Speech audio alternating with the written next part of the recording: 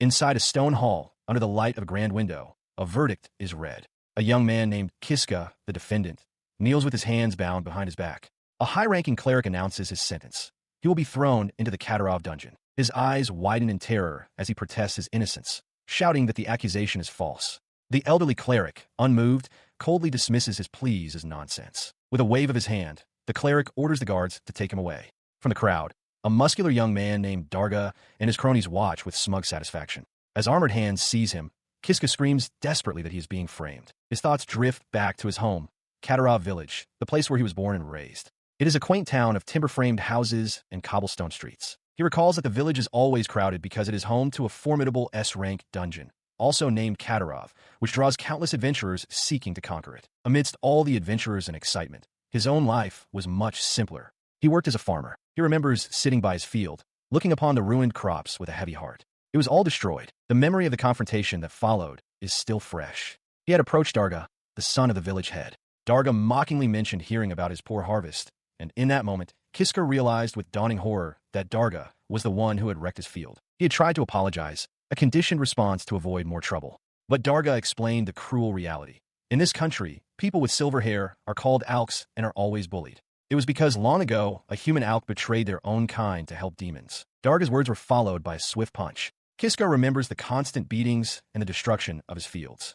He had no other choice but to endure it again and again. He walks through the village streets, fresh bruises marking his face. A kind voice calls out, and he turns to see Namia, her expression one of gentle concern. She asks if Darga has been bullying him again. Seeing his injuries, she offers to treat them, suggesting they find a place to sit. Kiska, his face a mixture of pain and gratitude, quietly agrees. They settle on a small stone bridge overlooking the village. He reflects that Namia is his neighbor, his childhood friend, and the only person who is truly close to him. As she finishes applying a bandage to his cheek, he thanks her. She then asks him directly why the other villagers dislike him. He turns away, his expression somber, and explains that it's because of his silver hair, which he believes is disgusting. She immediately refutes his self-loathing, telling him that she personally thinks his hair is cool. The unexpected compliment leaves him wide-eyed and speechless. He considers that while his hair seems to bring him nothing but misfortune, Namia accepts him unconditionally. Her voice cuts through his thoughts as she calls his name, drawing his full attention. As they sit side by side, she looks away from him and delivers a shocking piece of news with a quiet, serious tone. She is going to marry Darga. The words strike Kiska with the force of a physical blow. His eyes widen in utter disbelief, his mind reeling. He turns to look at her, but her face is obscured by shadow, her expression unreadable. He can only lower his head, a cold sweat forming as he tries to comprehend what he just heard. He forces a strained, painful smile and manages to utter his congratulations. Seeing his reaction, Namia's own eyes widen in alarm. She asks him if he is truly okay with her decision. Her concern deepens as she looks at him with pity. She tells him that she doesn't think he should stay in a village where everyone bullies him, warning that if he remains, he will eventually be broken by the abuse. His hand clenches into a fist on his knee. With anguish in his voice, he asks what other choice he has, crying out that this village is the only place he can stay. In response to his despair, Namia takes his hands, her gaze intense and unwavering. She calls his name, and then makes an astonishing proposal. She wants them to elope. The suggestion leaves Kiska utterly stunned, his eyes wide with shock. He listened, still processing her proposal, as Namia urgently explained her plan. She revealed she had savings at her house, enough for them to live on, and insisted they could run away from the village together. When he asked if she was truly sure, she affirmed it without hesitation. Her expression then turned to one of anguish as she confessed her true feelings, declaring that she did not want to marry a man like Darga. Hearing her desperate plea, he could only whisper her name in understanding. As the sun dipped below the horizon, they sealed their pact with a kiss. She professed her love for him, and he returned the sentiment, his voice filled with emotion. Later that night, under the light of a full moon, he arrived at a small, rustic house on the outskirts of the village, carrying a sack filled with his belongings. With each determined step, he solidified his resolve. Tonight, he and Namia would finally leave this village behind. He broke into a run, a smile of pure hope spreading across his bruised face. He truly believed his dark days were over as he raced towards their meeting point. His hopeful sprint came to an abrupt halt as a scream pierced the night air, Namia's voice, crying out for someone to stop. Panic seized him, and he burst through the door of the house without a second thought, shouting her name. He froze in the doorway, his eyes widening in horror. Before him, Namia was on a bed, surrounded by a shirtless Darga and his two cronies, who were in the process of assaulting her. The commotion drew their attention. Darga turned, his expression hardening with contempt as he spotted the intruder. He sneered, addressing him as Silver Hair and demanding to know why he was there. His shock gave way to a cold, quiet fury. Ignoring the question, he stared directly at Darga and uttered a single, chilling command. Move. He roars at Darga, his voice filled with rage as he demands they hurry up and move. The larger man clicks his tongue in annoyance, muttering about Kiska's audacity. In response to the defiance, Darga drives a powerful fist into Kiska's gut. The smaller boy doubles over with a grunt of pain as one of Darga's cronies moves in from behind. The gang swarms him, their fists and knees finding their marks. As they hold him down, Darga looms over him, questioning his presence. From the side, Namia cries out for them to stop, begging for help. Darga ignores her pleas, his attention fixed on the beaten Kiska. With a twisted expression, he reveals that Namia is his fiancée, then mockingly asks why Kiska would come here at this time. His cronies smirk in the background. As Kiska struggles to process the shocking revelation, Darga's cronies restrain his arms. A cruel grin spreads across Darga's face as he takes hold of Kiska's left hand, his grip firm and menacing. With a sickening crack, he snaps Kiska's fingers backward.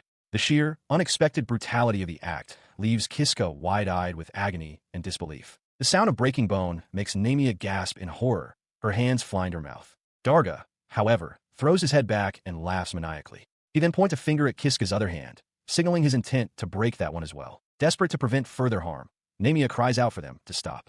She offers to tell them the truth, pleading that they will cease their assault on Kiska once she does. Hearing her offer, Kiska struggles against his captors, shouting for Namia not to say anything.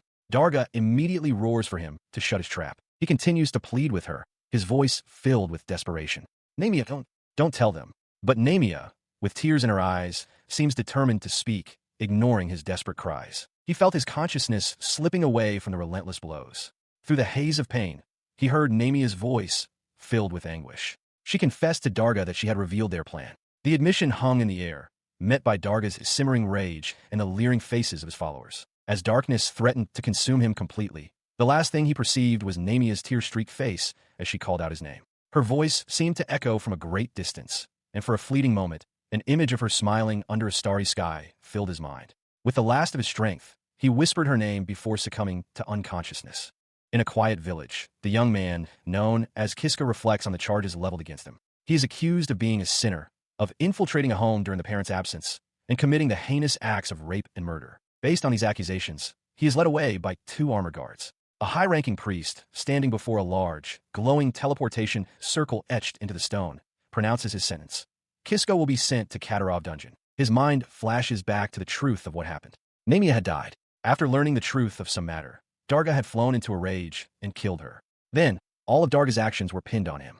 In the present, the priest looks down on him and asks if he has any last words. He remains silent, knowing it is hopeless. He understands that anything he might say would be rendered useless by the false testimony of Darga, his 2 followers, and a village head. Seeing his silence, the priest declares that the execution will now commence. The priest gives the order to cut the rope, and a guard complies.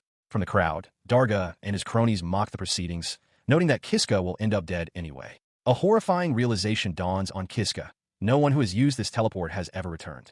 This sentence is no different from death. As the teleportation circle activates, a powerful energy surges around him, lifting him from the ground. He lets out a scream of pure terror as his body is violently pulled into the swirling vortex of light. His face twists into a mask of anguish and fury. Tears stream from his tightly shut eyes as a single, overwhelming emotion consumes his entire being.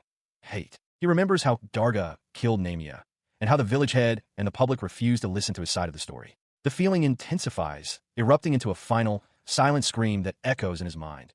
He hates them all. The violent journey ends as he is unceremoniously dropped onto a cold, hard stone floor. Pushing himself up, his rage gives way to shocked disbelief as he gazes down a long, foreboding, and seemingly endless corridor. He stands, taking in his new surroundings. A chilling realization washes over him. This is Katarov dungeon, the S-rank dungeon. He stands frozen in the cold stone corridor, sweat beading on his brow. A deep, guttural roar echoes from the darkness ahead, and he realizes with a jolt of terror that something is coming. The source of the roar steps into view. A hulking, rank, a bugbear. The creature's sheer size and menacing presence drain the color from his face, leaving him paralyzed with fear. His mind races, recalling tales from seasoned adventurers who spoke of the bugbear with dread. They had warned that once you meet this monster, you can never go home. The beast charges, its heavy footfalls shaking the corridor, and raises a massive fist to strike. The blow misses, shattering the stone wall beside his head. He collapses, the raw power of the attack confirming his fate, death. With tears streaming down his face, he screams into the empty dungeon, pleading for anyone to help him. As he despairs, a slender shadow materializes in the corridor. A calm voice cuts through his panic, asking if he truly desires help. Looking up in disbelief, he sees the silhouette of a woman. Hope surges through him, and he pleads again, begging for her assistance. Her eyes narrow with decision as she agrees. Stepping forward, her identity is revealed to be that of a gracefully armored woman. With a reassuring smile, she reaches out to him, explaining that in that case, she will grant him skill. As she speaks, her outstretched hand erupts in a blinding flash of white light. The light coalesces into a profound understanding within his mind, informing him that he has received a new skill: save and reset. Before he can process this strange gift, reality snaps back into focus. The bugbear's fist is once again plummeting towards him, and he cries out in confusion and alarm. His cry is cut short as the monster's fist makes impact, the force crushing him against the stone floor. His teeth grit in a final moment of agony. His world exploded in a flash of pain as the bugbear's spiked fist slammed into his face. The single, devastating punch sent him flying backward, his body ragdolling through the air. He landed in a heap on the cold stone floor, unmoving. The bugbear loomed over the still form, its grim work complete.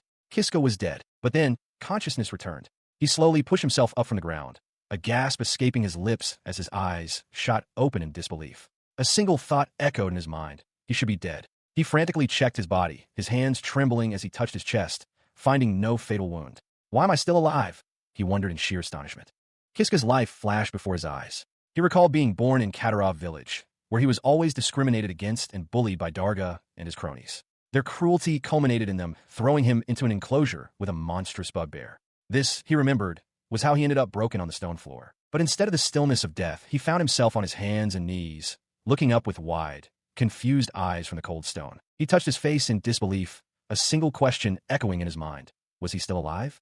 The memory was vivid. The bugbear had just punched him. He was supposed to be dead. He couldn't understand why he was still breathing. As if in answer, the hulking bugbear loomed over him once more, its brutish face contorted in a snarl. Its massive fist swung down, striking Kiska's head with sickening force. The impact was absolute. He was hit again, and he died, and yet he was alive. Again, his eyes shot open in terror and confusion. He realized he had come back to life, questioning the impossible reality of having just been struck by the bugbear. The scene reset itself with horrifying fidelity. The bugbear stood over him, its fist raised, and delivered the exact same fatal blow. Again, the world shattered into pain and darkness. As his life faded, he could only wonder what was happening. Then, consciousness returned. Again, he came back to life, the strangeness of the situation beginning to dawn on him. He'd just been hit, yet here he was unharmed. The bugbear's fist descended for a third time. But why was he still here? The memory of death flashed, and with a gasp of horrified realization, he understood. Again, he had come back to life. He recoils from the bugbear's mace, a horrifying realization dawning on him. It's not that he's coming back to life. Every time he dies, he returns to a single moment just before the fatal blow. He collapses, understanding that this is the skill the mysterious girl gave him: save and reset. The implication is crushing. He is doomed to be killed over and over again. His terror erupts in a scream. He doesn't want this fate. He tries to scramble away, but the monster's clawed hand closes over his face. He knows that even if he runs, he will still die. The futility of his struggle becomes clear. Whether he dodges left or right, he is tossed and crushed. Again and again, he keeps dying. His spirit finally breaks. Lost in the darkness of his despair, he can't stand it anymore. He silently begs for anyone to grant him a true, final death. But then, panting against a wall, a new thought strikes him with the force of a revelation. If he dies for good, he won't feel this pain anymore. The idea seems like a genuine escape. This realization presents a new possibility. He thinks that if he can turn off the skill, he could be free from this hell. A status screen materializes before him, listing Skill 1, Save and Reset. He wonders how to deactivate it, his finger hovering over the interface. As he touches the status bar, memories flood his mind. Namia's gentle smile, Darga who killed her, the villagers who tricked him. The thought that all his hatred and purpose would simply disappear with his death fills him with rage. He screams in defiance. His resolve hardens. He will not accept an easy end. Roaring a curse, he turns to face the bugbear and, with a surge of adrenaline, catches the monster's descending fist. He moves without thinking, attacking the bugbear head-on. He manages to evade the first strike, a small victory, but the second attack connects, killing him again. Even with his newfound will, he still died. He has lost count of how many times he has died, perhaps more than 100. The knowledge gained from these deaths is now instinct. When the bugbear swings its massive right arm, he already knows to squat, letting the blow whistle harmlessly over his head. The monster immediately follows with its left arm, expecting to crush him, but he is already in motion. With a confident smirk, he rolls to the right, slipping behind the creature's back and out of its reach. He reminds himself to remain calm and bait an attack, not to escape too quickly. It is a hard-won lesson, the fruit of dying more than 100 times. As the bugbear turns, he dodges to the right once more, perfectly timing his movement. Seeing his opening, he drives his fist into the bugbear's face. The attack is a success, but he knows his strength is too meager to cause real damage. Still, it is enough to create the escape opportunity he needs. With the beast momentarily stunned, he leaps away. He calculates that he has 25 seconds before it recovers. In that brief window, he must find something, anything, to change his situation, knowing that dungeons often hold hidden treasures. His frantic search of the immediate area reveals nothing. Cursing, he spots a corridor he has never ventured down before and sprints toward it without a second thought. As he runs down the new path, the stone floor suddenly gives way beneath his feet. He cries out in surprise as he plummets into darkness. His fall ends abruptly in a pit of sharpened spikes. He has found a trap, and with that realization, he dies once more. After resetting, he reflects on his progress. He has attempted this around 200 times now. His repeated battles against the bugbear have honed his movements, making him faster. He has learned that by attacking its eyes, he can secure about 35 seconds of freedom, but he knows his limits. The path ahead is riddled with traps, and he can only advance so far before the bugbear is upon him again. He stands before the beast once more, facing the invisible line he cannot yet cross. He steeled his resolve, declaring himself ready. With a powerful leap, he vaulted across the chasm, leaving the respawned bugbear behind. His landing, however, was not on solid ground. For a horrifying instant, he found himself impaled on a bed of spikes. But through countless repetitions, he had learned the path. With a sigh of relief, he stood safely on the other side, having finally succeeded. Having conquered the spike pit, he turned his attention to a long, dark corridor ahead. He grimly recalled the countless times he had been impaled, but now, the way to the hidden room was open. He began to crawl forward through the tight passage. A faint light beckoned from the far end, and he pushed onward, his expression a mixture of caution and anticipation. Reaching the end of the tunnel, his eyes widened in astonishment. Before him lay a hidden chamber, and in its center, a treasure chest on a pedestal. He had found it. He wasted no time, eagerly opening the treasure chest. Inside, nestled on the velvet lining, was a magnificent ring set with a large, shimmering gem. A notification confirmed his acquisition, the Crystal of Wisdom, its effect to be revealed upon use. Upon activating the crystal, a vast list materialized before him, detailing skills of incredible power, ranked from D all the way to S. He stared in awe, realizing he had been granted the chance to choose a single new ability. Faced with such a momentous decision, he began to weigh his options, knowing he could only select one. His gaze fell upon the A-rank skills. Healing or elemental magic seemed optimal, but he quickly reconsidered, reasoning that he would first need foundational abilities like swordsmanship or mana generation to make proper use of them. With the A-rank skills ruled out, as he lacked any weapons for the combat abilities, his attention turned to the S-rank options. The possibility of choosing acceleration for a swift escape crossed his mind. However, another skill seemed more suited for pure survival. He made his decision, selecting stealth. As soon as he confirmed his choice, a notification announced that he had acquired this stealth skill. A surge of new potential flowed through him. At that moment, an exit materialized in the wall, but his relief was short-lived. Looking down, he realized with horror that the floor around him was now covered in glowing magical circles. He was surrounded. He found himself no longer in the treasure room, but in a stone chamber filled with a horde of hulking bugbears. The monstrous creatures, clad in crude armor, surrounded him completely, their massive fists raised in a show of overwhelming force. With a collective, guttural roar, the monsters lunged. One of the bugbears, its face a mask of fury, swung its armored fist downward in a devastating blow. The overwhelming assault was swift and brutal. His body lay broken on the floor, surrounded by the victorious monsters. After that, he was killed by a bugbear. Again, Kiska's eyes widen in terror as he remembers his fate. In a room guarded by 10 bugbears, he was beaten to death before he could reach the treasure chest. He finds himself kneeling at the entrance to that very same room, facing a single, hulking bugbear. The dreadful realization hits him. He has to start from here again. Somehow, he manages to survive the encounter. Leaning against the table for support, he catches his breath, relieved to have made it through another loop. His survival steels his resolve. The next day, he knows exactly which skill he needs to acquire next. His gaze falls upon a specific S-rank ability on a list, convinced it is the one he needs. He recalls his previous attempts. After dying over 200 times, he had finally obtained the S-rank skill Stealth, but it was useless against 10 bugbears. Now, however, he has chosen Acceleration. With this new power, he perceives the monster's movements in slow motion. Certain this will be the key to victory. He puts the skill to the test, lunging forward with blinding speed to deliver a powerful strike against the bugbear's head. A brief moment of triumph flashes across his face, believing he has succeeded. But his expression quickly turns to horror as he looks down at his own hand, now shattered and bleeding from the impact. The painful truth dawns on him. His hand is broken.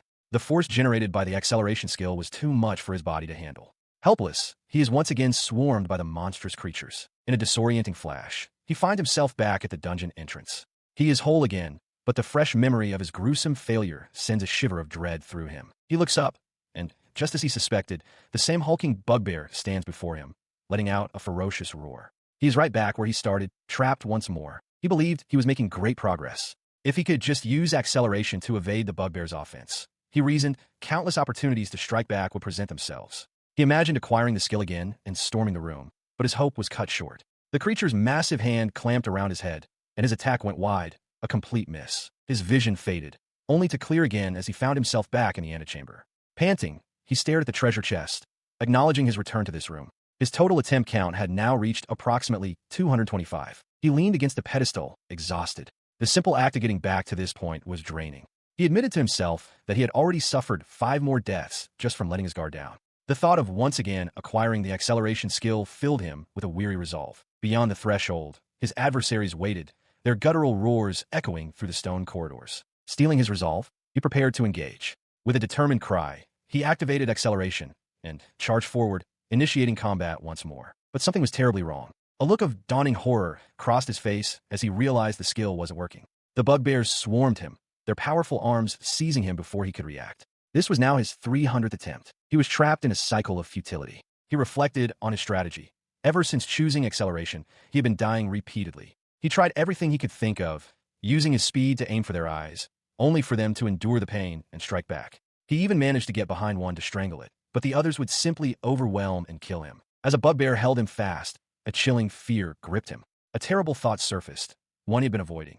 What if, even with S-rank skills, he was incapable of defeating even a single one of these creatures? The horrifying realization paralyzed him as the pack closed in, their snarling faces a wall of fur and teeth. One of the brutes loomed over him, raising its massive fist for a final, crushing blow. Crushed to the ground, his body broken once again, he stared up at the monster standing over him. A final, grim conclusion settled in his mind after 300 attempts. He could not defeat them with acceleration. He stared at the list of skills, sweat beading on his brow. After 300 failures, the path forward remained unclear, and the weight of his repeated deaths pressed down on him. As he hesitated, the shadow of a bugbear fell over him.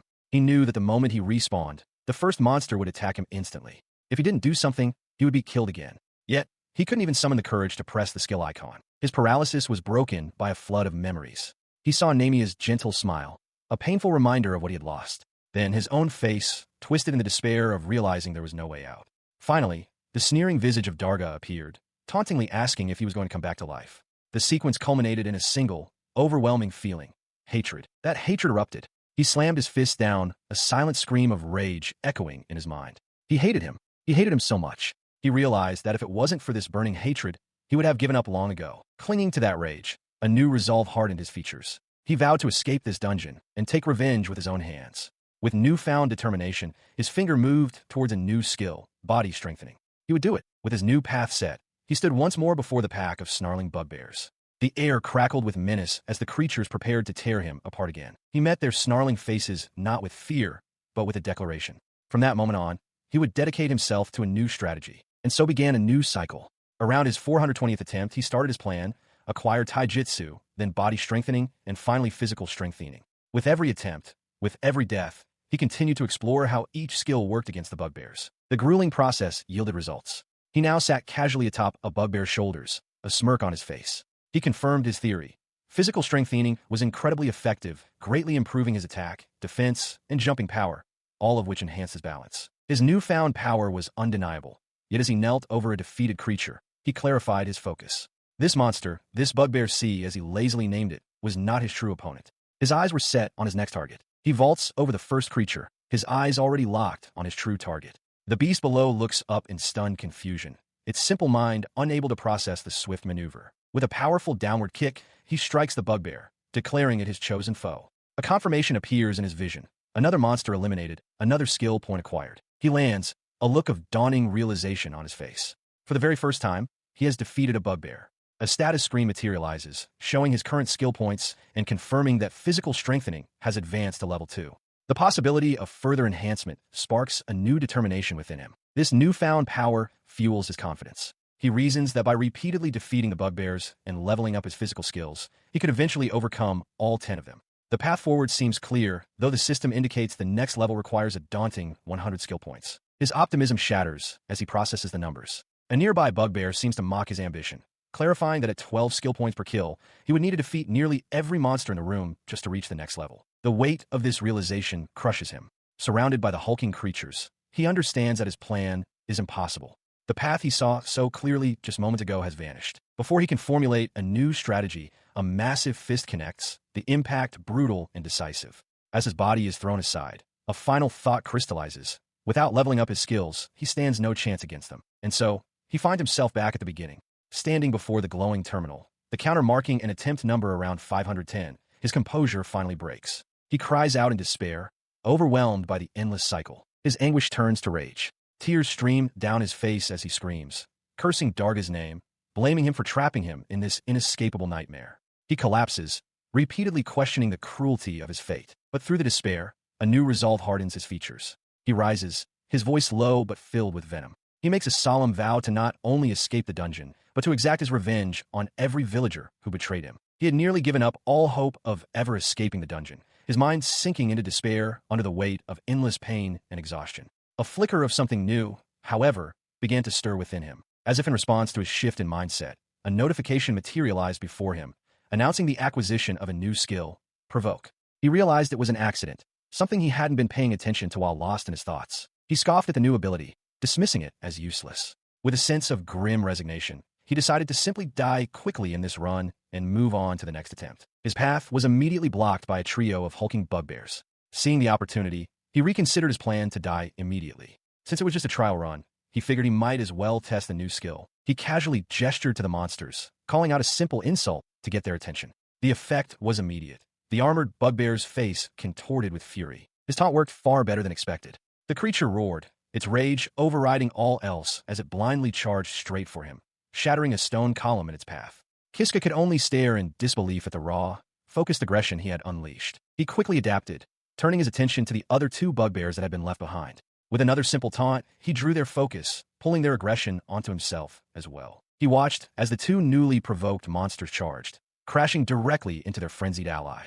The three beasts became a tangled, roaring mess of limbs and fury. A quiet chuckle escaped him, which slowly grew into a full-blown laugh as he observed the chaos he had orchestrated. His laughter became unhinged, a wild release of pent-up frustration. He questioned everything, wondering aloud if all his previous struggles, all his countless deaths, had been for nothing when such a simple, overlooked skill held this much power. His manic laughter subsided, replaced by a cold, simmering rage. The realization that he could have been using this power all along infuriated him. With a newfound, dark determination, he declared his intent to use this very skill to utterly crush his enemies. He stood amidst the horde of snarling bugbears, his mind clear as the fog of despair lifted. The monsters closed in a wall of fur and muscle, their growls filling the stone chamber. Instead of fear, a wild, confident grin spread across his face. He beckoned them forward, his voice ringing with newfound arrogance as he challenged them to finish it, dismissing the powerful beasts as mere small fry. His taunt struck their simple minds like a match. Consumed by a blind rage, the bugbears began to lash out indiscriminately, their massive clubs striking each other. Kiska darted through the chaos, skillfully redirecting their fury with a simple wave and a call, pulling their aggression this way and that. Moments later, the cacophony died down. The stone floor was littered with the fallen bodies of the monsters, victims of their own frenzied attack. He stood untouched in the center of the room, calmly assessing the carnage and noting that only two remained. The remaining two beasts, still under his influence, ignored him completely. With guttural roars, they turned their full might upon one another, their heavy weapons clashing in a brutal, final exchange. Their weapons found their marks. In a final, gruesome spray of blood, the last of the monsters fell. Splattered with their gore, he watched them collapse, his expression unreadable. Then, slowly, he clenched his fist, a silent confirmation of his victory. He threw his head back and let out a triumphant roar, his voice echoing in the now silent chamber. Standing atop the vanquished foe, he savored the moment. It had taken him around 510 attempts, but he had finally, definitively, conquered the treasure room and its 10 bugbear guardians. After defeating 10 bugbears, an exit materialized. Kiska fled through it, only to be met with a new horror. A headless, flaming creature resembling a mule charged after him, forcing him to run for his life in a state of sheer panic. He reached a dead end and slumped against the wall, gasping for breath. The exit had led him to a new level of the dungeon, but the monstrous mule remained a threatening presence down the corridor. He took a moment to collect his thoughts. This new monster, a headless mule, had already killed him 10 times. However, he had managed to get lucky once, and his respawn point was now updated to this very room. The realization that he no longer had to face the bugbears again brought a small measure of relief, lightening the weight on his heart. Having recovered slightly, he began to explore the new area, noting he hadn't been this way before. He turned a corner and stopped abruptly. Before him lay a chamber containing 3 large, intricate circles etched into the floor. He recognized them immediately, teleportation circles. He assessed the situation. There were 3 of them, and to continue forward, he would likely have to choose one. The uncertainty of the choice was clear on his face. His apprehension gave way to a wry smile. He reasoned that all he had to do was step into the middle of one. There was no need to overthink it or worry about the consequences. His resolve hardened as he remembered his unique advantage. If he chose wrong, it didn't matter. He could always just die and respawn. With a determined expression, he stepped firmly onto the central teleportation circle, bracing himself for whatever lay ahead. In a flash of light, he was transported to a long, torch-lit stone corridor. Seeing only one way forward, he resolved to keep going. As he peered down the long hall, his eyes widened at the sight awaiting him at the far end. He stared in utter disbelief. There, suspended within a large, transparent cylinder, was the armored woman he had met before. She was unconscious, bound by heavy chains that snaked around her body. He stared, a realization dawning on him. This woman, bound and seemingly unconscious, was the one who had granted him his skill. As he stepped closer, he noticed a faint shimmer in the air around her. He reached out a hand, realizing it was some kind of barrier. The moment his fingers made contact, the barrier shattered violently. The chains restraining the woman snapped apart with a sharp clang. He recoiled in shock, bewildered that a simple touch could have such an effect. Freed from her restraints, she slumped forward. He lunged, catching her before she hit the ground. "Are you all right?" he asked urgently as her eyes fluttered open. She looked up at him, a faint smile on her lips, and explained that he must have been the one to awaken her. Alk, still supporting her, pressed for answers, asking who she was and confirming that she had granted him his power. She introduced herself as Ajiha Tsubaki, revealing that she was an ex-hero who had been sealed in this place. He repeated her name, Ajiha, still trying to comprehend her claim of being a sealed ex-hero. She then asked for his name in return. He introduced himself as Kiska. She complimented his name before making a strange request, asking him to lean down closer. Without another word, she leaned in and kissed him, her gloved hand gently cupping his jaw. He stumbled back, his face flushed with shock and confusion, demanding to know what she was doing. She explained calmly that she had simply wanted to thank him, then innocently asked if he hadn't liked it. Kiska, still reeling, stammered that he didn't understand what was happening. Changing the subject abruptly, she looked at him with a bright expression and asked if he wanted to escape the dungeon. He stared back, completely bewildered by her actions and her sudden proposal. He confirms her assumption, stating with resolve that he is definitely planning to escape. In response, Ajiha smiles knowingly and takes his hand, a silent agreement passing between them. She immediately pulls him into a run, promising to get him out of the dungeon as they race down the torch-lit stone corridor. As they proceed, a headless mule monster blocks their path, but she dispatches it in an instant, its severed parts flying through the air. Turning back to a stunned Alk, she asks with a confident smile if he thinks she's strong. He readily agrees, a small laugh escaping him. The thought solidifies in his mind. Ajiha is clearly powerful, and sticking with her might be his only chance. His train of thought is interrupted as she makes the monster's remains vanish into thin air. He asks what she just did, and she explains it's a convenient skill called Item Box, which allows her to store items for later. Alk recognizes the name, and she confirms it's an S-rank ability, noting that her magic collection is now complete. As they continue walking, he asks about their destination. She reveals their path is blocked by the dungeon's mini-boss, and they must defeat it to proceed. Alk is taken aback by her intention to fight it, but she turns to him, her expression serious. She reminds him that if it weren't for him, she would still be sealed away. With that, she announces their arrival at a large, reinforced door. Drawing her sword, she turns to face him directly, her gaze unwavering. She addresses him by name, Kiska, and makes a solemn vow, "I'll fight for you." He seems moved by her declaration, touching his nose with a slight smile. He tells her that since she's the reason he survived this long, he considers them even. His response earns a light laugh from her. As the heavy doors creak open, she peers into the chamber beyond, sensing the presence within. "I think that's it," she says. Before them stands an immense figure constructed of stacked stone blocks, an S-rank golem, its face a mask of silent fury with glowing eyes. He stares up in disbelief, his voice trembling as he gasps at its sheer scale. The creature is enormous, easily 10 meters tall, dwarfing them completely. He watches as the colossal stone golem lumbers forward.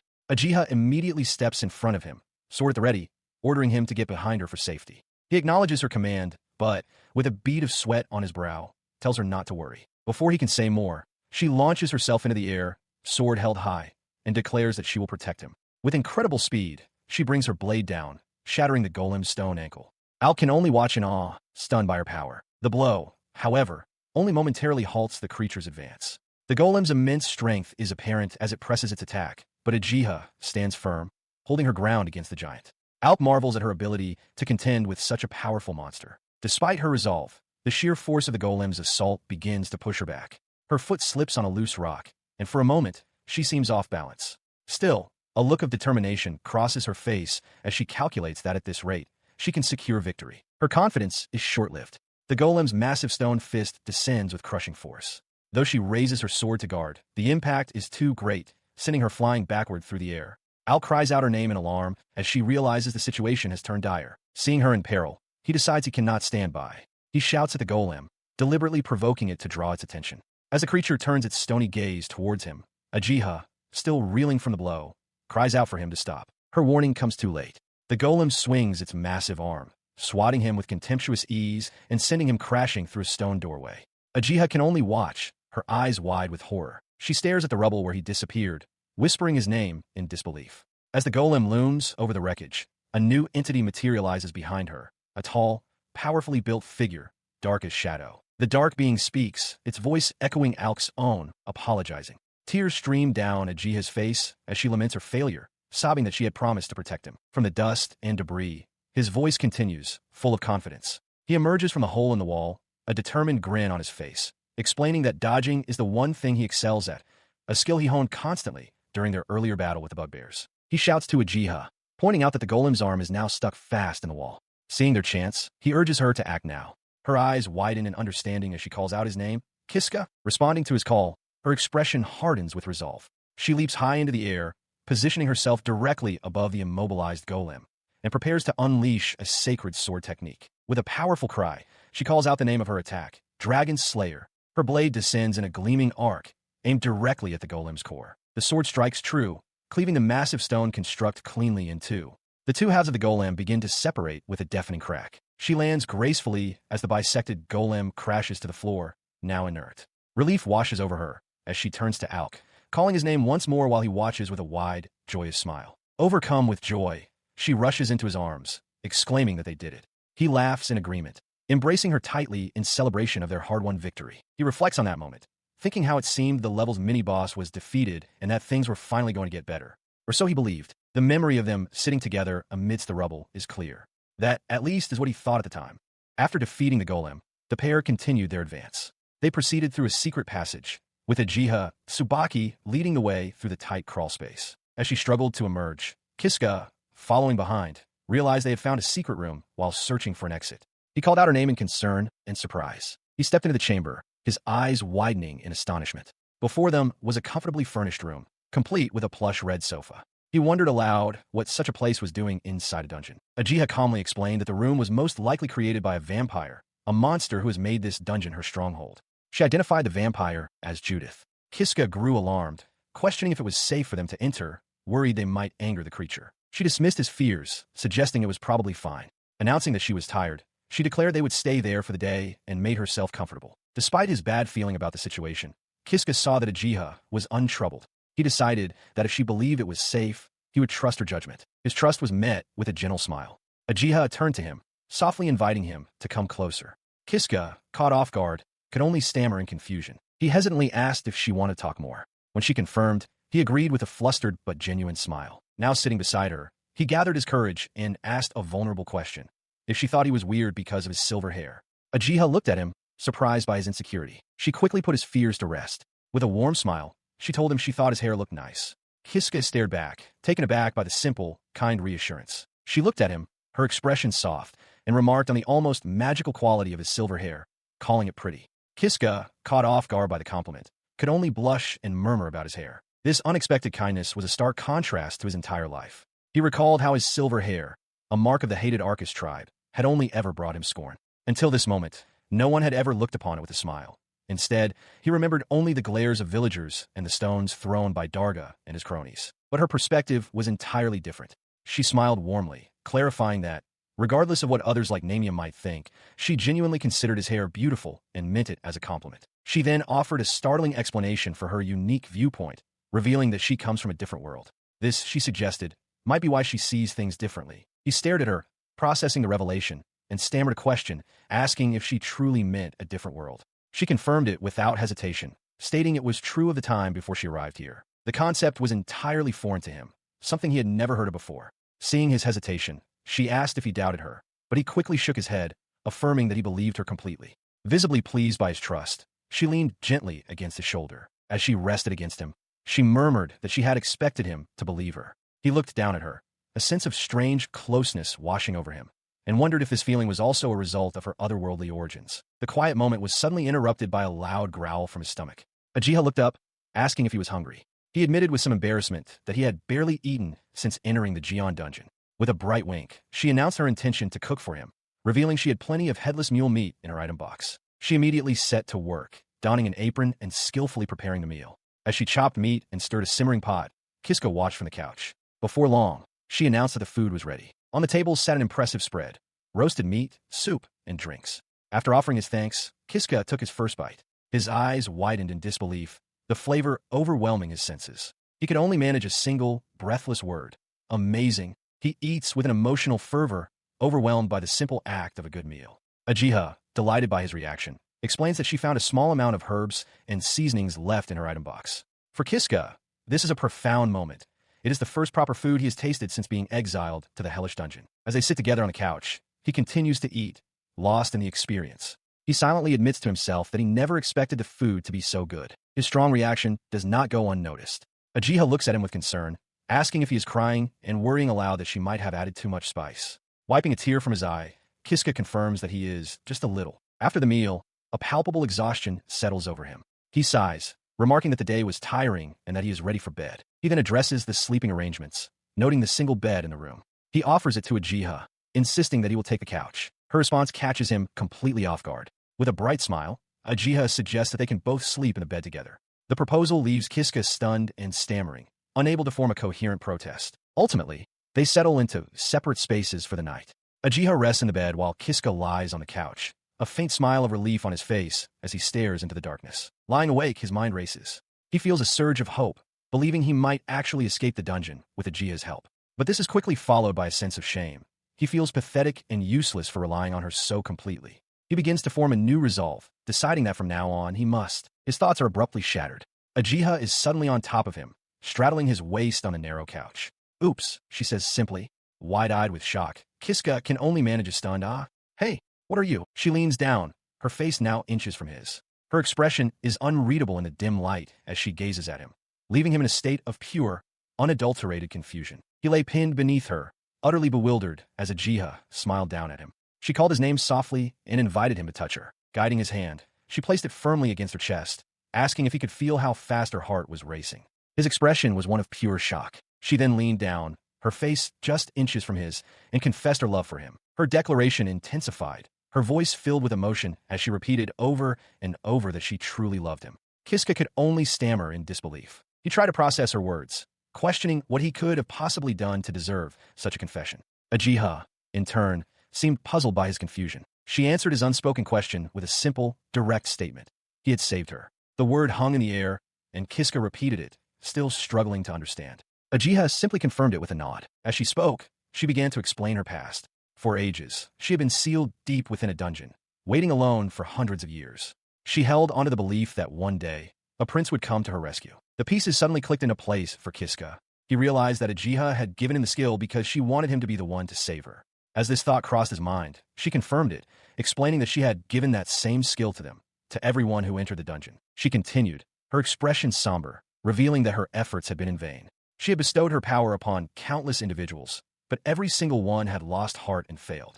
Then, her gaze met his, and she declared that he was the only one who had ever made it all the way to her. Leaning close once more, her eyes shining with adoration, she called him her prince, the one she had been waiting for all this time. Kiska could only stare, speechless, as he finally understood the depth of her feelings. He is startled as Ajiha, following her confession, embraces him and begins to pull at his clothes with clear intent. Reacting with alarm, he pushes her back, his hand held up defensively as he shouts for her to wait, to stop. He tells her plainly that he cannot be with her. When she asks why, he looks away and confesses that there is someone else he loves.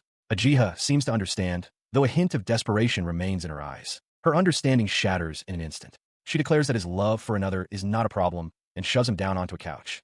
With a wide, unnerving stare, she insists that being his second choice is more than enough for her. Her aggressive advance triggers a horrifying memory. The faces of Darga and his cronies leering at a terrified Namia. The parallel fills him with revulsion, and he shoves Ajiha away with renewed force. The powerful shove sends her tumbling to the floor with a cry of surprise. He yells at her again to stop, his face a mask of desperation. Seeing her on the ground, his anger immediately gives way to concern. He apologizes, reaching a hand out as he asks if she is okay. He reflects on his own violent reaction. In that moment, as Ajiha forced herself upon him, she had seemed just as ugly to him as the man who had tried to assault Namia. The weight of his thoughts hangs in the air between them. Ajiha rises slowly, her earlier intensity replaced by shame as she apologizes, admitting she got a little carried away. Her apology does little to ease the tension. He watches, a mixture of guilt and confusion on his face, as she silently retreats to a bed and turns her back to him, hiding under the covers. He lay awake, replaying the moment in his mind. He had shoved her away instinctively, a reaction born from panic rather than malice. His gaze shifted to where she slept. He regretted his harshness, wishing he had been gentler, but the desire to refuse her had been strong. A difficult truth settled in his mind. He hated to admit it, but he wasn't sure he could escape the dungeon without her power. With a quiet resolve, he decided to put these complicated feelings behind him by morning. The past was the past. He sat up, his expression hardening as he focused on the present. But as he sat on the edge of the bed, a figure stood before him. It was Ajiha, but she was no longer in her sleeping clothes. Instead, she wore a dark, lace-trimmed garment that left him momentarily speechless.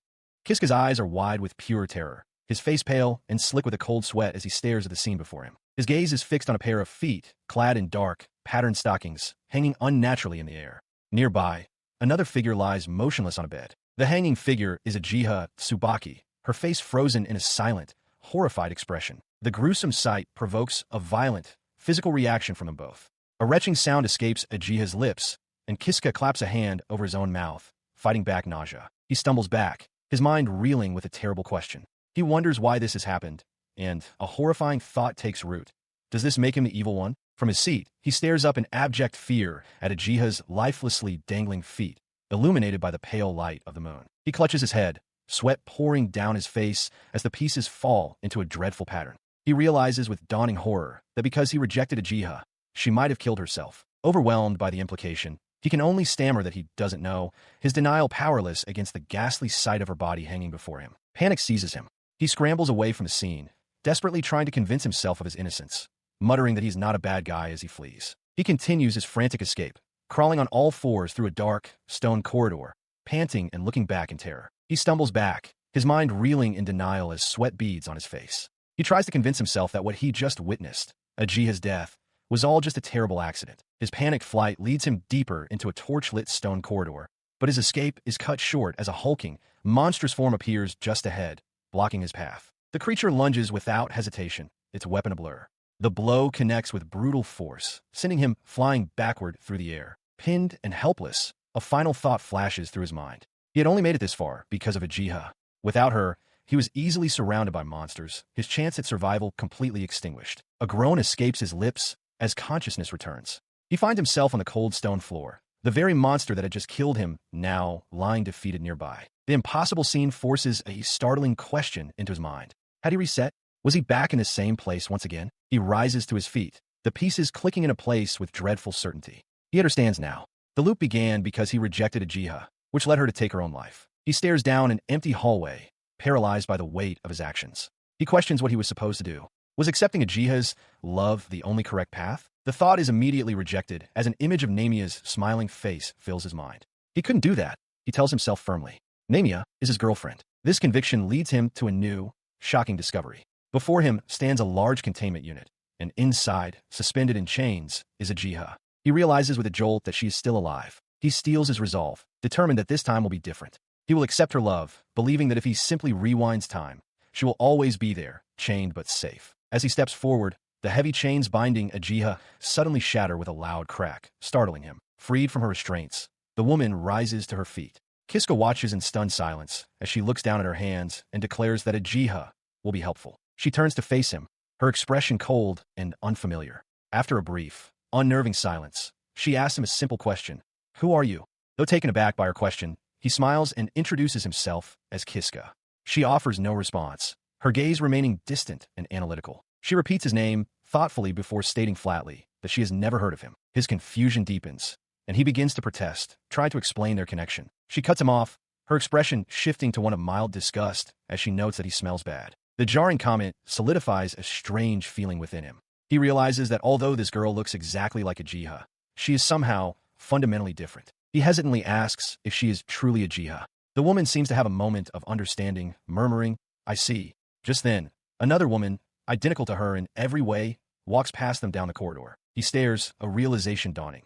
This must be the girl who granted him the save and reset skill. It would only be natural for her to assume he'd seen her before. The woman, however, looks at him coolly, asking if this is truly their first time meeting. He quickly tries to correct her, insisting it's all a misunderstanding and that he is not her enemy. But before he can finish, her hand shoots out, gripping his throat. She interrupts, coldly guessing that he must have opposed her during their last encounter. Her grip tightens, her eyes widening with a disturbing intensity. She leans in close, declaring with a chilling smile that this is precisely why she detects a foul scent emanating from him. He chokes, his hands clawing at her grip as he struggles to breathe, a strangled plea to stop dying in his throat. Her eyes narrow with cold resolve. She agrees to his unspoken plea, but on her terms, commanding him to listen. While maintaining her suffocating hold, she issues a stern warning.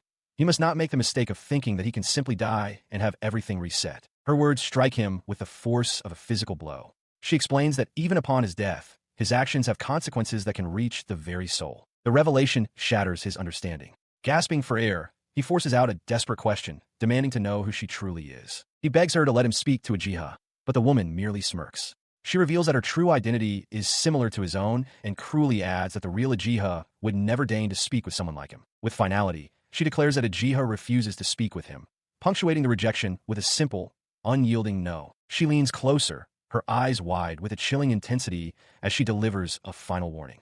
Overwhelmed with fear and confusion, Kiska can only stammer, questioning who she is and what her cryptic words could possibly mean. With a sudden shove, she sends him stumbling backward, her voice sharp and absolute. She commands him to never again involve himself with a jiha. He remembers the final, brutal moment of that encounter. As soon as she had spoken those words, she snapped his neck, ending his life as she turned to walk away. The memory dissolves as he jolts awake, gasping for air back in the familiar stone room. He glances around frantically, his heart pounding with the fresh terror of his recent death. His mind reels, struggling to process the impossible event.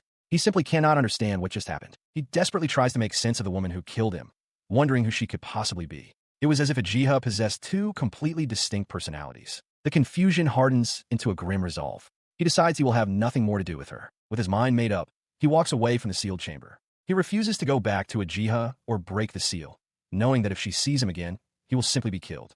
He must find another way. However, the harsh reality of his decision becomes clear as he peers down a flame-engulfed corridor littered with mangled bodies. He realizes that wandering the dungeon without a jiha's help will be incredibly difficult, reinforcing his need to find an alternate route. He arrives in a chamber with 3 teleportation circles. Recalling that he used the middle one last time, he steels himself and decides to try the one on the left, committing to a new, unknown path. He materializes in a cramped, stone-walled antechamber, a bead of sweat tracing a path down his temple. The air is still and heavy, and he glances around nervously. Stepping out, he finds himself in a familiar, torch-lit corridor. A sinking feeling washes over him as he realizes this is the same route he took with a jiha. It seems there was only one path forward from the start. His steps halt abruptly. Down the long hall, a figure sits at a table, completely out of place.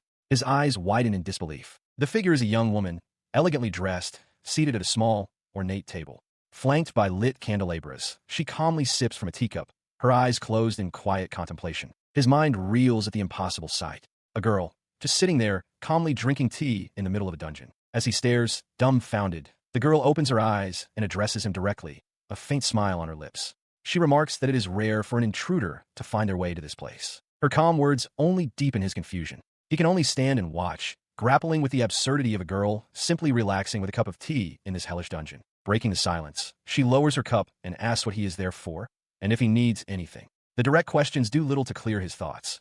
He can only wonder who this person is. Snapping out of his stupor, he scratches the back of his head with a nervous smile. He explains that he's actually just looking for a way to get out of the dungeon. She listens to his explanation, her expression unreadable. After a moment, she simply acknowledges his goal with a quiet "I see." She lifts her teacup, her expression unbothered by his desperate plea. "Well, that's rude," she remarks coolly, her voice echoing in the quiet room. As Kiska stares in confusion, she raises a hand, her fingernails long and sharp like claws. She introduces herself with an air of absolute authority as the great and true ancestor of the vampires, a revelation that leaves the young man utterly stunned. She flashes a wide, unnerving smile, her eyes crinkling with amusement.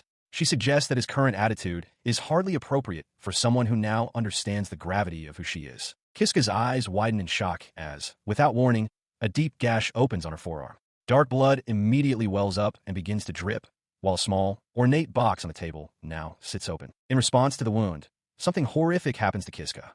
As the woman rises and approaches him with a serene smile, a pair of jagged, demonic wings erupt violently from his back, tearing through his tunic. He screams in agony, his body contorting as if something is being ripped from his very soul. Through the pain, he chokes out a single, desperate word, pay. Looming over him, her face is a mask of manic glee. She declares that he must pay for his sin, and the price is his death. Her smile is wide and triumphant, a smear of blood now visible at the corner of her lips, revealing the pure ecstasy she finds in his torment. Then the world snaps back. Kiska finds himself standing at the entrance to the room again, completely unharmed. He gasps, looking down at his intact body, drenched in a cold sweat of disbelief. He collapses to his knees, the crushing weight of the memory pressing down on him. A horrifying realization dawns. He had died. Again, he found himself trapped between two figures, his body trembling and sweat beading on his face. To his left was the very woman who had just killed him, her fanged smile a portrait of smug satisfaction. To his right, another woman with dark hair and feline ears leaned in, her expression just as predatory. A single, horrifying thought echoed in his mind. This dungeon was filled with terrible people. On the cold stone floor, Kiska materializes once more, marking his seventh life. The realization hits him. He died again. He recalls the cat-eared woman's warning about a vampire in the dungeon and understands with dawning horror that she must have been the one who killed him. The memory of his killer floods his mind. A young woman with long, light-colored twin tails and a cruel, wide smile. Her name comes to him, Judith. She is, he now knows, the true ancestor of vampires, and his own terror is reflected in his wide eyes as he remembers her looming over him. He struggles to reconcile her two faces. One moment, she appeared as an innocent girl in pretty clothes, calmly sipping tea. The next, her expression twisted into a manic glee as she attacked him for no reason. The thought of fighting someone so unpredictable fills him with dread. Having processed the terrifying memory, he stands silently in a stone corridor, his expression hardening with resolve. His contemplation gives way to action. Realizing a direct confrontation is futile, he determines there's only one option left and breaks into a determined run down the hallway. He arrives at a junction where 3 identical teleportation circles are etched into the floor. This is the third route, a new choice to be made. Without hesitation, he turns his attention to the teleportation circle on the right, committing to his decision. A bead of sweat traces a path down his temple, but his gaze remains fixed and unwavering. He emerges in a new, empty corridor. As he walks forward, he thinks to himself, hoping this path doesn't contain ferocious people like Ajiha and Judith. He is weary of facing such powerful foes. His cautious advance is cut short. He stops abruptly, his eyes widening in shock and surprise at the sight of a massive, ornate pillar with glowing, vine-like patterns standing at the end of the hall. He stared at the object at the end of the hall, his initial confusion giving way to recognition. It was a sword, plunged into an ornate stone pedestal. The weapon's design was unsettling. An ominous, eye-like gem was set into its winged crossguard, making him think that it looked deeply suspicious. Despite his misgivings, he considered his situation. He had come this far without a weapon, and if this blade was as powerful as it appeared, it could be his only means of escaping the dungeon. Having made his choice, he reached out, his hand closing firmly around the hilt. He decided to give it a try. The instant he gripped it, a jolt shot through him, his eyes flying wide in shock. The jolt intensified into a wave of pure agony. He threw his head back and screamed, his entire body trembling violently from the overwhelming force coursing through him. His mind reeled, pinpointing the source of the torment. The moment he had grabbed the hilt, a sharp, searing pain had shot through his entire body. The ordeal stretched on. For several agonizing minutes, the pain raged, and a horrifying realization dawned on him. He couldn't let go. His hand was fused to the hilt. After that prolonged torment finally began to subside, he remained hunched over, still clutching the weapon. He collapsed to the floor, gasping for breath. The pain was gone. A wave of profound relief washed over him as he realized, with a shudder, that he was still alive. He staggered to his feet, the ordeal finally over.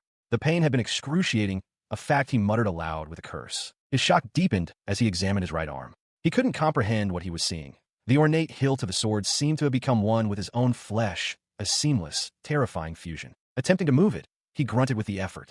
The weapon, now a part of him, was impossibly heavy, straining his muscles with its sheer weight. The weight left him rooted to the spot in the center of the chamber. He looked around the empty room, a single, desperate question echoing in his mind.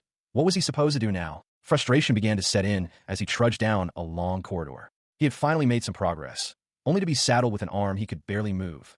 As he lamented his situation, a hulking figure appeared at the far end of the hallway. The figure turned, revealing its terrifying nature. A hulking, rank werewolf. A wave of pure terror washed over Kiska. He was certain he was going to die. There was no way he could fight this. As if to confirm his fears, the beast let out a deafening howl. But as the howl echoed, his arm shot forward against his will. The sword, seemingly with a mind of its own, dragged him through the air at an impossible speed, straight towards the monster. Before he could even process what was happening, the blade met its target. It sliced through the werewolf with effortless ease, the monster's body falling to the floor in pieces.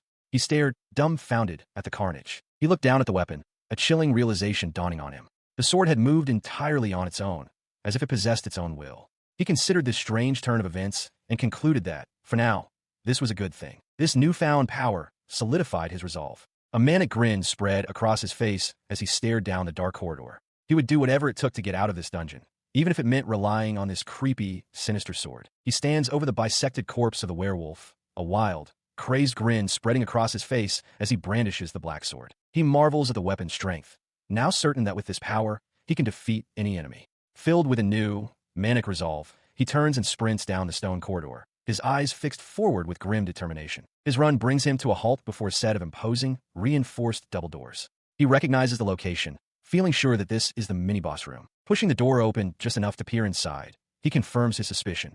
It is the same chamber where they fought the golem.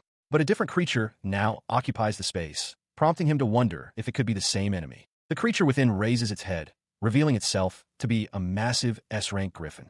Its piercing eagle eyes lock onto the intruder with predatory intensity. A bead of sweat forms on his brow as he takes in the sight. He immediately understands that this powerful beast is the new boss of the room. Without warning, the griffin lets out a piercing cry and lunges, its massive form covering the distance between them in a blur of motion. He dives to the side, narrowly avoiding a crushing stomp from the beast's lone paw that shatters the stone floor where he just stood. But something is different this time. He lands smoothly in a crouch, a confident smirk replacing any fear. Before, he would have been helpless, but now he has this sword. He rises to face the turning beast, planting the blade firmly before him. The griffin strikes again, swiping with its deadly talons. Kiska meets the assault head-on, raising the black sword to block. The shriek of metal grinding against claw echoes through the chamber as he holds his ground against the powerful blow. He stood his ground before the towering griffin, realizing his own limitations. All he could do now, he resolved, was to try and not hinder the power of the sword he wielded. As the beast lunged with a screech, he put his thought into action, ducking low and positioning the blade to intercept the monster's charge. His only goal was to let the sword meet the attack. The griffin descended upon him, talons extended to rip and tear. As he braced for the impact, a new strategy occurred to him, a potential path to victory. With a surge of adrenaline, he launched himself upward, swinging the black blade in a powerful arc. A single thought echoed in his mind, a declaration of newfound certainty. He could win. The sword cleaved through the S-rank monster with impossible ease. As the defeated griffin fell, Kiska landed, breathing heavily, a wide, triumphant grin spreading across his face. His gaze fell upon the weapon fused to his arm. He acknowledged its immense power, realizing that with this strong, black sword, he could defeat any enemy that stood in his way. Surveying the now empty chamber, he noticed a section of the wall that was out of place. Just as he had suspected, like after the golem fight, a hidden door was revealed. A confident, almost predatory smile touched his lips. He decided then and there to press his advantage, intending to use the sword's power to conquer the rest of the dungeon in a single push. He stepped through the doorway into a new corridor, but his confident stride faltered. Panting for breath, he staggered forward, the heavy sword dragging and scraping against the stone floor. Stopping to catch his breath, he looked down at his transformed arm. A disquieting thought surfaced. Was there something wrong with him, or had the sword itself actually grown larger? He looked up from his sword, his body freezing in place. Down the long, torch-lit corridor, a figure stood waiting for him, and a jolt of shock ran through him, his eyes widening in disbelief. The figure stepped forward, revealing herself to be a young woman with long, twin-tailed hair and a dark, frilly dress. A knowing smile played on her lips as she looked him over. "Oh my," she cooed, her voice echoing slightly in the stone hall. "You've grown up so much." His shock gave way to disbelief. Sweat beaded on his forehead as he stammered her name. "Judith." His mind raced, unable to comprehend the situation. "Why are you here?" he managed to ask, his voice trembling. In a damaged stone corridor, Kiska clutches the grotesque, living sword fused to his right arm, facing the mysterious young woman who stands opposite him with unnerving calm. She smiles, noting with amusement that he seems to still be in control of himself. Sweating and enraged, he grits out her name, Judith, and demands to know what she wants. Her smile widens as she tells him her desire is obvious, a statement that causes his eyes to widen in alarm. With a serene expression, she declares her intention to dispose of him. But she immediately clarifies her meaning, stunning him by revealing her true goal is to destroy the parasitic sword on the right half of his body. She identifies the weapon as a parasitic sword, a puppet player. He can only repeat the name, the concept utterly foreign to him. Judith explains that the sword is a dangerous entity that grows by feeding on people and monsters. She hadn't expected to find it here, in a rarely visited dungeon. Understanding dawns on Kiska, and he asks if this means she's going to kill him. She confirms his suspicion, complimenting his sharp intuition. In a sudden, shocking display, she violently rips her own left arm from its socket, blood erupting from the wound. "You're very good," she says with a crazed smile, as Kiska stares in absolute horror. He stammers, unable to process what he's just seen. His mind races, questioning what she is as he watches her calmly hold her own severed limb. Her severed arm and blood coalesce, hardening into a massive, curved black blade. Kiska watches, terrified, as she levels the newly formed weapon at him. With a predatory grin revealing sharp fangs, she issues a simple command. "Please die." She lunged, her blood-forged blade clashing violently against Kiska's parasitic sword. He strained against the impact, his face a mask of determination as he vowed to fight with the very weapon she sought to destroy. Her confident smirk faltered, replaced by a flicker of surprise. He roared his defiance, declaring that he could not lose as he pushed her back. As they separated, Judith landed gracefully, a thoughtful smile returning to her face. She mused that dealing with the sword would not be a simple task, now that it had grown to this degree. She then tossed her own severed arm into the air. Before Kiska's astonished eyes, it morphed mid-flight, solidifying into a long, curved black blade. He stared, a grimace of disbelief and resolve on his face, questioning if he could truly fight this. Seeing his reaction, Judith prepared her next move. Her gaze narrowed as she uttered the name of her technique, Shallow Rainstorm. The word sent a jolt of pure alarm through Kiska. He had no time to react. The airborne blade detonated, unleashing a storm of sharp, black projectiles that riddled his body, tearing through his clothes and flesh as he cried out in agony. He collapsed to the ground, grievously wounded. Judith looked down at him, her smile unwavering, and explained her reluctance. She hadn't wanted to use this technique, she admitted, because it would cost her the use of her left arm for some time. She turned away from his still form, justifying her actions to herself as she walked away. There had been no other choice. But death was not the end. Kiska found himself kneeling in a familiar, desolate room. The crushing realization washed over him once more. He had died again. He slumped to the floor, overcome with despair. He sat up, his expression a mixture of frustration and exhaustion. Cursing his situation, he admitted to himself that he was lost, with no clear path forward. Still, he resolved to try and find a way to sort this out. His thoughts drifted back to a crucial memory, a warning he had received. It was foretold that upon using the first teleportation circle, he would break a seal and be killed by someone appearing as a Jiha. Only then would he encounter the true sealed Jiha. He considers his options, recalling the grim cycle. If he uses the second teleportation circle, the vampire Judith will kill him without any warning. However, he understands that being killed by Judith after using the third teleportation circle is a necessary step. That specific death grants him the parasitic sword puppet, a key which allows him to proceed deeper into the dungeon. He weighs these two fatalistic paths. If he wants to live as long as possible, he concludes that he must forge a third route entirely. His resolve hardens as a new plan forms. He will fight off the vampire Judith using the power of the parasitic sword puppet, and with her defeated, he will finally get through the dungeon. With this new goal in mind, he turns to Judith, who stands before him. He asks her what he is supposed to do to acquire the very sword he now needs. She explains with a confident smirk that the sword is a parasite. It grows by feeding on humans and monsters, making it an extremely dangerous weapon.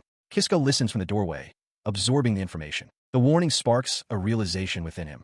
If he can grow the parasitic sword to its full potential by the time he is meant to meet the sealed Jiha, he might actually be able to defeat Judith. With his path decided, he burst from the room with a shout. It is now a race against time to power up before Judith inevitably appears to hunt him down again. He pushes himself through the dungeon's familiar corridors, panting. He notes with grim satisfaction that he is about 5 hours earlier than he was on his last attempt. His accelerated pace brings him to a large chamber housing a teleportation circle. He stops, recalling that this was the exact spot he passed through last time, only to find Judith waiting for him on the other side. He stands ready, his grip tight on the grotesque parasitic sword.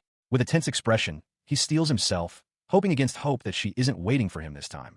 All he can do is pray. Stepping forward, he scans the long, empty stone corridor. To his immense relief, Judith is nowhere to be found.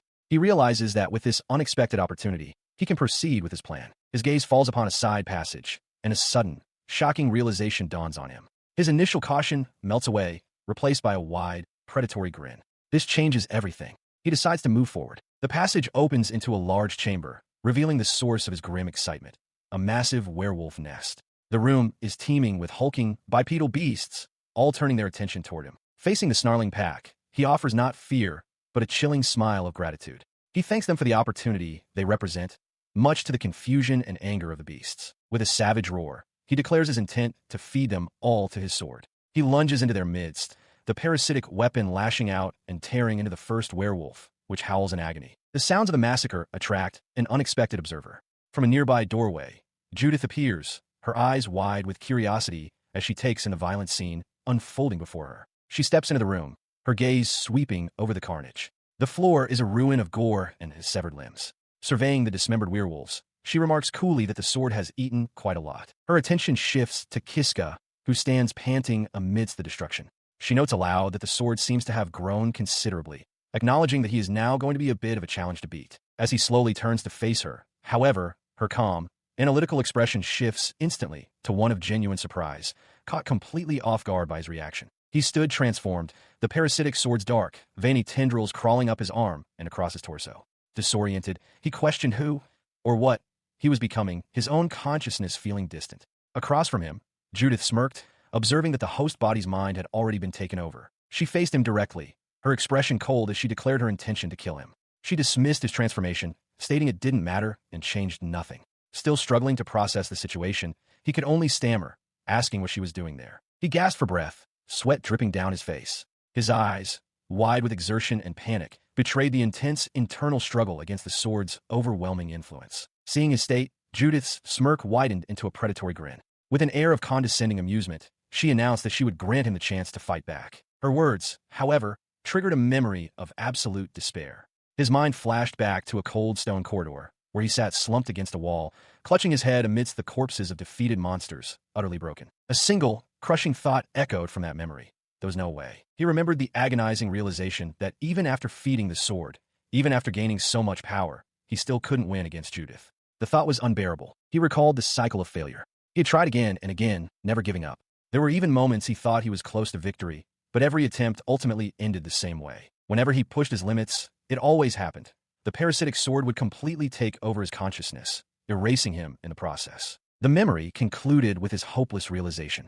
Even if he left the dungeon victorious but possessed, there would be no point. It would not be his victory at all. He reeled from the memories of his failures. The Ajiha route, the Judith route, the sword route, all of them had been complete disasters, each ending in his demise. He pressed his hands to his face, sweat beading on his brow as the immense pressure of his repeated defeats washed over him. But through the despair, a new thought surfaced. He suddenly remembered there was one more thing, one final option he had yet to try. His expression hardened with resolve. He had died so many times already that the fear of death was gone. Deciding to give it a shot, just for the hell of it, he turned and walked through a nearby doorway. He knew it was a tremendous risk, but this new route was his only remaining hope. He stepped into a grand chamber, the ceiling adorned with glowing magical seals. There, sitting at a small table, was Judith. She looked up from her cup, her expression one of mild amusement as she remarked how unusual his appearance was. Judith commented that she couldn't believe someone would break in and asked what he wanted.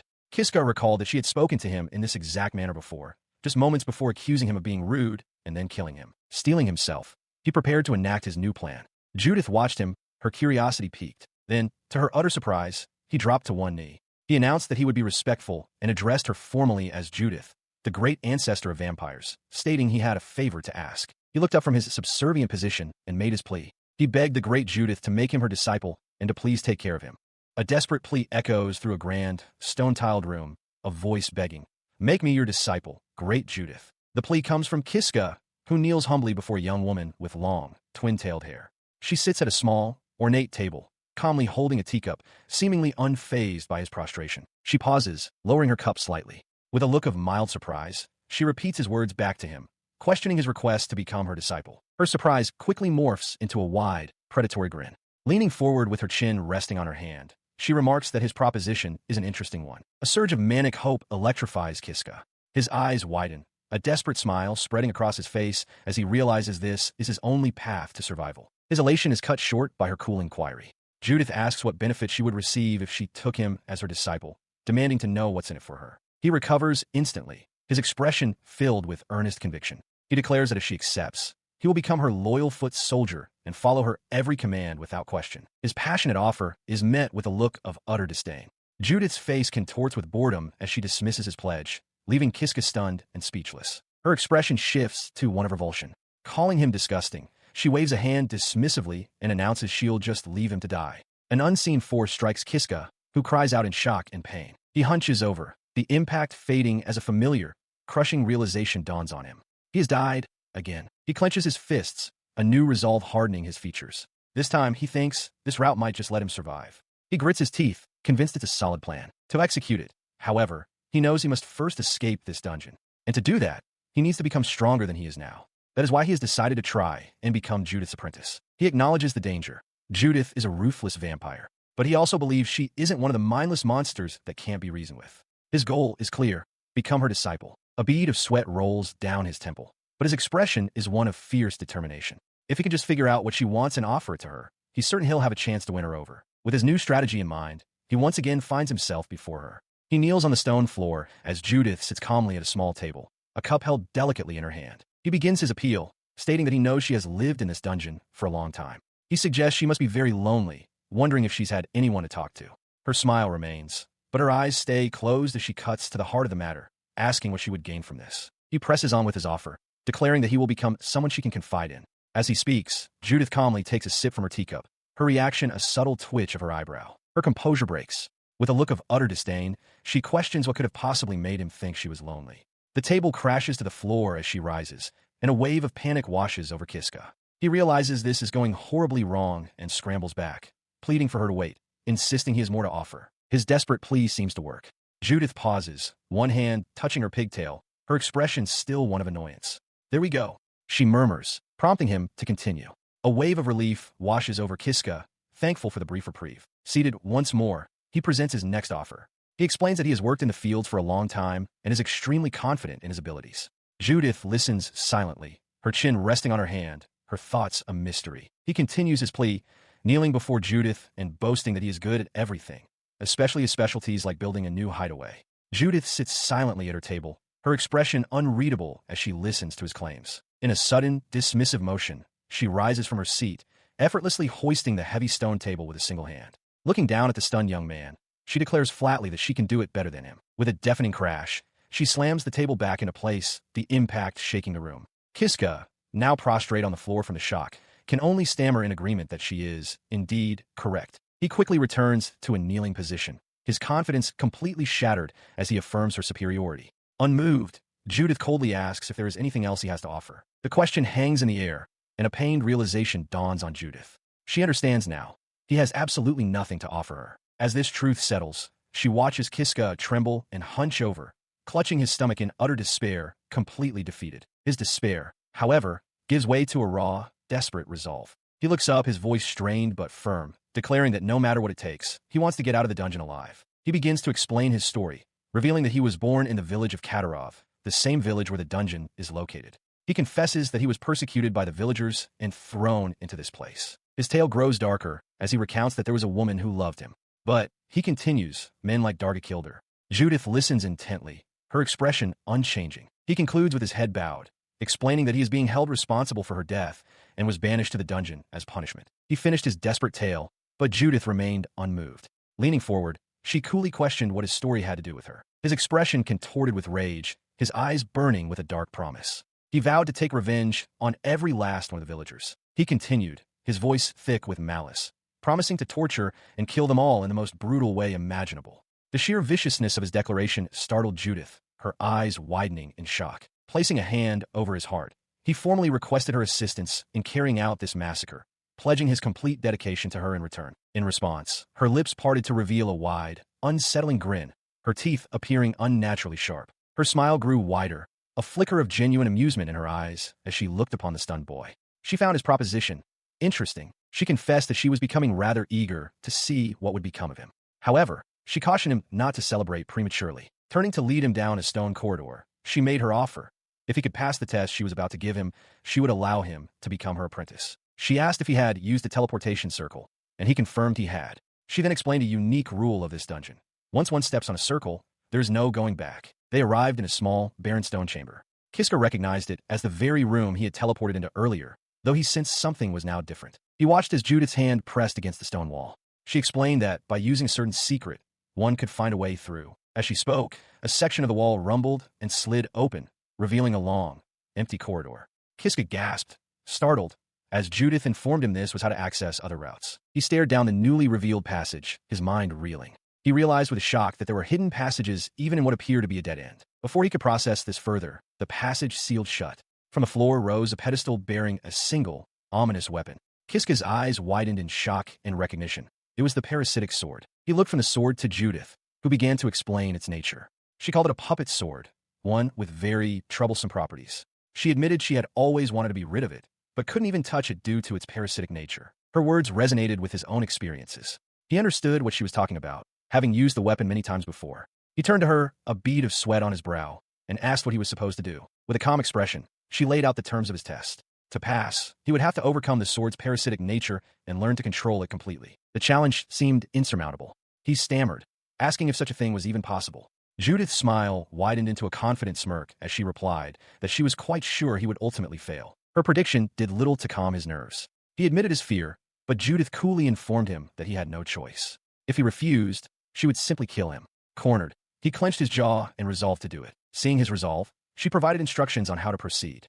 He was to grab the sword by its blade, not the hilt, and pull out swiftly. Steeling himself, he planted his foot on the pedestal, reached down, and took hold of the sharp steel. He grits his teeth against the searing pain, acknowledging that gripping the blade hurts far less than touching the hilt did. Looking up from the embedded sword, he asks Judith what he is supposed to do now. With a placid expression, she gives a single, chilling command: swallow it. In response to his shock, she elaborates, instructing him to start with the tip of the sword and ensure it goes down from the back of his throat. The boy realizes he has no choice. If he refuses, she will kill him anyway. Resigned, he prepares to follow her order. With a guttural scream of terror, he brings the point of the massive blade to his lips. As he begins to force the weapon into his mouth, a single, desperate thought consumes him. He is going to die. The moment the cold steel touches his tongue, his consciousness is ripped away into a dark, empty void. Floating before him is a monstrous, shifting mass of shadow, punctuated by a single, staring eye and a vertical gash filled with teeth. Wisps of white fire drift through the blackness around them. The entity's voice echoes in the void, asking if he is the one who wishes to be its master. Stunned, Kiska demands to know what it is. The creature identifies itself as the main body of the puppet sword. He processes the information, realizing he is speaking with the sword itself. When he asks where they are, the entity explains this is his own deep world, his mind. Ignoring the metaphysical implications, Kiska desperately pleads with the sword spirit, begging it to lend him its power. The shadowy being simply stares at him for a moment before giving a startlingly simple, one-word answer. Okay. His mind goes blank with shock. He can only stare back, mouth agape, unable to comprehend the straightforward acceptance. He stammers, questioning if it can truly be that easy. The sword spirit remarks that his response is amusing. Kiska admits he was afraid it would say no. The spirit retorts that he was the one who asked for its power in the first place. As Kiska begins to stammer an explanation, the entity cuts him off with a firm, contradictory statement. No, I won't. He remains within the metaphysical space of his own mind as the amorphous sword spirit speaks, its voice echoing around him. It notes that there is something familiar about the scent of his soul, a detail that hangs in the air amidst falling embers. The spirit clarifies its intentions. It wasn't refusing him entirely, but simply felt compelled to join him because of that familiar scent. Kiska can only stare back, bewildered by the creature's reasoning. His consciousness snaps back into his body with a violent gasp. He finds himself sprawled on hard floor, his eyes wide with shock as he looks up and addresses the figure standing over him as his master. Looking down at him is Judith, her expression one of genuine surprise. She murmurs that she truly didn't think he would make it through the ordeal. Her words trigger a wave of euphoric realization. A wide, relieved grin spreads across his face as it dawns on him. He really did it. He had succeeded in controlling the sword. Seeing his success, Judith's surprise melts into a satisfied smile. She congratulates him, confirming that he has passed the test and done a good job. Overwhelmed with gratitude, he drops to his knees in a formal bow, thanking her profusely. From that day forward, Kiska's fate was sealed. He had managed to become the apprentice of Judith the vampire. And so, his strange new life with her, now serving her as both student and attendant, had just begun. Kiska awakens in the same hideout where he once rested with the Jiha, stretching as he reflects on his new status as Judith's disciple. The arrangement was for them to sleep in separate rooms. As Judith had assured him, there were many hidden chambers available. Approaching a door, he calls out to her, seeking permission to enter. He opens the door only to find Judith asleep in the bed of that very room. His eyes widen in shock as he stammers her name. Stirring from her sleep, she murmurs softly, her long pink hair splayed across the pillows. She sits up, rubbing an eye as a sly smile forms on her lips. She wishes him a good morning, casually noting that he is up early. Kiska, still standing in the doorway, can only manage a stunned utterance in response. He quickly bows, stammering a greeting back. Internally, he struggles, flustered and unsure where to look. He reminds himself that even though she is his master, she is still a girl. A short while later, Judith announces that his training as her disciple will begin today and asks if he is ready. His expression hardens with resolve as he declares his willingness to endure any hardship. Satisfied, she tells him to wait while she gets changed. Now fully dressed in her elaborate Gothic attire, she leads him down a stone corridor. She begins his assessment by asking what skills he possesses. Kiska hesitantly admits that he only has one, provocation. He keeps his second skill, save and reset, a secret, deciding it is better to hide it for now. Judith remarks that his skill set is rather thin, a point which Kiska sheepishly concedes. As they proceed, Judith suddenly halts in the middle of the corridor, her twin tails swaying with the abrupt stop. Kiska pauses behind her, looking on with curiosity as she stares intently at a solid stone wall. She turns to him, a confident smirk on her face. She reveals that she knows this dungeon by heart, having lived within its walls for nearly 1,000 years. With a knowing look, she declares that there's a hidden passage right where they stand. A section of the wall grinds open, revealing a dark passageway. Kiska is left speechless by the revelation of her age. 1,000 years.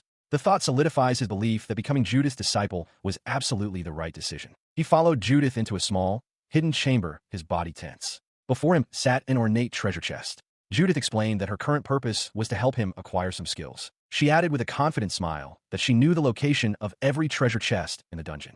Kiska's tension melted into pure astonishment as he stared at the chest, letting out an amazed wow. He lifted the lid, revealing a glowing crystal inside. As he reached for it, a notification materialized before him, announcing that he had acquired the Crystal of Wisdom and that its effect would be activated forcibly. Instantly, a vast list of skills appeared in his vision, categorized from the formidable S rank down to C rank. Judith instructed him to select one skill from the list to acquire. He scanned the options, a bead of sweat forming on his temple. He realized this list was similar to one he had encountered previously, but with some crucial differences.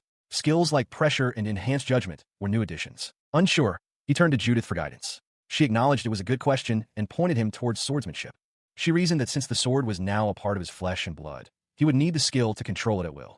The logic was undeniable, and he quickly agreed. With his decision made, Judith's finger tapped the selection. A confirmation appeared. Skill, swordsmanship acquired. Kiska clenched his fists in triumph, a wide grin spreading across his face. His celebration was cut short by Judith's next statement. With a sly look, she informed him that to acquire another skill, they would need to journey to the deepest part of the dungeon. She turned without waiting for a response, beckoning him to follow.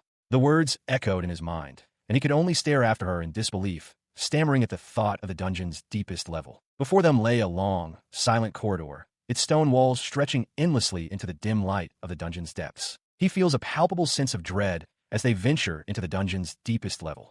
Judith confirms their location, explaining that they avoided most enemies by taking a hidden passage. He follows her into a large, well-lit chamber. At its center, resting upon an ornate pedestal, is a treasure chest. He recognizes it as another skill chest, but Judith clarifies that this one is a test of luck. The Crystal of Wisdom inside belonged to a woman with a wide variety of skills, and he can obtain one of them at random. Understanding the gamble, Kiska steals his resolve and prepares to open it. He opens the chest, and its effect is forcibly activated. He has acquired the skill Attribute Granting. Confused, he asks what it is. Judith explains that it's a rare skill, but completely useless for someone who possesses no magic skills to grant. The realization dawns on him. He lost. She attempts to console him, advising him not to be discouraged as he might acquire magic skills later. As she suggests they return to their hideout, Kiska's attention is caught by a massive door at the far end of the chamber. He asks where it leads. His question directs their attention to the imposing, crescent moon-adorned doors. Judith's voice explains that beyond them lies the boss's room, which also serves as the dungeon's exit. The revelation sends a jolt through him. His eyes widen with hope as he realizes that the way out is finally within his grasp, if only he can defeat the boss. Judith confirms his understanding. He stares down the long hall, his purpose renewed. His newfound hope prompts him to ask if Judith can defeat the boss easily. Her expression turns grave as she reveals the truth. The boss is SSS rank. She confesses that she has been trapped in the dungeon for 50 years, unable to leave ever since this particular boss appeared. He is stunned by the news. Judith explains that this is precisely why she needs him to become as strong as her, or even stronger, so they can defeat the boss together. With a new plan forged, she tells him it's time to go home and train. Filled with determination, Kiska agrees, shouting that he's counting on her. Back in their hideout, Judith demonstrates her power, dark energy swirling around her hand. She explains that this is how she drains and manipulates the blood in her body. Kiska smirks, unfazed. He replies that he already knows, having been killed by it so many times during their duels. He watched in awe as Judith freely controlled her own blood, shaping it into a sharp dagger. She explained that the weapon's form depended on the amount of blood used and instructed him to do the same with the sword now inside his body. All he had to do, she said, was focus his attention inward. Following her command, he closed his eyes and clenched his fists, turning all his concentration inward. He focused and focused again. In a burst of dark energy, a black sword materialized in his grasp. A new power awakened within him. The skill Lord of Parasitic Puppet's sword, along with its derived skill, Black Sword. He stared in disbelief, exclaiming that it had actually come out. He turned to Judith, still stunned by his success. With a satisfied smile, she praised his effort, declaring that he was now finally able to fight. The realization washed over him, filling him with joy. He could finally fight. Judith, however, cut his celebration short, announcing that she was giving him his very first assignment. Eagerly, he asked what it was. She explained that from now on, whenever he saw her, he was to try and land a single blow on her. Only then, she stated with a predatory grin, would he clear the task. The boy's face fell, a bead of sweat tracing its way down his temple. He stammered, questioning if it was truly all right for him to fight her. Judith simply smiled, reassuring him that it was fine. She would never, she promised, take the life of an apprentice during their training. Flustered, he tried to clarify his concern. It wasn't about his own safety. He felt it wasn't right for him to strike her. His hesitation left Judith momentarily surprised. Her surprise quickly turned to amusement. She waved off his concern, reminding him that she still possessed the ability to heal any wounds he might inflict. Her expression then twisted into a terrifying, wide-eyed grin, revealing sharp fangs. She leaned in close, her voice dripping with menace as she questioned if it was even possible for him to hurt her. "Do you think you can manage to do it?" she challenged. Kiska recoiled in fear, realizing with a jolt that Judith was now angry. He stands ready with his new sword, but hesitates. Judith, however, leaps toward him with a wild, manic grin, challenging his supposed confidence and demanding he show her where he plans to strike. Spurred into action, he lets out a cry and swings the black blade. Judith, with startling ease, parries the heavy blow with a small dagger, her expression unchanged. The impact sends a shock through him, his eyes widening in disbelief. He stumbles back, realizing that while he thought Judith wanted to train him, it now feels as though he has stepped on a tiger's tail. She taunts him, warning that he'll never complete his task if he keeps dodging. With a predatory smile, she beckons him forward, roaring for him to come on. In response to her goading, he charges again, only for Judith to sidestep his attack and deliver a powerful kick that sends him flying through the air with a cry of pain. As he lands, a grim understanding settles in. He knows Judith is a power fighter, capable of wielding a large sword with a single hand. He acknowledges that his swordsmanship skill is the only thing that has prevented him from being completely wiped out thus far. The terrifying thought that he will be killed if this continues pushes him to a decision. Despite her being only a girl, he knows he must finish his task. He resolves to adopt a new strategy, dodge her attacks, and wait for the perfect moment to strike. He lunges forward, attempting to put his plan into action, but his sword falls short. To his horror, he realizes he doesn't have enough time to close the distance.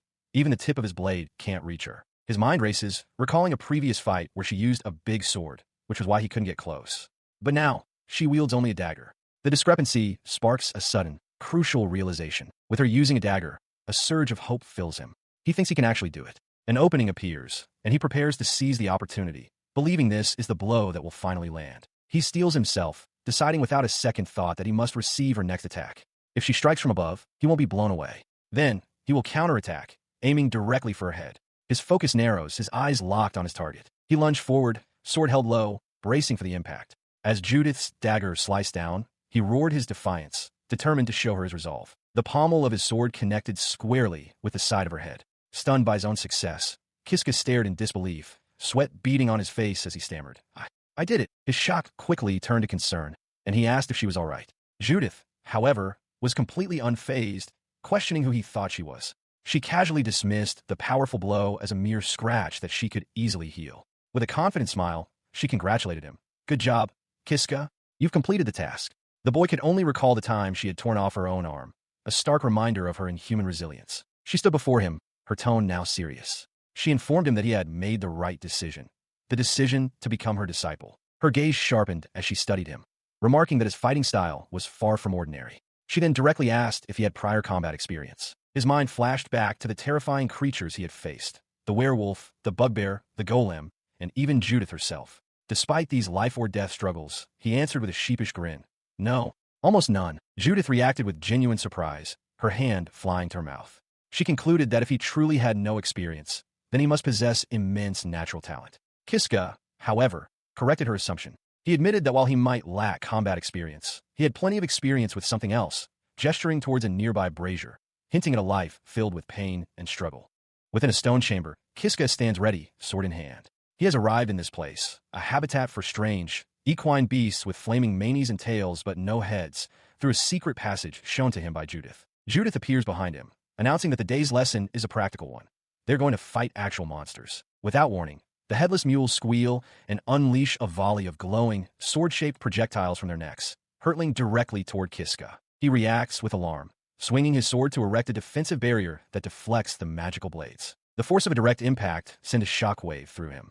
He grits his teeth, straining to hold his ground against the unexpected power of the assault. Seeing him struggle, Judith shouts instructions from a safe distance. She tells him he must tighten his arms and fight compactly when facing multiple opponents. He pants, catching his breath for a moment before shouting back his understanding. Recalling her words, he focuses his resolve. He brings his swords together in a tight crossguard, successfully blocking the next wave of projectiles with newfound stability. He looks back in astonishment, realizing he blocked them all. Judith explains that the mules are now out of magic, making them mere targets for his powerful sword. With a predatory smile, she urges him to be bold and finish them. Emboldened, he yells his assent and leaps forward. He systematically dispatches the creatures, first striking the one on the left, then pivoting to eliminate the one on the right, and finally destroying the last one that was aiming for his back. He pursues the last of the headless mules, a determined grin on his face. With the other two already dispatched, the final creature attempts to flee, but he closes the distance, swinging his sword in a powerful arc and declaring the third one down. The blade slices clean through, felling the monster. He turns, triumphant, to see Judith in the background, offering a light, approving applause for his victory. She congratulates him on a job well done. Kiska, relieved, thanks her profusely, admitting he doesn't know what would have happened without her help. Judith's response is chilling.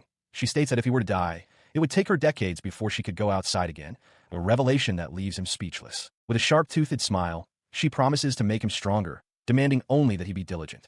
Filled with a new sense of purpose, he bows and shouts his agreement, vowing to do his absolute best. As if in response to his declaration, a notification materializes before his eyes, confirming the subjugation of the monsters and informing him that he has acquired skill points. He examines his status, feeling a wave of emotion as he sees all 5 of his skill slots are now filled. With 15 skill points available, he reflects that his current power is due to his swordsmanship and parasitic sword skills, and he must choose which to enhance. He calculates that he needs 30 more points for swordsmanship and 70 for the parasitic sword. He tells Judith he plans to save up for the swordsmanship upgrade, deeming it the safest choice. She agrees, and with that, she declares the day's training complete, telling him it's time to return to their hideout. Back in their sanctuary, Judith waits at a table and calls out, asking if he is ready. From a small alcove, Kiska responds that he is and will bring it to her immediately. He approaches with a cup and saucer, apologizing for the delay. As he serves her, he thinks to himself that his duty as Judith's disciple has not been to brew tea. His true purpose is to provide her with monster blood. Judith takes the cup and begins to drink the dark, swirling liquid. She hums in satisfaction, taking a delicate sip from her teacup and declaring the monster blood a masterpiece. Kiska watches her, a nervous smile on his face, as he realizes his master seems to have a peculiar obsession with this particular drinking vessel. As she finishes her drink, she asks if dinner is ready yet. He confirms that it should be done by now, all the while thinking to himself that he could never imagine drinking monster blood, yet she consumes it as if it were the finest delicacy. He then presents the meal he prepared, announcing that it is a steak from a headless mule. He apologetically explains that he can't make much else, given their lack of seasonings. Judith looks down at the familiar meal, her expression flat as she thinks to herself that it's the same food she had the day before. Her gaze shifts to the salad, and she pushes the bowl away, stating that she isn't a fan of its taste. Kiska looks on, taken aback, having defeated several wriggling trees just to procure the greens. He insists that she must eat her vegetables to avoid malnourishment, but she puffs out her cheeks in protest, declaring that as a vampire, she has no need for such nutrients. The blunt confirmation leaves Kiska sweating, the reality of her nature sinking in. Resigning himself to the fact, he says it can't be helped and asks her to wait a moment. He returns with a plate of 3 round, striped fruits, presenting them as dried fruits. Her demeanor instantly changes, her eyes widening and a massive, gleeful grin spreading across her face. She excitedly explains that she found them on the back of a dryad while gathering leaves and couldn't resist collecting them. He smiles warmly, agreeing that today feels special. He reveals he had originally planned to age the meat for a few days to enhance its flavor, but decided to serve it immediately. As they sit down to the fully prepared meal, he gently reminds her to eat her salad as well. As he takes a bite, he laments that he could make much better food if only he had more seasoning. Judith watches him, thinking to herself that she could surely procure more ingredients if she were able to leave the dungeon. Her thought prompts a memory for Kiska. He looks up, recalling that Judith had previously told him she could come and go as she pleased. He presses her for clarification, asking if she was truly stuck in the dungeon. Judith confirms this, explaining that dungeons are comfortable for vampires due to the lack of sunlight, so she often stayed there by choice. However, she adds that this is not the only reason for her current predicament. She elaborates, revealing that there was once a separate room connected to the boss chamber which housed a teleportation circle, granting her the ability to enter and leave the dungeon at will. But one day, she continues, an unknown individual destroyed the circle. She was the only person aware of its existence, leaving her trapped. The revelation dawns on Kiska. This is why she is unable to leave. He asks if she has any idea who the culprit might be. Judith initially claims to have no clue, but then pauses, thoughtfully picking up a piece of fruit and admitting that she does have one theory. She states her belief that the culprit is the very same person who sealed someone named Ajiha within this dungeon. Kiska's eyes widen in shock at the mention of a name. Judith theorizes that the teleportation circle was destroyed specifically to prevent Ajiha from escaping. A shudder runs through Kiska as he hears the name. He asks if Judith knows Ajiha, and she confirms it, describing her as a great person. The description leaves Kiska bewildered. She then reveals the woman's full identity, the hero, Ajiha, the one who subjugated the Demon King. Kiska reels back, stunned by the news that Ajiha was the one to defeat the great evil. Judith asks if he has heard of her, and he confirms it, though he finds it strange. The story she tells is different from the legends he knows. His mind races back to the famous legend, a tale more than a century old, which tells of a brave warrior named Elysium vanquishing the Demon Lord. He was the one known as the hero. Confused by the contradiction, he asks Judith why Ajiha would be sealed in this dungeon. Judith admits she doesn't know the specifics, but then turns serious, telling Kiska she has a single piece of advice for him. She gives him a grave warning. No matter what happens, he must never break Ajiha's seal. Judith explains that while Ajiha did defeat the Demon King, she also possesses the power to destroy the entire world, and the consequences of her release would be catastrophic. He processed the terrifying revelation, a bead of sweat tracing a path down his temple. He understood. Judith had already unsealed the hero Ajiha, not in this life, but during one of her lives in an alternate timeline. After a moment of silence at the dinner table, he gathered his courage and addressed her formally.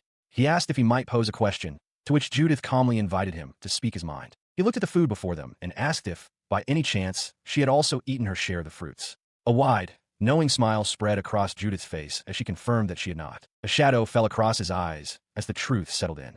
He hadn't eaten anything either, and the situation suddenly felt less like a partnership and more like a master-slave relationship.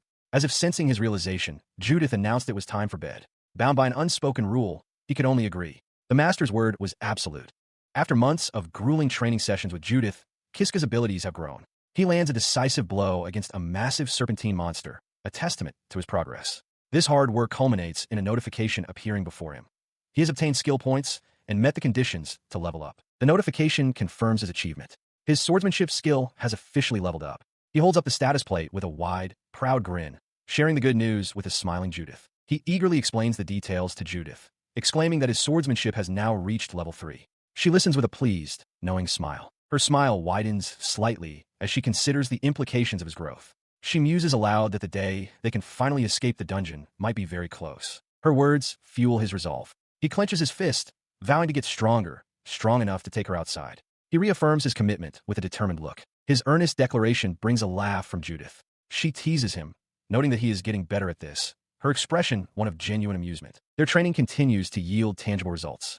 After felling a hulking bugbear, they agree on their next steps. Kiska will begin skinning the creature, while Judith decides to head back to their hideout first. As she departs down the stone corridor, he kneels beside the corpse. He draws an ornate, dark dagger and places his other hand on the beast's hide, causing faint symbols to glow on his palm. With a determined grin, he brings the blade down with practiced force. He understands that this grisly work, skinning monsters, is part of his duty as her disciple. Having completed the task, he carries his haul back through the dungeon's passages. He calls out to Judith, announcing he's back home, but his voice trails off as his expression shifts to one of surprise. He returns to their hideout, pushing the door open, only to freeze in shock. Before him stands Judith, completely unclothed. The bag of supplies he was carrying slips from his grasp and falls to the floor. His mind goes blank, a silent scream caught in his throat as sweat beads on his forehead. He can only stare, utterly stunned by the unexpected sight. He whips around violently, his face burning with embarrassment. Stuttering, he throws his hands up and shouts a frantic apology, unable to look in her direction. As he panics, thinking he has angered her, Judith's sharp voice cuts through the air, shouting his name with exasperation. Her apparent anger, however, quickly dissolves into quiet amusement. A sly smile plays on her lips as she watches his flustered state, thinking to herself that his reaction is just as interesting as she expected. He remains mortified, weakly pleading for Judith not to say such things, though he offers a slight, pained agreement. After the awkward moment passes, they prepare their meal. A table is set with bowls and glasses, ready for dinner. Later, with a sense of accomplishment, Kiska announces that they've finished eating and he has completed all his work. He turns to address Judith, who is sitting nearby. He informs her that he's done with the dishes and is going to bed. As he turns to leave, Judith's voice stops him, calling his name. He turns back to see her sitting on her bed, now wearing a nightgown. She looks at him and asks if he would like to sleep with her. Kiska is stunned, stammering as he asks why she would make such a sudden request. Judith calmly replies that there's no particular reason. He remains silent, completely baffled by her request. Judith, her face flushed, explains that she doesn't have a specific reason. She just didn't feel like sleeping alone tonight. Her expression shifts to one of slight annoyance as she tells him he's being meaner than usual. Trying to find a way out, he suggests that he'll just sleep in his own room, but she only offers a quiet hum in response. She looks down with a pout, thinking to herself that if he refuses, she'll feel guilty for the rest of her life. Seeing her expression, he clutches his head, overwhelmed by how cute he finds her in that moment. His resolve breaks. With a flustered smile, he agrees, stating that he understands and that they'll sleep together tonight. He then awkwardly climbs into the bed where she is already settled. They lie side by side, a tense silence between them. Both wear faint, awkward smiles, and he keeps his arms crossed tightly over his chest. He tries to rationalize the situation, concluding that if they're only going to sleep, then there's nothing wrong with it. The quiet is broken as she softly speaks his name from beside him. He turns to look at her as she reminisces with a gentle smile, remarking that the day they first met feels like it was a very long time ago. Her words stir his own memories. He agrees, recalling that when he first met Judith, he thought of her only as a very scary person, his mind flashing back to her intimidating, blade-wielding form. Contrasting that memory with the sight of her sleeping peacefully beside him now, he reflects on what a strange feeling it is. He breaks the quiet intimacy of the moment, turning to Judith. He asks her directly if, when they first met, she had been planning to kill him. He lets out a soft laugh, confirming that he is aware of her initial intentions. Judith, surprised and a little flustered, asks how he could have possibly known. His internal thoughts reveal the grim truth. He only knew because she had already killed him so many times before. It is through these repeated deaths that he feels he can see right through her. In response, Judith explains that nearly every person she had ever met tried to kill her on sight, forcing her to always be on guard. With a confident smile, she asks for his forgiveness. He assures her that he is different. Despite her having killed him many times, he tells her plainly that he does not hate her. He elaborates, stating that he is who he is today because of her. A memory of him training under her watchful eye surfaces. For this reason, he feels only gratitude and holds no resentment. Hearing this, Judith's expression softens into a pleased smile. She tells him she's glad to hear it, feeling relieved that he doesn't hate her as she leans over him, now unclothed, and gently touches his hair. She then shifts the topic entirely, her voice dropping to a murmur. She asks Kiska what he thought when he saw her naked earlier. The question catches him completely off guard, and he stammers her name in shock. She encourages him to be honest, assuring him that it's okay to say what he thinks. He remains flustered, unable to form a coherent response, stammering that he doesn't know what to say. She presses him gently for more. Finally, blushing furiously, he manages to admit that he thought she looked really beautiful. He continued, his voice soft as he lay in bed, explaining that he thought she was really cute and very pretty. Judith, sitting beside him, pressed for more, suggesting he must have had other thoughts as well. His face flushed, a wide, strained grin spreading across his features as he admitted he also found her erotic. Judith's expression immediately soured, her eyes wide with shock as she declared his thoughts perverted. Her shock quickly melted away, replaced by a sly, knowing smile. With a soft chuckle, she acknowledged his embarrassment. Mortified, Kiska pleaded with her to stop teasing him, offering a flustered apology. Leaning in closer, her expression turning mischievous and predatory, she decided to press him further. She posed a tantalizing question.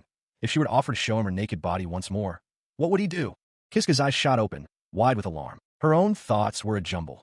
In a situation like this, she found it impossible to think clearly. Images of the women he knew, Namia, Ajiha, and another, flashed through his mind. He knew he had to resist. After what had happened with Namia, he couldn't allow a similar fate to befall Ajiha if he were to reject Judith now. He sat up abruptly, disoriented and sweating.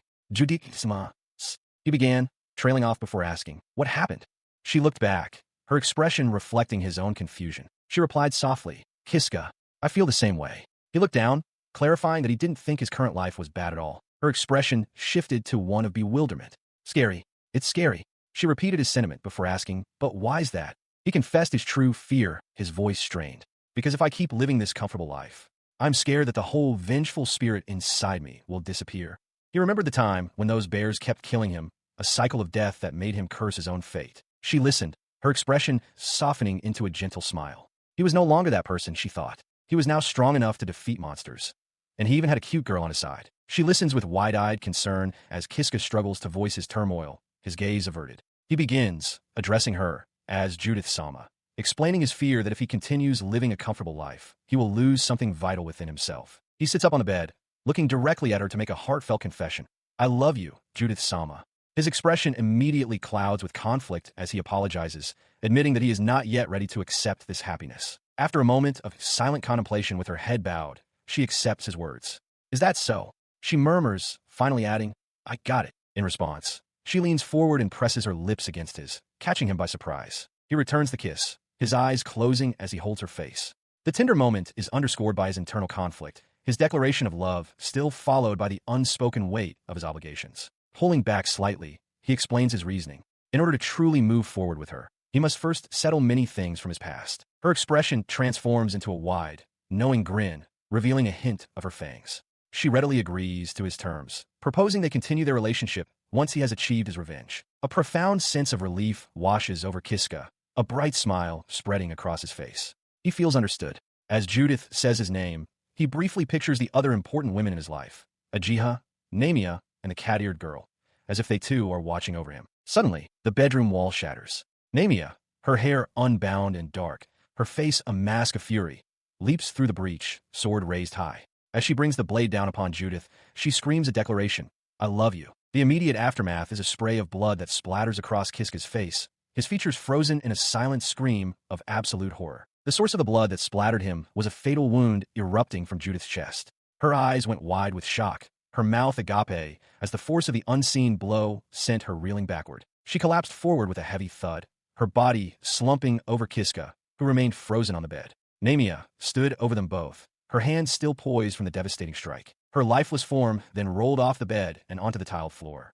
As she lay still, another figure entered the room, the armored warrior, Ajiha Tsubaki, who now stood over the scene, her sword drawn. Ajiha, her face obscured by a blindfold, loomed over the stunned Kiska. Her voice was cold as she questioned his choice, asking why he couldn't choose her, but instead chose Judith. Kiska, splattered with blood and his face a mask of horror, could only stare up at her, speechless. In a room spattered with blood, Kiska sits up in bed, his face a mask of horror. Before him stands Ajiha Tsubaki, her sword drawn. On the floor lies the severed head of Judith. Kiska's voice is a choked whisper as he pleads with Ajiha, telling her not to be with him. The focus shifts to the grisly sight on the floor. Judith's head, lying in a pool of her own blood, seems to echo the sentiment, her lifeless lips appearing to form the same words. His face is slick with sweat and tears, his eyes wide with utter terror as he repeats the desperate plea one more time. The plea dissolves into a raw, broken scream, his voice cracking as he cries out Ajiha's name. Elsewhere, the cat-eared woman reacts with wide-eyed shock. She questions Ajiha's presence, her thoughts revealing a critical fact. Ajiha is supposed to be sealed away. A chilling realization dawns on Kiska. This feeling, this situation, is just like when Ajiha first granted him the power of save and reset. As this memory surfaces, Judith's severed head suddenly screams his name. Her head, though detached, forms a bloody, unnerving smile. She urges Kiska to flee immediately, her voice strained as she warns him that their assailant is dangerous. He looks at her with a mixture of awe and horror, addressing her respectfully as Judith Sama and acknowledging her continued existence. Nearby, the cat-eared woman watches, her expression hardening with a grimace. Ajiha, however, is unmoved by the warning. She turns her gaze to the severed head, dismissing Judith's desperate words as mere noise. Her face contorts with a frantic urgency. Raising her sword high, she roars for Judith to shut up as she brings the blade down in a swift, silencing arc. She brought her sword down again and again, the sickening thuds echoing in the blood-soaked room as Kiska watched, his face a mask of pure horror. His mind reeled, unable to process the carnage. He tried to make a sound, to scream, but his throat was paralyzed by shock. As the final strike landed, she stood, breathing heavily over the mangled remains. Her blood-smeared gaze turned to him. Kiska, she began softly. She offered a serene, blood-splattered smile. I love you, she confessed, her expression unwavering. That's why. A searing pain erupted through his back as a summoned blade pierced his chest. As he gasped in agony, her voice delivered a chilling warning. If I catch you with another woman, I won't forgive you. He choked, blood filling his mouth. The horrifying thought struck him as his vision faded. After everything he'd been through, he was about to die again. But instead of oblivion, he was met with a sharp gasp of air. His eyes flew open, his body drenched in a cold sweat, but completely unharmed. He scrambled upright, panting as he scanned his surroundings. The bloody room was gone. What? He stammered, his mind racing. How far back did I rewind? His frantic gaze then fell upon a familiar sight on the floor before him. The corpse of the bugbear he had fought and killed earlier. He looked down at the adventurer's slate in his hands, his eyes widening in dawning comprehension as he read the first line. Skill 1. Save and reset. He stared in disbelief, his fist thudding against the ground. It couldn't be true. His 5 skill slots, once filled with hard-earned abilities, were now completely empty. The crushing realization sent him to his knees. All those months he had spent with Judith-sama, all the progress he had made, it had all become meaningless. Tears welled in his eyes as the full weight of his loss settled upon him, his face contorting in anguish. A raw scream of despair tore from his throat. Memories of happier times with Judith flashed through his mind, sharing meals, her gentle smile. He couldn't accept this loss. He didn't want to. His cries subsided, leaving him trembling on the cold stone floor, utterly spent and defeated. But then, a new resolve hardened his expression. He pushed himself to his feet, his despair replaced by a quiet, unyielding determination. He decided then and there, he was going to see her again. Having passed through a glowing teleportation circle, Kiska proceeds with grim determination down a long, torchlit stone corridor. A wave of hope washes over him as he allows himself a small, optimistic smile. Perhaps, just maybe, she will remember him this time. His heart pounds in his chest as he quickens his pace, panting with a mixture of exertion and anxious anticipation. At the end of the long passage, a young woman with striking twin tails sits serenely at a table, sipping from a cup as if expecting a visitor. The sight of her stops him in his tracks. A blush spreads across his face as he breathes her name in reverence. Judith-sama. His initial elation falters as he realizes she has forgotten him, but he resolves not to give up hope. Judith, for her part, remarks on the unusualness of an intruder reaching her location. He presses forward, hoping his name will trigger her memory. He calls out to her, identifying himself as Kiska and desperately asking if she remembers him. She repeats his name, her expression unreadable. Her response shatters his hope. With a polite but distant smile, Judith apologizes, stating she has no memory of ever having an acquaintance like him. Kiska's face contorts in shock. The words strike him with the force of a physical blow. He stands defeated, muttering that it's useless and that he feels he's losing his mind. Judith simply watches him, a question in her eyes. Tears stream down his face as the devastating reality sets in.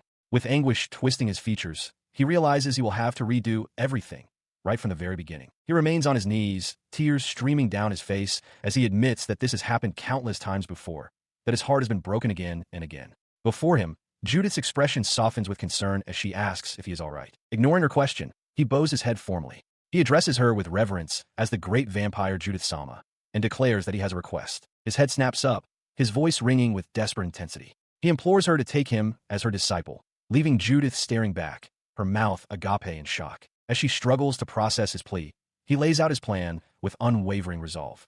They will start over from scratch. He will become her disciple once more, and then they will escape the dungeon together. He acknowledges the grim possibility that she might kill him again, but even so, he vows to return as many times as it takes. In the middle of his determined vow, a spray of blood erupts. Judith's body suddenly slumps forward, her head vanishing in an instant. His eyes widen in pure, unadulterated horror at the gruesome sight. On the cold stone floor lies Judith's severed head, her lifeless eyes staring into nothingness as blood pools around her. The source of the attack is revealed, a dark-haired woman in ornate armor, her blade still dripping. She appeared in a flash, delivering the fatal blow before either of them could react. The woman, Ajiha Tsubaki, glares down, her eyes wide with fury. I told you, didn't I? She seethes. With a heavy thud, she slams his head to the ground, her voice a low, dangerous threat as she finishes her sentence. If you hook up with another woman, her face contorted with rage, she drives her blade through Kiska's back from behind, spitting out a final vow. She will not forgive him. The world shifts, and the fatal blow is undone. Kiska finds himself standing alone in a stone corridor, hunched over and gasping for air, sweat dripping from his brow. He struggles to breathe, a chilling realization dawning on him. He can no longer even get close to Judith. He understands now that if he tries, they will both be killed. Overwhelmed, he covers his face with his hands. Despite the tragic outcome of his last attempt, he begins to focus on the countless things he managed to learn from Judith. His memories replay the lessons, the locations of treasure chests, advanced sword fighting techniques, the complete structure of the dungeon, including its hidden passages, and crucially, how to control the parasite sword. He exhales slowly, calming his racing heart. He accepts that his relationship with her may be over, but the knowledge she imparted is now his to keep. A new determination hardens his expression. He clenches his fists, declaring to himself that he will escape from this dungeon alone. He knows he can do it now. Facing the light of the path forward, he offers a final, silent thought of gratitude to his mentor. Thank you, Judith. Standing before a glowing teleportation circle, Kiska makes a solemn vow to someone named Judith Sama. He swears to utilize the wisdom and experience she has given him, gripping the hilt of a strange, dark sword as he resolves to break out of the dungeon. His gaze falls upon the weapon, its name coming to mind, the puppet sword. A bead of sweat forms on his temple as he stares at the ornate, eye-adorned crossguard with a look of apprehension. He then performs a shocking act. Instead of gripping the hilt, he takes hold of the sharp, jagged blade itself, preparing for what comes next. With grim determination, he swallows the entire sword in one go. The weapon vanishes down his throat, and he cries out as a powerful energy surges through his body, causing the very air around him to vibrate. The act transports his consciousness to a dark, ethereal void. Floating before him is a monstrous, amorphous being of pure shadow, its form defined by a single, large, unblinking eye and a vertical, tooth-filled mouth. The shadowy entity's mouth curls into a semblance of a smile as it speaks, its voice echoing in the void. It greets him casually, asking, "Well, hello again?" Kiska can only stare back, stunned in his silence. Its eye focuses, and a moment of recognition passes through it. "Ah, I see. It's Kiska," the being exclaims, before wondering aloud why it knows his name. Kiska's shock deepens. The spirit continues its thought, expressing a distinct feeling that the two of them have met before, confirming a shared past that Kiska is only now beginning to recall. As the memory surfaces, Kiska realizes with horror that the entity said something similar the last time. The spirit then makes its demand. "I need you to do something for me. Please lend me your power." He watched as the amorphous spirit before him hesitated, its single eye wide as it pondered what it should do. His confusion was plain. He demanded to know what the problem was, thinking to himself that if this were like the last time, the entity should have agreed to his terms without question. In response, the spirit explained that it had its own goals and was considering whether obeying him would help achieve them. Stunned, Kiska asked what kind of goal a sword could possibly have. It then revealed its singular, shocking ambition, to become human. The boy could only stare, dumbfounded by the revelation. The entity continued, questioning how it could achieve this, since it only fed off humans like a parasite and took over their bodies. It seemed to ponder its own nature, admitting that while it had controlled many humans, it had never actually tried to become one. A realization began to dawn on him. He pieced it together, asking if the spirit was saying that lending him its power might, surprisingly, bring it closer to becoming human. The entity's reply was immediate and certain. "Yes, that's right." It elaborated further, a strange conviction in its voice, stating that for some reason, obeying him felt like its destiny. Kiska's eyes widened at the weight of this statement. His expression shifted, the shock giving way to a startling resolve. A wide, almost manic grin spread across his face as he made his decision. "All right," he declared, "I will obey you faithfully." He let out a breath of relief, a grin spreading across his face. He had successfully controlled the puppet sword. A notification confirmed his new status. He was now the lord of the parasitic puppet sword, and had also obtained the derived skill, Black Sword. Clenching his fist, he felt the power coursing through him. Holding the transformed blade, he felt a renewed sense of purpose. With this weapon, he could finally fight again. His mind immediately turned to his next objective. His objective was clear. He strode purposefully through the stone corridor, his gaze fixed on the glowing pedestal at the end of the hall, the source of a new skill. As he reached the pedestal, a new ability was bestowed upon him, the skill of swordsmanship. He recognized this as the random skill granted by the Crystal of Wisdom, a prize he was now ready to claim. He recalled the location of the treasure chest holding the Crystal of Wisdom. It was situated deep within the boss's lair. This meant a long and perilous journey to reach it. He also remembered a previous skill, attribute granting, which he had never had the chance to use. Considering the danger, he concluded that heading for the boss's lair with his current strength would be pointless. More importantly, he needed to grow stronger. He decided to hunt the monsters he knew he could defeat, starting with the headless beasts roaming the dungeon. With his mind made up, a look of determination settled on his face. He would stick to this plan, hunt, grow stronger, and level up his newfound swordsmanship skill. He raised his blade, ready for battle. He lunged forward, the black surblur. A clean slash followed by a powerful swipe met the creature's flank, eliciting a pained squeal as it stumbled. The beast fell, its body thudding to the stone floor in pieces. Breathing heavily from the exertion, Kiska realized he had acquired skill points, enough to meet the conditions for a level up. A confirmation immediately followed. His swordsmanship skill had leveled up. A satisfied smile touched his lips as he accessed his status, eager to see the results of his efforts. He reflects on his recent efforts, noting that by hunting the headless mules for about half a day, he successfully raised his swordsmanship skill to level 2. However, a new problem has emerged. Standing amidst the fallen creatures, he realizes he has cleared out all the locations where he knows the mules spawn, and it will likely take a while for them to reappear. He considers his next target, thinking perhaps he should go for the werewolf nest. But he immediately dismisses the idea, recalling that Judith has been there before. The thought fills him with a grim certainty. Right now, he absolutely cannot afford to meet Judith. He reasons that since they are not close, there is a significant chance she would simply kill him on sight if they were to meet. Furthermore, he acknowledges that this entire dungeon is Judith's territory. To continue hunting, he must somehow avoid her, but also worries that a Jiha would appear like a vengeful spirit to kill them. The weight of his precarious situation presses down on him. He wonders what he is even supposed to do here, his hand resting on the hilt of his strange sword. Suddenly, a voice emanates directly from the weapon, addressing him as Master. Kiska flinches, utterly startled by the sound. He stares down at the sword in disbelief, asking if it can talk. The puppet sword confirms that it can, adding that it is also a little surprised. The sword explains that it had expected to take longer to develop the ability to speak, but suggests their high compatibility must have accelerated the process. Kiska, processing the revelation, can only agree. He looks down at the sentient weapon in his hand, a hopeful expression dawning on his face as he processes the impossible. He wonders aloud if the accumulation of their user and tool relationship has finally resulted in the puppet sword gaining the ability to speak. The sword addresses him directly as Master, its voice cutting through his thoughts to ask what seems to be troubling him. Kiska, still slightly taken aback, begins to explain his predicament. He states his desire to acquire a large number of skill points and asks if the weapon knows any good ways to do so. Without hesitation, the puppet sword confirms that it knows a good place for that very purpose. His eyes widen in disbelief, asking if it's for real. The sword assures him it is and offers to guide him there. The weapon then instructs him to follow its directions. With renewed purpose, Kiska moves deeper into the dungeon corridor. Heeding its words, he approaches a stone wall. The sword recalls that there should be a switch nearby that leads to his second stage. Kiska feels along the bricks, finds the correct one, and shoves it inward. The stone block recedes, revealing a long, dark, and menacing secret passage. Kiska stares into the depths, surprised by the hidden path. He turns to his weapon, asking how it could possibly know about this place. The sword explains that a previous master of it had stumbled upon it by accident. The sword continues, offering a piece of advice. It suggests that this hidden passage is likely a secret that even Judith is unaware of. It knows what kind of monsters lie ahead, however, and delivers a stark warning. At Kiska's current level of strength, he might very well be killed. Despite its dire warning, Kiska simply offers his thanks for the advice. With a determined expression, he turns and proceeds down the long, stone-lined corridor. He stops before a set of imposing, cross-emblazoned doors at the end of the hall.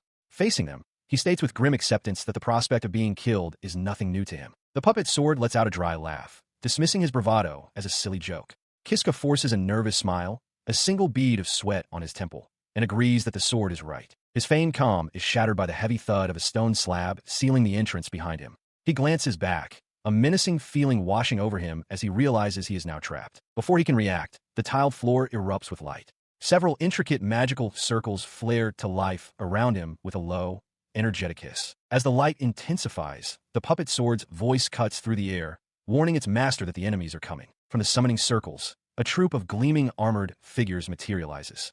The sword informs him that defeating these foes will yield a great number of skill points. The weapon identifies the silent, advancing phalanx. They are the golden living armor. He glances over his shoulder at the horde, noting there must be about 20 of them. A nervous sweat breaks out on his face, but it's accompanied by a grim, opportunistic smile as he calculates the potential reward. The sword asks what he thinks, questioning if victory is possible. Hunched over in concentration, Kiska admits he isn't sure if he can win, but then declares firmly that he has a plan. He tightens his grip on the strange, eye-adorned sword, his resolve hardening. There is nothing left for him to do but push through this ordeal. Having faced so many deadly situations already, he realizes he no longer fears death. In response to his conviction, the black sword begins to thrum with a dark energy, its surface shimmering. A wide, almost feral grin spreads across his face as he acknowledges the weapon's awakening. He settles into a low combat stance, preparing to engage the enemy. Before him, the Golden Knights stand impassively, their own blades drawn with a sharp, metallic ring. Raising the pulsating black sword high above his head, he looks upon the armored figures surrounding him not as a threat, but as prey. With a confident smirk, he announces that it is time to begin hunting these weaklings.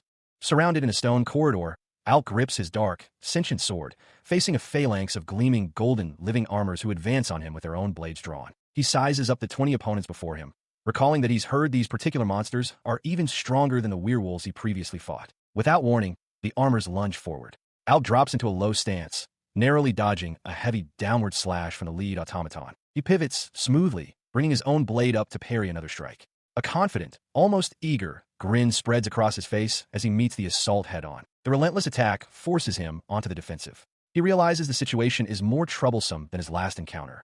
Unlike the werewolves, these foes are all armed. Despite the danger, a wide, challenging smile lights up his face. He activates a skill, shouting a taunt to draw their full attention.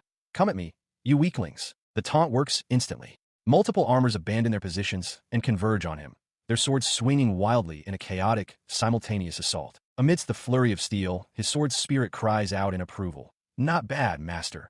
Alk masterfully maneuvers, causing one armor to strike its ally instead of him. He glances at his weapon, confirming its assessment. He explains that, believe it or not, he's quite confident in group battles, finding this particular fighting style to be highly effective. However, he notes a significant drawback to his strategy. It's not ideal for farming skill points, as any monster that dies for friendly fire yields no reward. He prepares for another attempt, activating his taunt skill and bellowing a challenge to the armored figures. While he knows this strategy is effective for thinning their ranks, he steels himself for the inevitable confrontation. The taunt works perfectly, drawing the entire contingent of golden living armors directly to him. In an instant, he is completely surrounded, swords poised to strike from all directions. Before he can react, blades plunge into his back. The sharp, cold impacts register simultaneously with a grim realization. This is bad. He is already dead. As more swords pierce his chest, his final thought is one of self-reproach. He might have gotten carried away, but death is not the end. He materializes, sitting unharmed in a familiar stone chamber. A wry smile touches his lips as he observes his surroundings. The feeling of returning here is almost nostalgic. With a soft sigh, he gets his bearings. He reflects on the endless cycle. He has died hundreds of times, over and over again. First, it was at the hands of werewolves, and now, the golden living armors have taken their place as his executioners. Despite the grim reality, his spirit remains unbroken. He pushes himself to his feet, a determined look on his face. It doesn't matter how many times he dies. He is ready to go again. His focus shifts to the disembodied spirit of his sword, which communicates with him. The spirit seems surprised, asking how he knows about a hidden passage. Al confirms that he does, prompting the spirit to remark on his extensive, perhaps unnatural, knowledge. And then, he is back in the fray.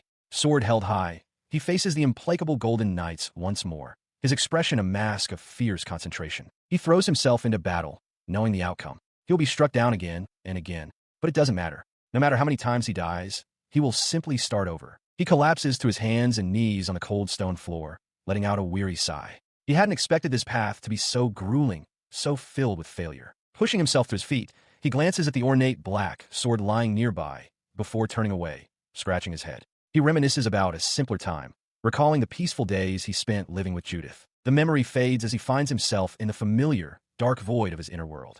Surrounded by floating embers, he calls out with renewed determination, pleading for the black sword to lend him its strength. In response, a shadowy, humanoid figure with a single large eye materializes before him.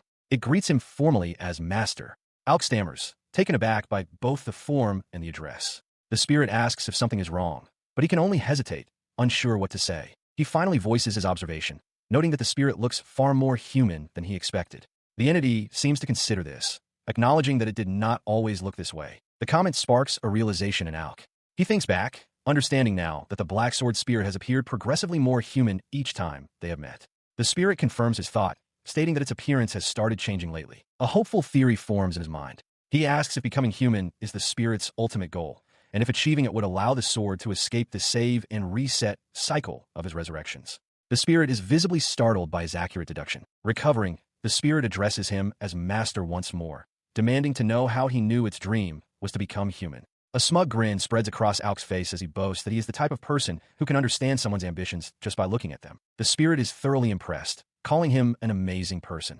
Though he seems uncertain how to take the praise, Alk agrees, and they both affirm that they look forward to working together. Their mental conversation concludes, returning Alk to the dungeon corridor with the black sword now firmly in his grasp.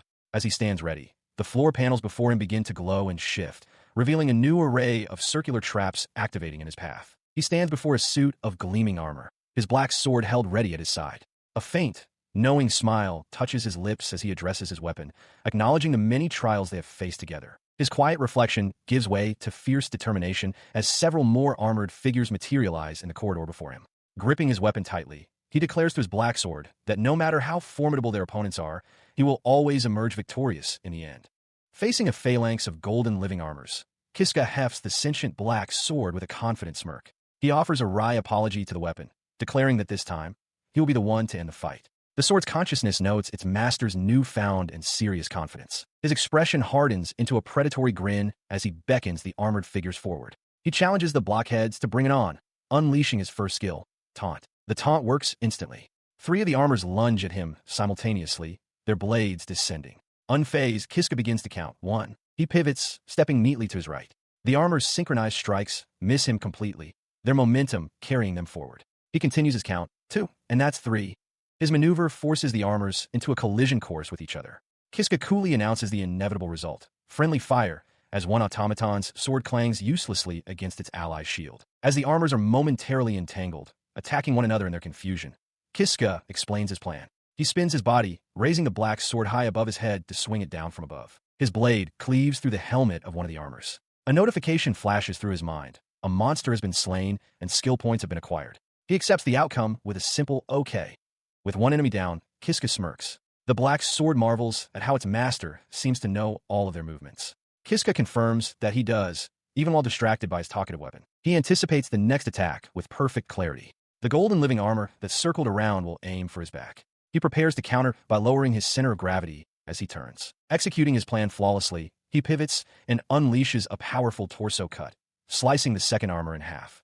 2 down, he thinks, satisfied that everything is proceeding exactly as he envisioned. He faces the next golden living armor with a confident, toothy grin, his dark blade held at the ready.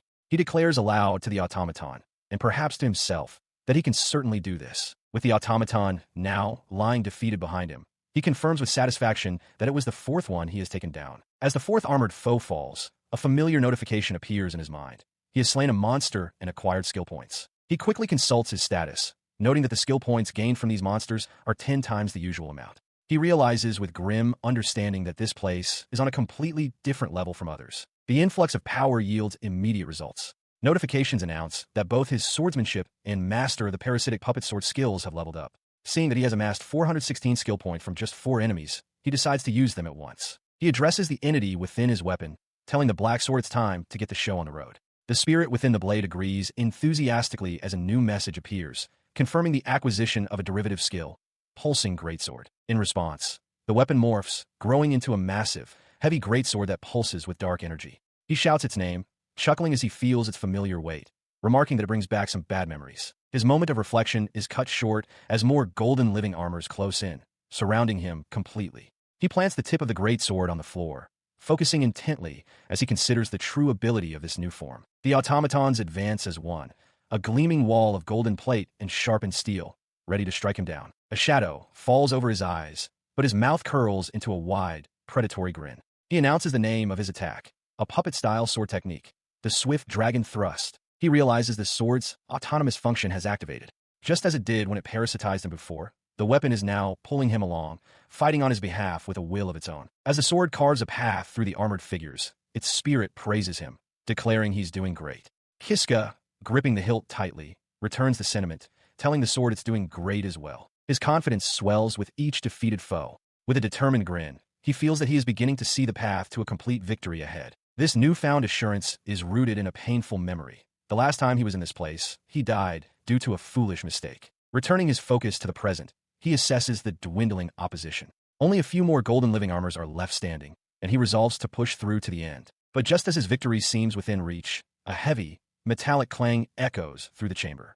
The unexpected sound stops him in his tracks, his expression shifting from confidence to startled confusion. The sound startles not only him, but the remaining armors as well. They twitch to attention, their metallic bodies vibrating from the noise. They cease their assault entirely, parting to form a clear path down the center of the room. At the far end, the hooves of a horse step into view, leaving Kiska utterly bewildered. At the end of the path, a fully armored warhorse comes into view, carrying a rider. Kiska wonders aloud if this is the boss of the room, prompting the sword spirit to sheepishly ask if it had failed to mention it. The rider is a colossal knight in gleaming plate. The sword spirit identifies the new foe as a knight rider, an SS-class monster. Kiska stares in disbelief, demanding to know why the sword hadn't told him something so critical sooner.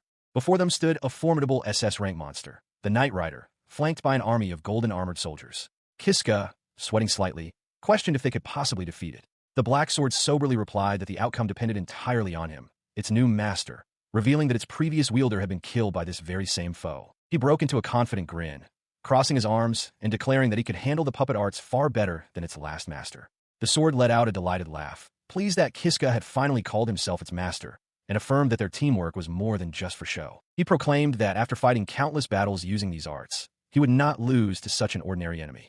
In response, the golden-armored henchmen began their charge. He acknowledged that the henchmen were in the way. With a determined grit of his teeth, he met the first soldier's attack, the clash of steel ringing out. He decided to take them all out in a single move, preparing a puppet-style sword technique as another armored soldier approached. He unleashed the attack, roaring the technique's name, Wind-Cutting Scythe. In a devastating spin, the black sword morphed into a whirlwind of blades, slicing through the entire squadron of golden armor in an instant. The sword could only express its shock and amazement at its master's power.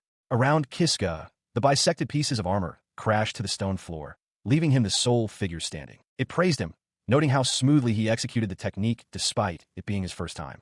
Kiska corrected that it was actually his second time, then added with a smirk that perhaps he was a genius. His brief moment of self-congratulation was interrupted by the heavy, metallic steps of an approaching figure, drawing his immediate, tense attention. He turned, a confident smirk returning to his face. With all the henchmen taken care of, only one foe was left, the Knight Rider itself. He stands his ground as the imposing, armored figure on horseback identifies itself as the Knight Rider. The warhorse lets out a guttural cry, its master's presence overwhelming. Without another word, the armored knight charges, its spear aimed true. Kiska braces himself, meeting the powerful thrust with his own blade in a deafening clash of steel. The force of the blow sends him sliding backward. He realizes the spear's immense range and the painful impact of the block. He asks the black sword if it can get him within the knight's guard, and the sword spirit affirms it will try. As he speaks, a jolt of pain shoots through his arm. His request is met not with an opening, but with another relentless attack. The Knight Rider slashes downward, forcing him to raise his sword in a desperate block as their weapons clash once more. The relentless assault pushes him back step by step. He realizes with dawning dread that the knight's skill with the spear is too great. At this rate, he can't land a single blow and is certain to lose. His grim realization is punctuated by a furious offensive. The Knight Rider unleashes a blinding flurry of thrusts, and Kiska, with a puppet sword, desperately blocks each rapid-fire strike. He throws himself to the side, narrowly dodging a powerful thrust that scrapes past him. He pants, the exertion clear on his face. Gasping for breath, he comes to a desperate conclusion. He tells the puppet sword that it can't be helped. They have to use that.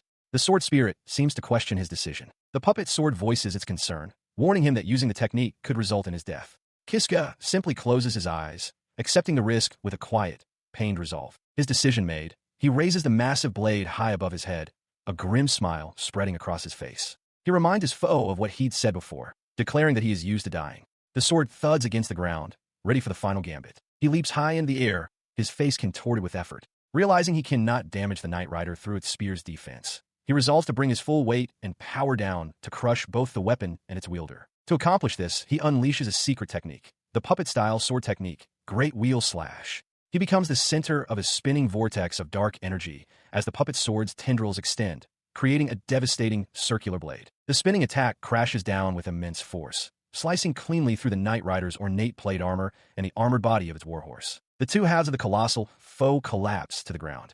Kiska stands over the wreckage, panting as a weak, triumphant laugh escapes his lips. As the sound of crashing metal fades, a message materializes, confirming that he has defeated a monster and earned skill points. The reality of his situation finally sinks in. I won, he murmurs. The spirit within his sword manifests, its voice filled with glee. It exclaims that he did it, eagerly pointing out that with the points they've earned, it can finally reach level 3. He checks his status, and is surprised to see he has accumulated 1,320 skill points. The sword was right. He only needs 700 points to level up the puppet sword to its 3rd level. With a grin, he decides to level it up immediately. As he allocates the points, the puppet sword lets out a piercing cry and begins to expand violently. A notification confirms that the skill Parasitic Sword, Master of Puppet Sword, has reached level 3. The transformation completes, revealing a shocking new form. The sword has morphed into a large, bulbous black creature with a gaping, tooth-filled maw and writhing tendrils. Another message appears, announcing the acquisition of a new derivative skill, Ruthless Predator. He stares at the monstrous creature, utterly bewildered by the change. Puppet sword, he stammers, unable to comprehend its new appearance. What is that form? He stared in shock as the monstrous creature, once his sword, declared that this new form was exactly what it had been searching for. He questioned its utility, pointing out that it was no longer a sword and asking what it could possibly do. The creature's response was simple and direct. It could eat. Before he could process the statement, the creature lunged, its massive, tooth-filled maw clamping down hard on his leg. As it crunched down, it thanked its master, explaining that by consuming him, it could finally become human. A satisfied burp echoed from its form. The horrifying realization struck him, his face contorting in a mask of pure despair. He clutched his head in anguish, lamenting that the puppet sword was just like all the others who had betrayed him. The bitter thought solidified. He had been fooled once again, never expecting that the puppet sword's true goal was to eat him. He sat alone in the quiet room, the weight of this betrayal settling upon him as he considered what to do next. His gaze fell upon a different weapon. He resolved that he would have to stop using the puppet sword for his plans. His eyes then shifted to the inert golden living armor nearby. He began to wonder if he should rely on his own swordsmanship and attempt to steal its sword. He stood before the golden sentinels, his puppet's sword held ready. He considered his options, quickly concluding that simply relying on the sword's autonomous functions wouldn't be enough to force his way through the room. As he contemplated this, a strange, nostalgic scent filled his senses. He wondered if it was merely a sign of his compatibility with the weapon, but the thought was interrupted by the menacing, disembodied form of the sword spirit. He grit his teeth in frustration. His eyes narrowed, sweat beading on his temple as a sudden realization struck him. With a low growl, he understood. "You tricked me." The full weight of this revelation washed over him, his expression shifting to one of wide-eyed shock. He turned away, his head bowed for a moment in silent comprehension. Then, his entire demeanor changed. A sly, confident smile spread across his face as he turned back, touching a finger to his chin. He now saw the situation clearly, understanding that if that was the case, he had his own plans. He faced the spirit of the puppet sword, which now manifested before him as a jagged, black humanoid figure surrounded by floating embers. With newfound resolve, Kiska declared that he had his own intentions as well. In stark contrast to the previous vision, the spirit's single eye blinked, and it greeted him with surprising cheerfulness.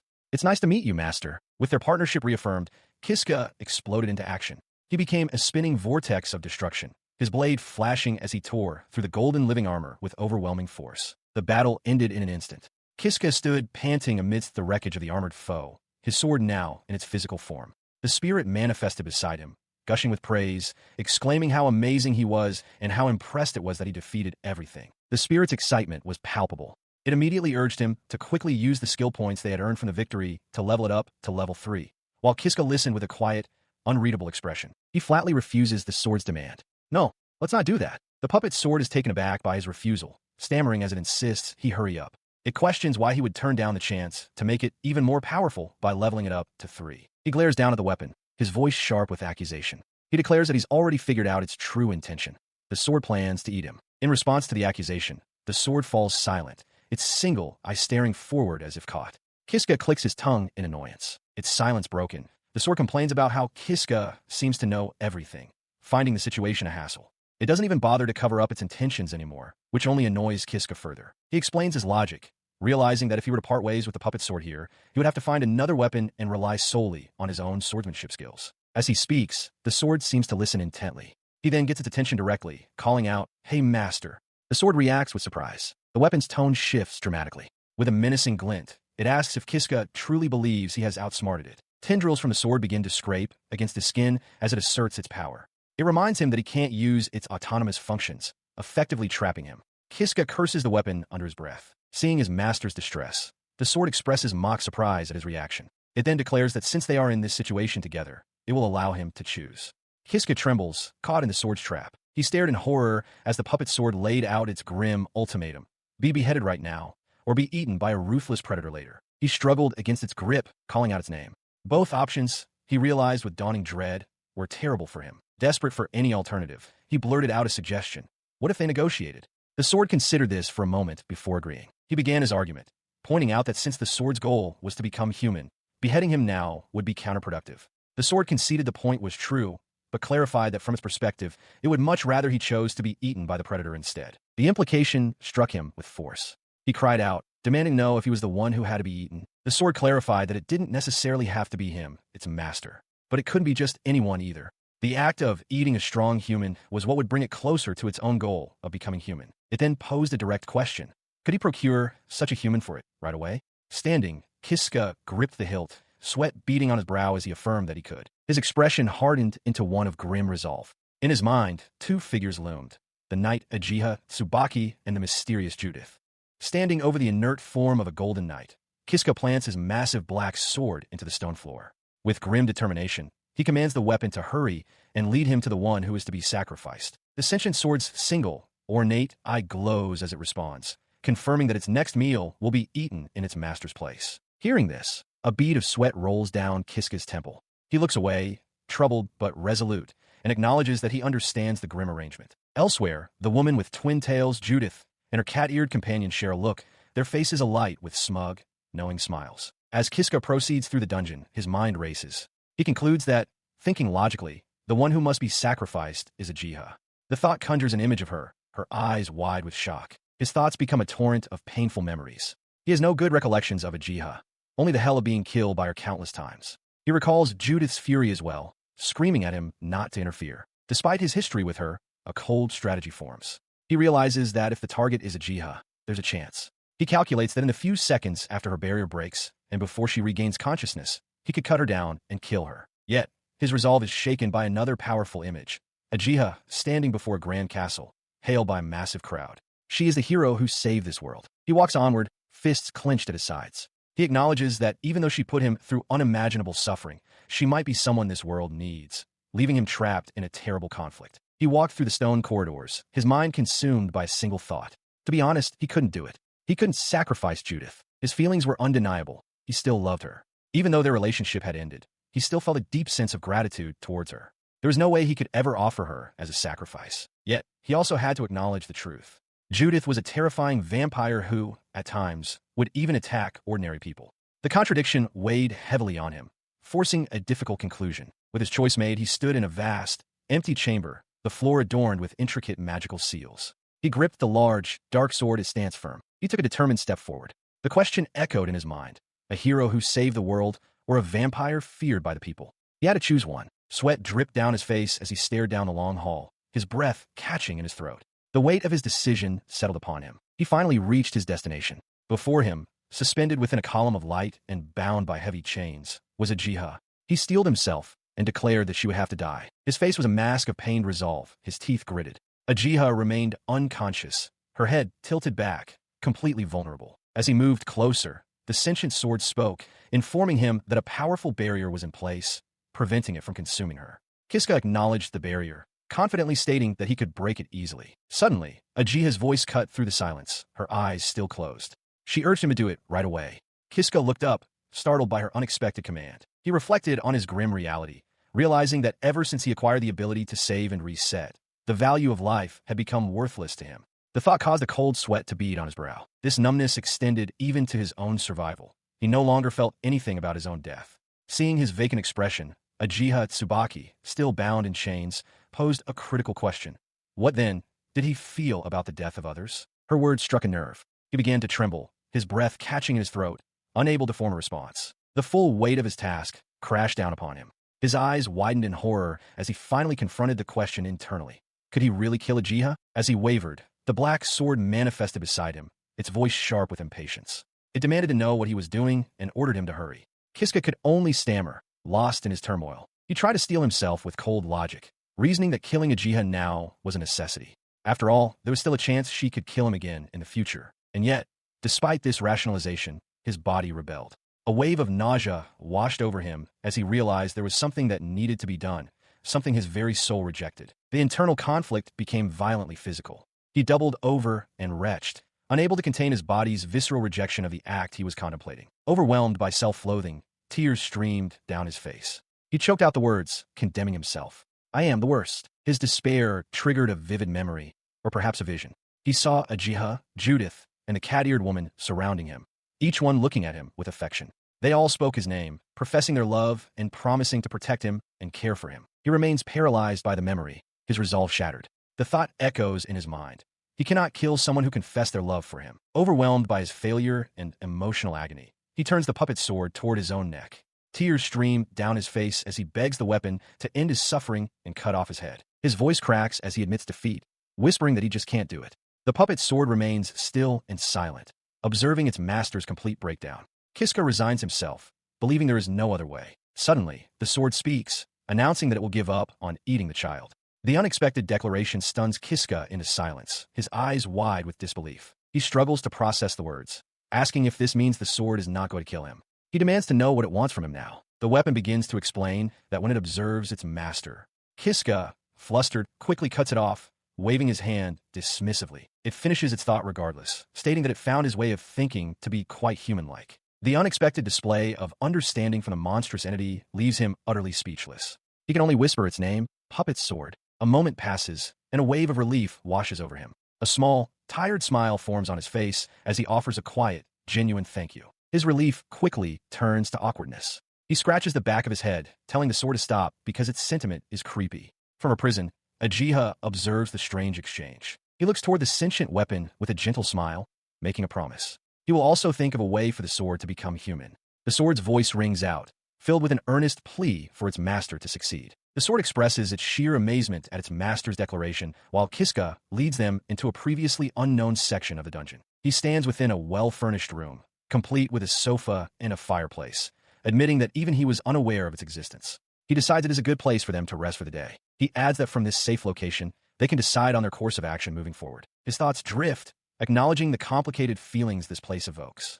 It holds both the sad memory of taking Ajiha's life and the happy memories of the time he spent there with Judith. He explains aloud that since Judith never used this particular room, it is the most suitable spot for them to rest. Taking a seat on the sofa, he turns his attention to the weapon resting on the table and addresses the puppet sword directly. He asks earnestly if there's truly no other way for it to become human besides eating people. The sword's response is a quiet hum, suggesting that there isn't. He continues, seeking to understand its prior logic. He confirms that the sword had thought it could become human by parasitizing someone and simply hunting monsters. The sword affirms that was indeed its belief. The weapon's tone becomes somber as it makes a confession.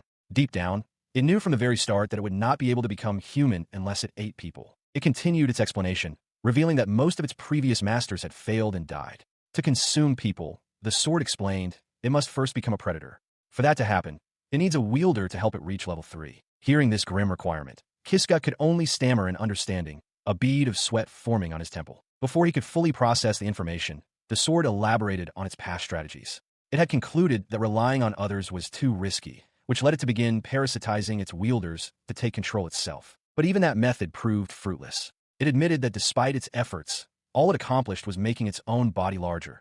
It never discovered how to become a true predator. The sword's tone then shifted, expressing its own astonishment at their current situation. Kiska listened, his expression one of surprise. It confessed its shock at finally finding a human who could not only dominate it, but also effectively use its power. It declared with finality that in all its existence, there had never been a single person who could handle it better than its current master. This praise brought a smile to Kiska's face. He finally understood, realizing aloud that this unique compatibility must be part of the reason the puppet sword had kept him alive. With the air cleared, the sword shifted the conversation, posing a direct question to its master.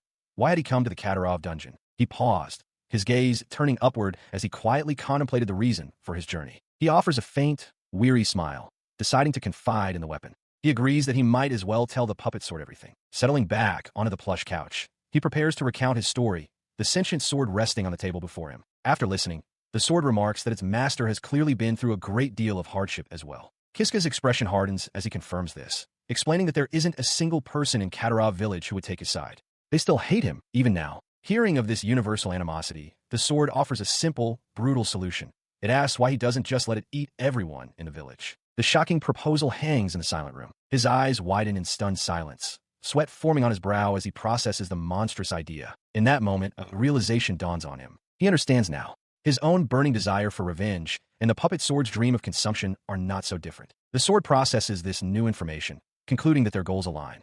It then questions if this means it shouldn't eat the villagers. He leaned in close to the weapon, a wide, vengeful grin spreading across his face. He asked the puppet sword if it could eat them all. The sword, with equal enthusiasm, assured him it would be a piece of cake. His resolve hardened as he gripped the sword's hilt. With their course of action now set, he declared with fierce determination that they could do this. The plan was to begin the following day. He instructed the sword not to leave any of the villagers behind, musing that there wouldn't even be enough for it. With his path decided, he plunged into a dungeon, leaping over stone floors with the puppet sword ready. He vowed to keep pushing forward until they finally escaped. He roared as he charged ahead, swinging the blade in a devastating arc that cleaved through a griffin's head. His expression was one of pure, unwavering focus amidst the chaos of battle. The display of power brought a confident smile to his face. He boasted that at this point, Even an S-rank boss would be no match for them. The sword enthusiastically agreed, addressing him as master. He pressed onward, his eyes fixed on the goal ahead. Having come so far, all that remained was to aim for the dungeon's large, ornate exit door. Just as he reached the threshold, a woman's voice echoed from behind, musing that she had been wondering why the parasite's sword wasn't in its usual place. Startled, he spun around. He turned to find a shocking sight. Judith stood before him, wearing a revealing maid's outfit with a wide, unsettling grin. Utterly bewildered, he could only stammer her name, wondering what in the world was happening. Inside the dungeon corridor, Kiska is confronted by Judith.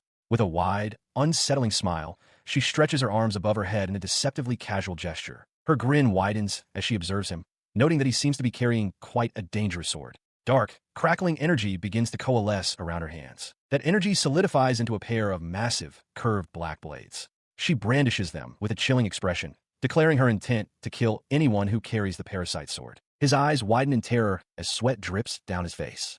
The realization of his dire situation hits him with full force. The parasite's sword speaks to its master, confirming he can sense the immense danger radiating from the woman.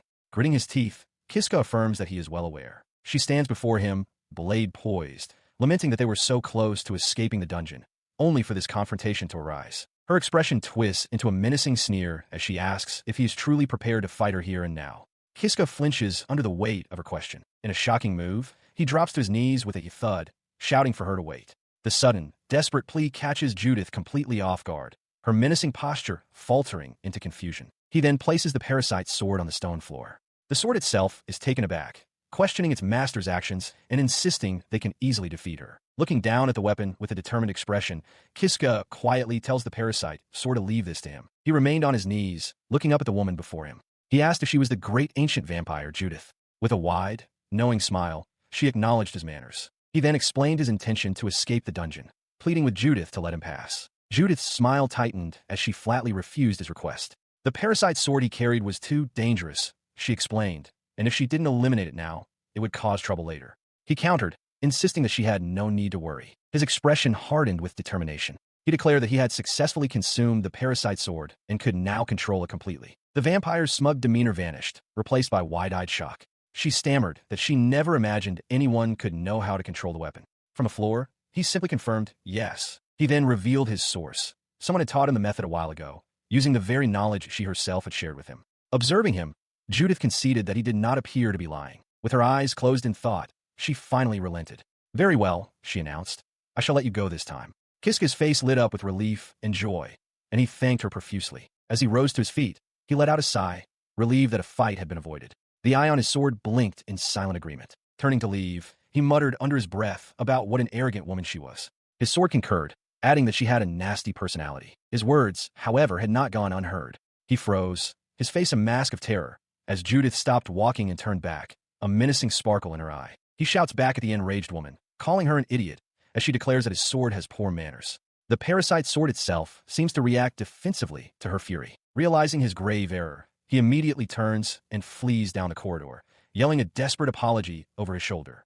Judith is left behind, her anger momentarily replaced by a look of stunned disbelief. After putting some distance between them, he collapses against a stone wall, panting heavily. A wave of relief washes over him, and he bursts into laughter, amazed that they somehow managed to escape. He catches his breath and speaks to the sword, remarking that it was a good thing they got away, as there's no telling what would have happened if they had fought. The sword, however, communicates that it found the entire ordeal to be great fun. The weapon presses the point, asking if its master is angry. It confidently asserts that if they had worked together, they could have easily taken a vampire down. He considers this for a moment, a slight smile on his face. He concedes that the sword might be right, but trails off, leaving the thought unfinished. He then clarifies his true reason, explaining that Judith is someone he really doesn't want to fight. As he speaks, an image of her, calm and composed, lingers in his mind. The sword, not understanding, presses him for a more specific reason.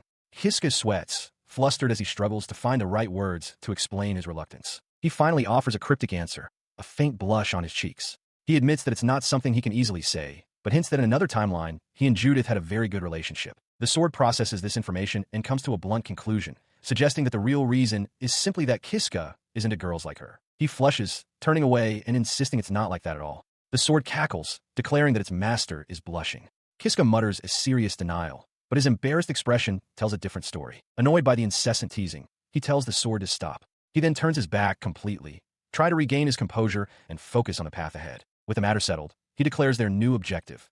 They must now move forward and defeat the final boss of the dungeon. The sword asks if they are leaving, and he confirms with a determined expression. As they proceed, the sword expresses its awe, exclaiming that this is its first time in such a place. Before them stretches a long, brightly lit corridor, its end obscured by a brilliant white light. The corridor leads them into a small, stone-walled chamber. At its center, resting upon an ornate pedestal, sits a single, solitary treasure chest. He approaches the pedestal cautiously. The sword, ever inquisitive, asks what might be inside the treasure chest. He smiles, already knowing the contents. He explains that inside the chest is a crystal of wisdom, an item that grants its finder a random skill. Understanding the opportunity, he decides to give it a try. The sword agrees, and with a click, he unlatches the chest and lifts the lid. As the chest opens, a bright light emanates from within, revealing a glowing crystal.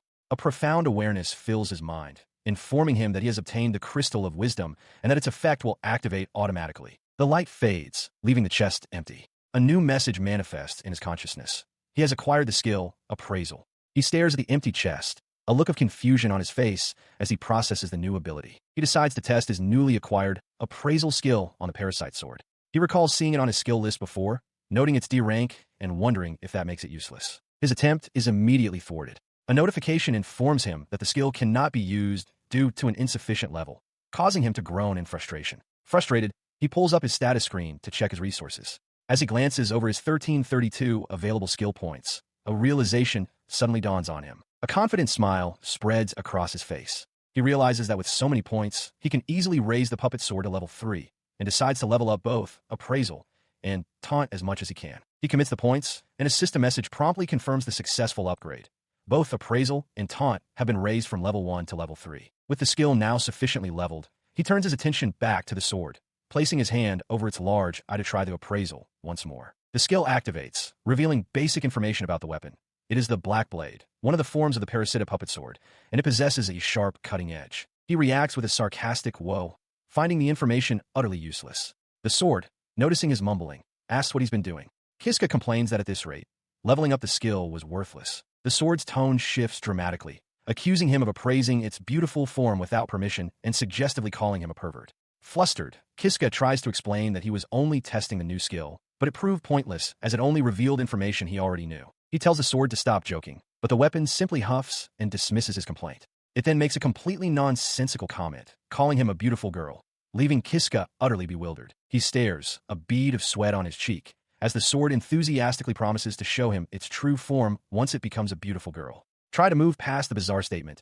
Kiska forces a smile and says he'll look forward to it. Turning his back on the weapon, he declares that he has leveled up his skills and is now ready to proceed. The sword, however, expresses its own curiosity, wondering what kind of person Kiska will be when he becomes a human. The conversation fades as he focuses on the path ahead, a long, tiled hallway ending in a massive, intricately carved set of double doors. He walks the length of the hall, a nervous sweat breaking out on his temple. Taking a deep breath, he hardens his expression and clenches his fist, readying himself. "All right, let's go," he declares, to which the sword readily agrees. He now stands before the towering doors, their immense scale dwarfing him completely. As he hesitates, the sword asks if he is nervous. With a tense expression, Kiska admits that he is a little. In response, the sword erupts into a bizarre, loud cheer, shouting for its master and encouraging him enthusiastically. Kiska flinches, caught completely off guard by the sudden outburst, as the sword mutters that it can't be helped. He whirls around, his face a mask of shock and confusion, demanding to know what that was.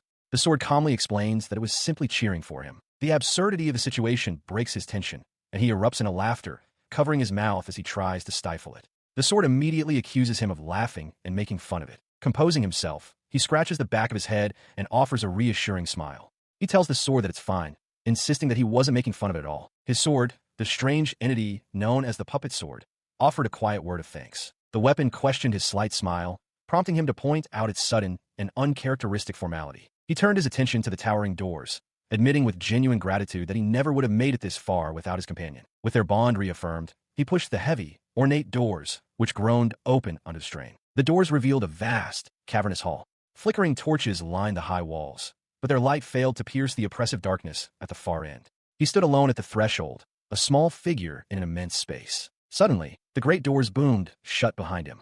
The sword's voice cut through the echo, advising him to save his gratitude for later. Heeding the warning, He drew the blade and dropped into a low stance, eyes scanning the darkness ahead. He understood that the real challenge was just beginning. A bead of sweat traced a path down his temple. Yet his expression was not one of fear. A sharp, determined grin spread across his face as he affirmed his readiness for the fight to come. His readiness was immediately tested as a monstrous form emerged from the shadows. A colossal, armored centipede slithered forward, its sheer size dwarfing the lone boy standing before it. The creature's two massive, glowing white eyes fixed upon him. In their blank, unblinking surfaces, his own small, defiant figure was reflected. The colossal creature loomed before Kiska, its armored segments filling the vast chamber. It was an SSS rank giant centipede, a monster of the highest threat level. Undeterred, the young man held his ground, gripping his sword as he prepared for the inevitable clash. He stared into the monster's glowing eyes, his own narrowing with resolve as a single thought solidified in his mind.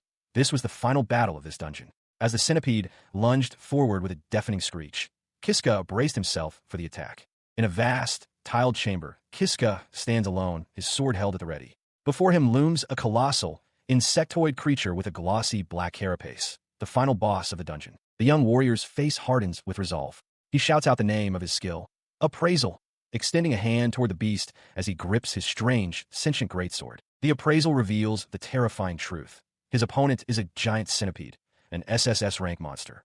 Its venom is so potent it can dissolve even solid metal. The gravity of the situation settles upon him. This is truly the final battle. He grits his teeth, acknowledging the immense difficulty of the fight ahead. Without warning, the creature's maw opens and it spews a torrent of corrosive liquid. Here it comes, he thinks, throwing himself to the ground to narrowly avoid the deadly spray. He watches the venom sizzle on the stone floor, realizing that a single hit means an instant knockout. Steeling himself, he addresses his weapon, the pulsating greatsword, readying his plan. As the centipede unleashes another venomous stream, he puts his trust in his blade. He resolves to use the sword's autonomic functions to evade the poison. The sword guides his movements, allowing him to slip past the lethal spray. Seizing the opening, he shouts his intent, dodge and attack.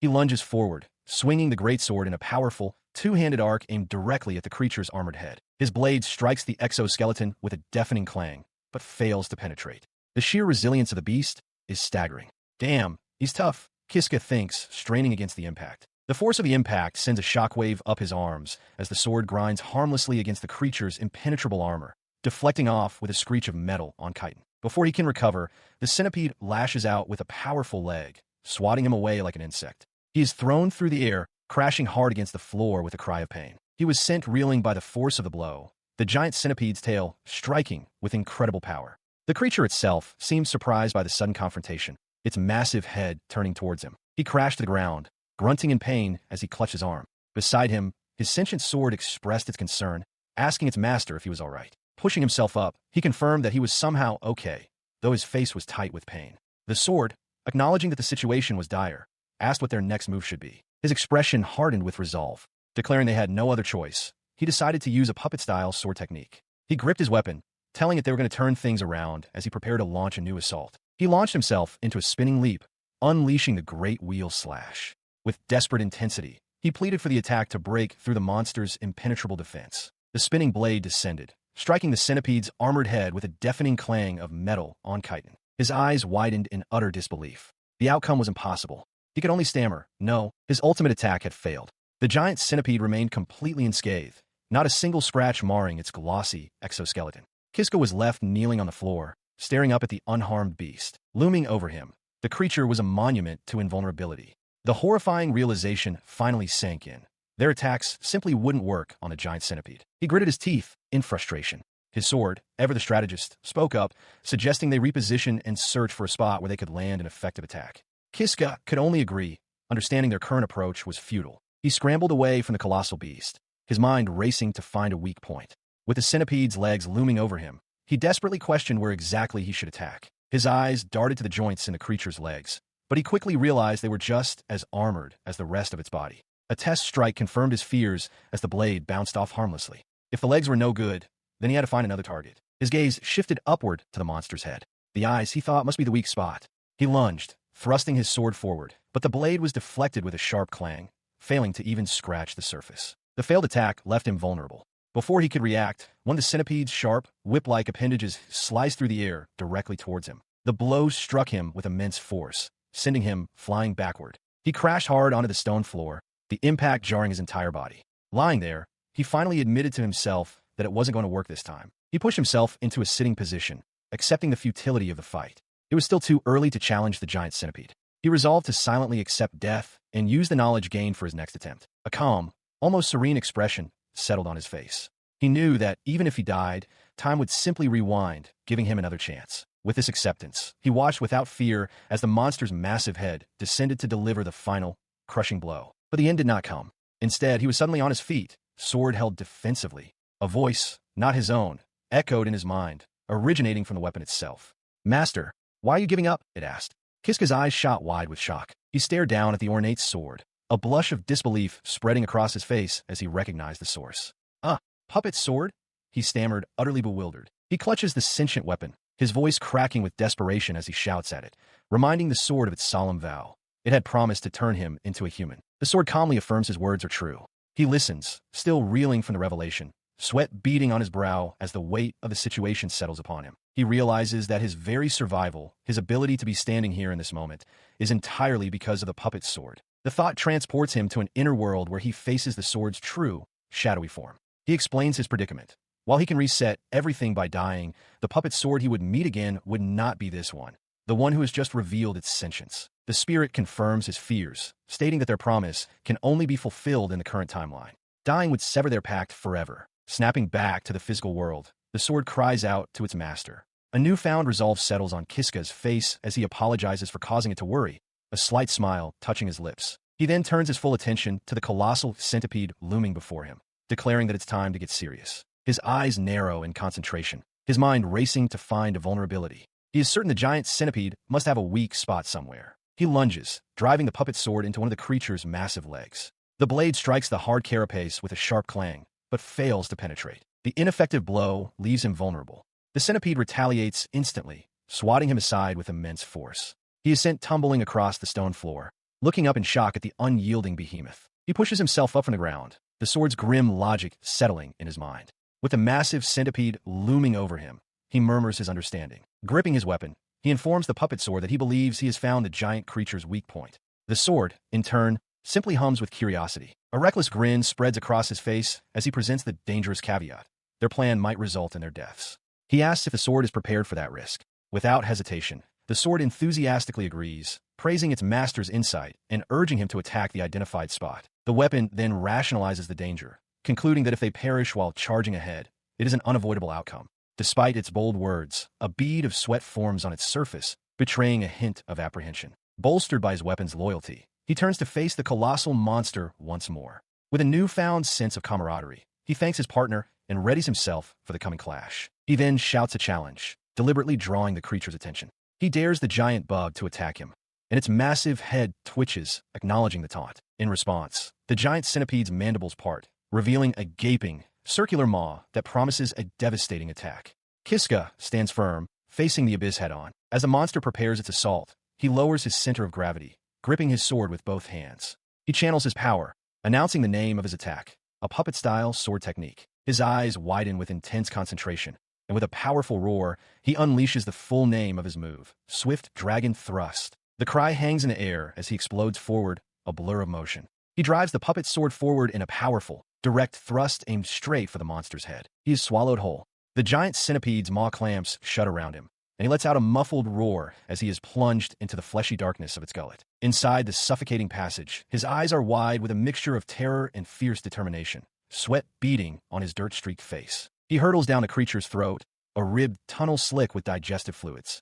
Gritting his teeth against the foul environment, he keeps the puppet sword held ready for the critical moment. The puppet sword communicates with him, its voice echoing in his mind. It observes that with a cut as deep as the one he's about to make, even the monster's thick armor can be pierced. With a determined grin, Kiska confirms he's ready, and the sword agrees, signaling their commitment to the plan. With a final desperate roar, he thrusts the sword with all his strength into the soft flesh of the centipede's vital point from within, causing a violent spray of dark ichor. He wrenches the blade free. The internal damage is catastrophic, causing the creature's head to erupt in a gory explosion. As the colossal body of the centipede collapses, Kiska stands beside the massive, gaping wound he created, the immediate danger finally over. He pants heavily, his face a mask of exhaustion and disbelief. The adrenaline fades, leaving only the stark reality of what he has just survived. A A strange, luminous message materializes in the air before him, announcing that the monster has been defeated and that he has earned skill points. The words hang in the air, but he can barely process their meaning. Staring into nothing, he mutters to himself, questioning if he was truly the one who accomplished such an impossible feat. He stands hunched over, sweat beading on his face as he catches his breath. He quietly acknowledges the immense struggle he endured. In stark contrast, the puppet sword erupts with joy, congratulating its master on the victory. It declares that they have finally beaten the boss and that it's time to celebrate. The quiet exhaustion gives way to a raw, cathartic roar. He throws his head back, fists clenched, and screams out the truth of his ordeal. He kept struggling, he shouts, and now, finally, he has conquered the Katarov dungeon. On the cold stone floor of a dungeon, a young man with silver hair recalls his grim past. He was falsely accused of murder, a crime he did not commit, and as punishment, he was banished to the deepest levels of this unforgiving labyrinth. His mind flashes back to the countless life-or-death battles he has endured since that day. He fought relentlessly against monstrous bugbears, headless steeds wreathed in flame, and imposing suits of living armor, all in a desperate struggle for survival. His struggle culminates in a triumphant, ragged cry. After all the bloodshed and hardship, he has finally achieved the impossible. He has conquered the entirety of the Katarov dungeon. His declaration is met with an unexpected phenomenon. A message materializes in the air, announcing a reward for the one who defeated the great centipede. Before his astonished eyes, a brilliant light coalesces into the form of a magnificent sword. The light fades, revealing the weapon in full detail. A formal notice confirms its identity. He has obtained the blazing sword. He reaches for the new blade, a look of genuine surprise on his dirt-streaked face. The realization dawns on him that such a system of rewards exists even in this forsaken place. As he examines his prize, his other weapon, the sentient puppet sword, seems to silently accuse him of infidelity. With a sheepish grin, he placates his living weapon, admitting he was just tempted a little. He then draws the blazing sword, its blade erupting in a fiery aura. He marvels at its power, noting how useful it could be. Beside him, the puppet sword seems to sulk, but he dismisses its feelings, deciding it can't be helped. He turns to his original companion, thanking it, but explaining his rationale. He confides that acquiring this new sword is a convenient precaution. If the puppet sword were to reach Predator Level 3, he fears it might become uncontrollable. With that settled, he declares it's time to move on. His gaze falls upon a glowing magic circle on the floor, an exit from his long confinement. With a confident smile, he decides to keep the blazing sword as a backup, just in case, ready to finally leave the dungeon behind. He stood before the brilliant teleportation circle, questioning if it was truly his way out. The puppet sword, held firmly in his hand, affirmed his belief with certainty. With his path confirmed, he took a steadying breath and turned towards the swirling vortex of light, his expression hardening with resolve. As the teleportation magic enveloped him, he reflected on his ordeal. His days trapped within the Katarov dungeon had been a long and painful trial. But now, with a sense of finality, he understood it was time to bid that suffering farewell. A blinding flash of light consumed him, pulling him from the depths of the dungeon. The intense sensation subsided, and his eyes blinked open, adjusting to a world beyond stone walls. He found himself standing on a high stone terrace, the dungeon's exit, which overlooked the peaceful town nestled amongst rolling hills. For a moment, he simply stood there, taking in the sight of civilization after so long. Then his eyes widened in utter disbelief at the scene before him. It was the very town from which he had been exiled. He stands frozen on the stone terrace, clutching the massive, dark sword as he stares up at the vast, cloud-filled sky, a sight he hasn't seen in what feels like an eternity. Taking in his surroundings, he sees he is at the top of a grand staircase built into the side of a hill, overlooking a dense forest. A lone guard stands watch at the bottom. His sudden appearance startles the two guards at the top of the stairs. One calls out in alarm, asking what is happening, while the other shouts that a dungeon riddernee has appeared. Someone has cleared the dungeon. Kiska, however, simply looks down, his expression somber and unreadable. As he begins his descent, the puppet sword speaks to him, asking its master how he feels now that he has finally returned to the surface. Kiska quietly responds, his gaze still fixed on the steps before him, mentioning the sky he saw after so long. He continues his thought, his voice heavy with emotion, admitting that the sky, it was too beautiful. The sword questions this sentiment, asking if the sky of Katarov village, the very place where he suffered so much, could truly be beautiful. Looking toward the town gates, Kiska affirms that in the end, the sky is still beautiful. Walking through the gates into the town, he feels a wave of calm, thinking that he might be able to forgive everything. His arrival, however, is immediately noticed by his former tormentors in the crowd, who recognize him with shock and disbelief, questioning how he could have possibly cleared the dungeon. His mind flashes back to his ordeal. He remembers the constant worry, recalling how even when he tried to use a jiha as a sacrifice, he was overcome with guilt and threw up on the spot. He then recalls standing among the shadowy forms of the monsters he'd slain, a faint, unsettling smile on his face as he wondered if he was the kind of person who simply couldn't bring himself to kill others. His expression hardens in the present moment. Sensing this shift, the puppet sword poses a critical question. So, does this mean you don't want to seek revenge anymore? He answers the sword's question with a chilling, predatory grin. His eyes narrow with malice as he confirms his intentions, stating that the thought of forgiveness is not on his mind at all. His dark resolve delights the puppet's sword, which erupts in a series of gleeful, echoing laughs, proclaiming that this is the attitude it was hoping for. As their murderous intentions align, a surge of power manifests as a notification before him. It announces that the parasite sword has leveled up to level 3, and through this evolution, he has obtained a new skill, Brutal Predator. He speaks the name of the new ability aloud, an aura of palpable menace emanating from him. The nearby villagers, witnessing this strange event, cry out in alarm, wondering what is happening. With the villagers distracted by confusion and fear, he gives a simple, brutal command to his weapon. Go. He orders the puppet sword. He then adds a horrifying clarification, his face contorted in a mask of pure hatred. He commands the sword to devour every single villager, leaving no one behind. The puppet sword cheers with glee and lunges forward, its massive, tooth-filled maw descending upon a terrified villager, whose screams are cut short. While the sword begins its rampage, Kiska turns and sprints away from the scene. The commotion attracts the attention of two of his former bullies, who stare in disbelief at the monstrous entity. One urges the other that they need to flee immediately. Their escape is blocked as Kiska appears before them, moving with startling speed. He dispatches them with a series of swift, incapacitating blows, sending them sprawling to the ground. Standing over their fallen forms, he greets them with a cold smile, remarking that it has been a long time. Staring up at him from the ground, their expressions shift from shock to utter terror as they recognize their former victim. One of them stammers out his name, demanding to know why he has returned. He loomed over his defeated tormentors, a wide, unnerving grin stretching across his face. With a chillingly casual tone, he made his demand. Hey, tell me where Darga is. The spiky-haired bully stared back in disbelief, sweat beading on his brow. Are you kidding me? He stammered, his fear warring with defiance. Why the hell would I tell you anything? His words were cut short as a small flame from Kiska's sword flickered dangerously close to his cheek. In response to the defiance, Kiska admired his newly manifested weapon. This blazing sword is nice. He mused. It can burn anyone I strike with it. To prove his point, he pressed the fiery blade against the bully's face, eliciting a raw scream of agony. He leaned in closer, his expression a mask of sadistic pleasure as the other bully pleaded for him to stop. But just so you know, Kiska whispered, his voice soft yet menacing, I'll keep burning your faces until you do. Satisfied for the moment, he turned his attention to the monstrous form of his puppet sword, which materialized beside him. I've got some errands to take care of, he informed the creature, so you can go wild as you please.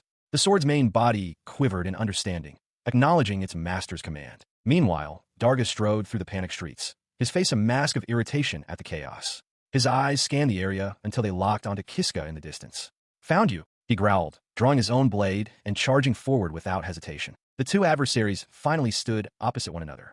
Darga's charge halted, his expression a mixture of surprise and disbelief, while Kiska simply waited for him, a confident, knowing smirk on his lips. Breaking the silence, Kiska offered a casual greeting. Long time no see. Darga, his former bully, could only stare, stammering in shock. Dubba, are you here? Darga quickly shook off his surprise, his expression hardening into annoyance.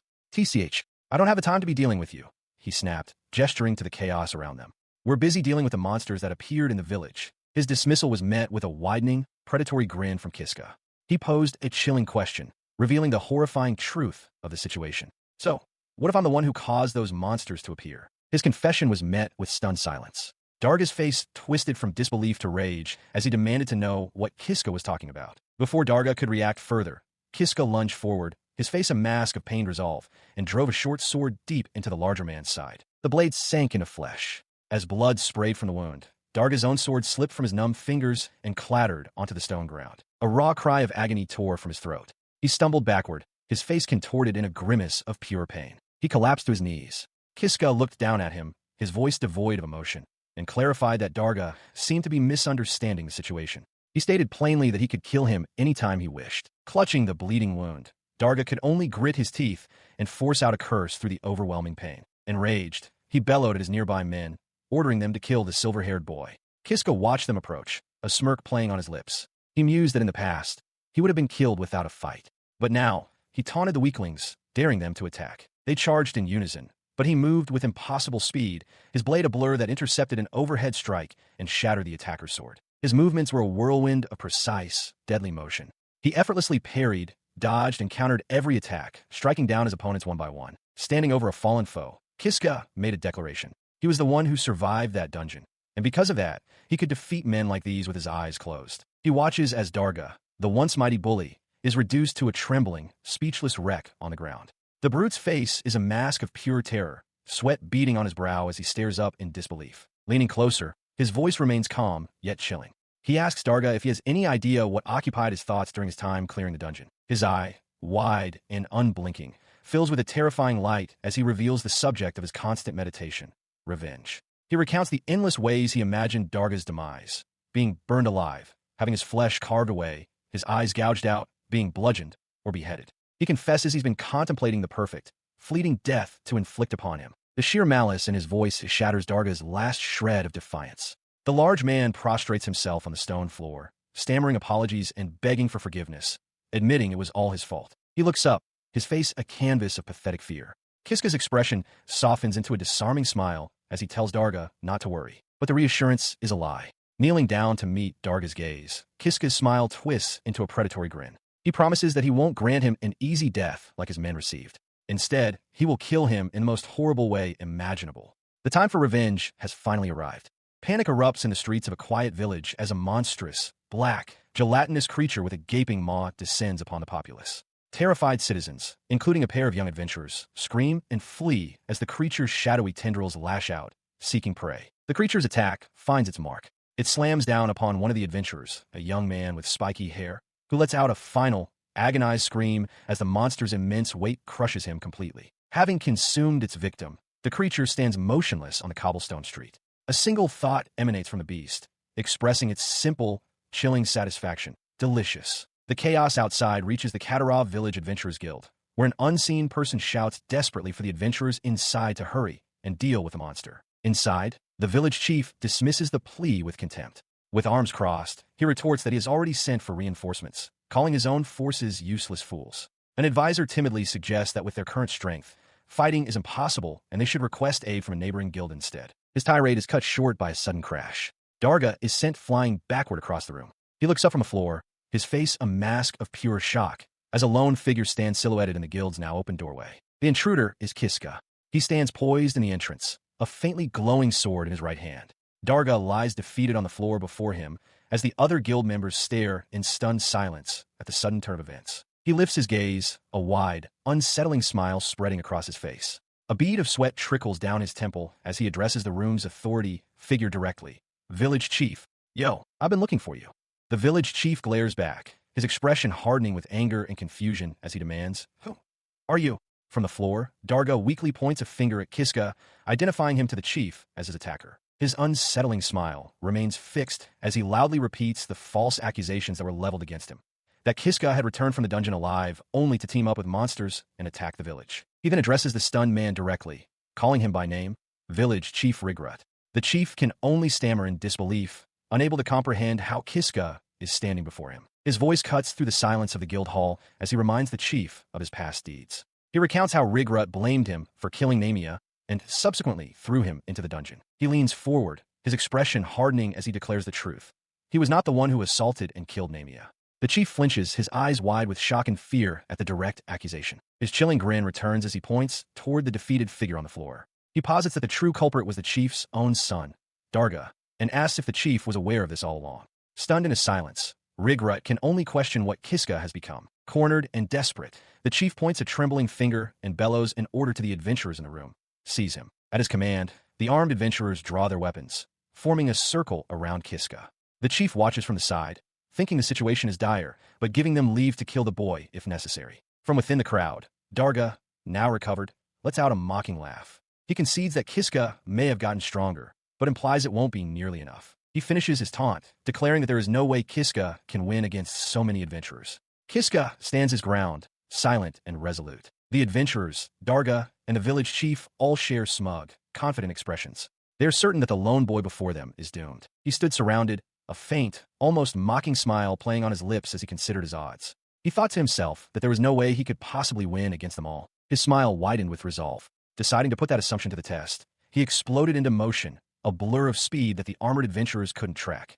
Before they could react, one of them was struck down. The sudden violence shocked the onlookers. Another adventurer in full plate armor swung his sword, but Kiska met the blow with a strange, glowing blade of his own.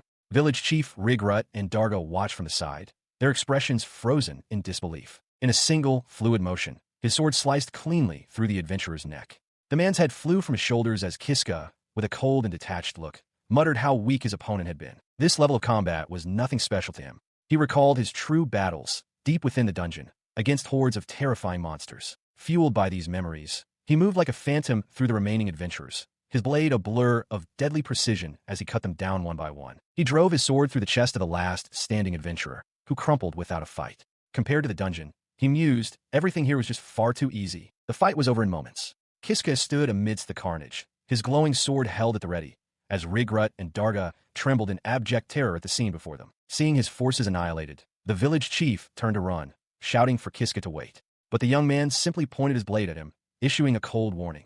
If he ran, he would be killed. His threat froze them in place. With a chilling smile, Kiska informed both father and son that if they even thought about running, he would cut their heads off right then and there. He looks down at the captive father and son, a chilling smile spreading across his face. With Darga and the village chief finally together, he proposes they play a small, special game. The two men stare back, sweating and wide-eyed with terror. The village chief stammers, questioning the idea of a game, while Darga can only manage a confused utterance. Kiska's smile remains, but his eyes are shadowed as he clarifies the rules. From this moment on, one of them will be tortured. As a cruel, spiked torture device materializes around him, he generously offers to let the two of them decide who it will be. He tells the father and son to talk it over. His expression hardens with impatience. He shouts at them to hurry up, declaring that letting them discuss it at all is an act of generosity. Faced with this impossible choice, Darga and the village chief can only stare in abject horror, their faces pale and slick with sweat. The silence is broken by the village chief. He turns to his son and declares that Darga will be the one to take the torture. He reasons that this all happened because Darga killed Namia, and, as the chief, he still has important duties to attend to. Darga recoils in disbelief, which quickly twists into rage. He roars at his father, asking if he's kidding. He reminds the old man that it was he, the village chief, who framed Kiska for the crime in the first place. Grabbing his father's collar, Darga screams that he committed the murder for his father's sake, and therefore the chief should take the torture for him as well. In the background, Kiska begins to laugh. His laughter subsides, replaced by a look of utter disgust. He remarks on how pathetic they are. He had thought that, as father and son, one might have selflessly offered themselves to spare the other. He looks down at the two panicked men, a flicker of disappointment in his eyes. Announcing that their time is up, he internally concedes that he held a tiny bit of hope for them, but it was clearly too much to expect. Their faces contort in sheer terror, sweat beading on their brows as they realize their indecision has cost them dearly. His own face, however, twists into a cruel, satisfied smile as he delivers his verdict. Both of them will be tortured. At this verdict, the village chief immediately throws himself to the floor in a deep bow, loudly apologizing for all the trouble his son has caused. He continues his desperate plea, begging to be spared and offering up his own son for whatever punishment Kiska sees fit. This blatant betrayal brings a look of wide-eyed, almost gleeful, realization to Kiska's face. He looks down at the groveling man, a dark smile playing on his lips. He thinks to himself that there could be no more disgusting sight in the world than a father selling out his son to save his own skin. While his father remains prostrate, Darga erupts in fury, calling the old man a piece of trash. Kiska, observing the scene, remarks that the father and son are perfect and announces that he has made his decision. Hearing this, the village chief looks up with a sycophantic, hopeful grin, while Darga stares in horrified disbelief. Kiska's voice is heard, stating that he will grant the village chief's request. Darga, clutching his arm in shock, suddenly throws himself to the ground as well.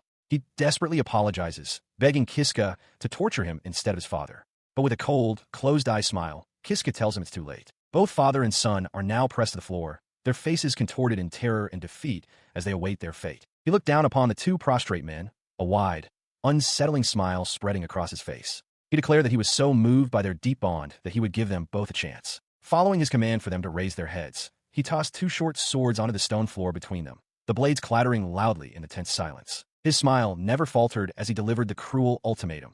They were to fight each other to the death.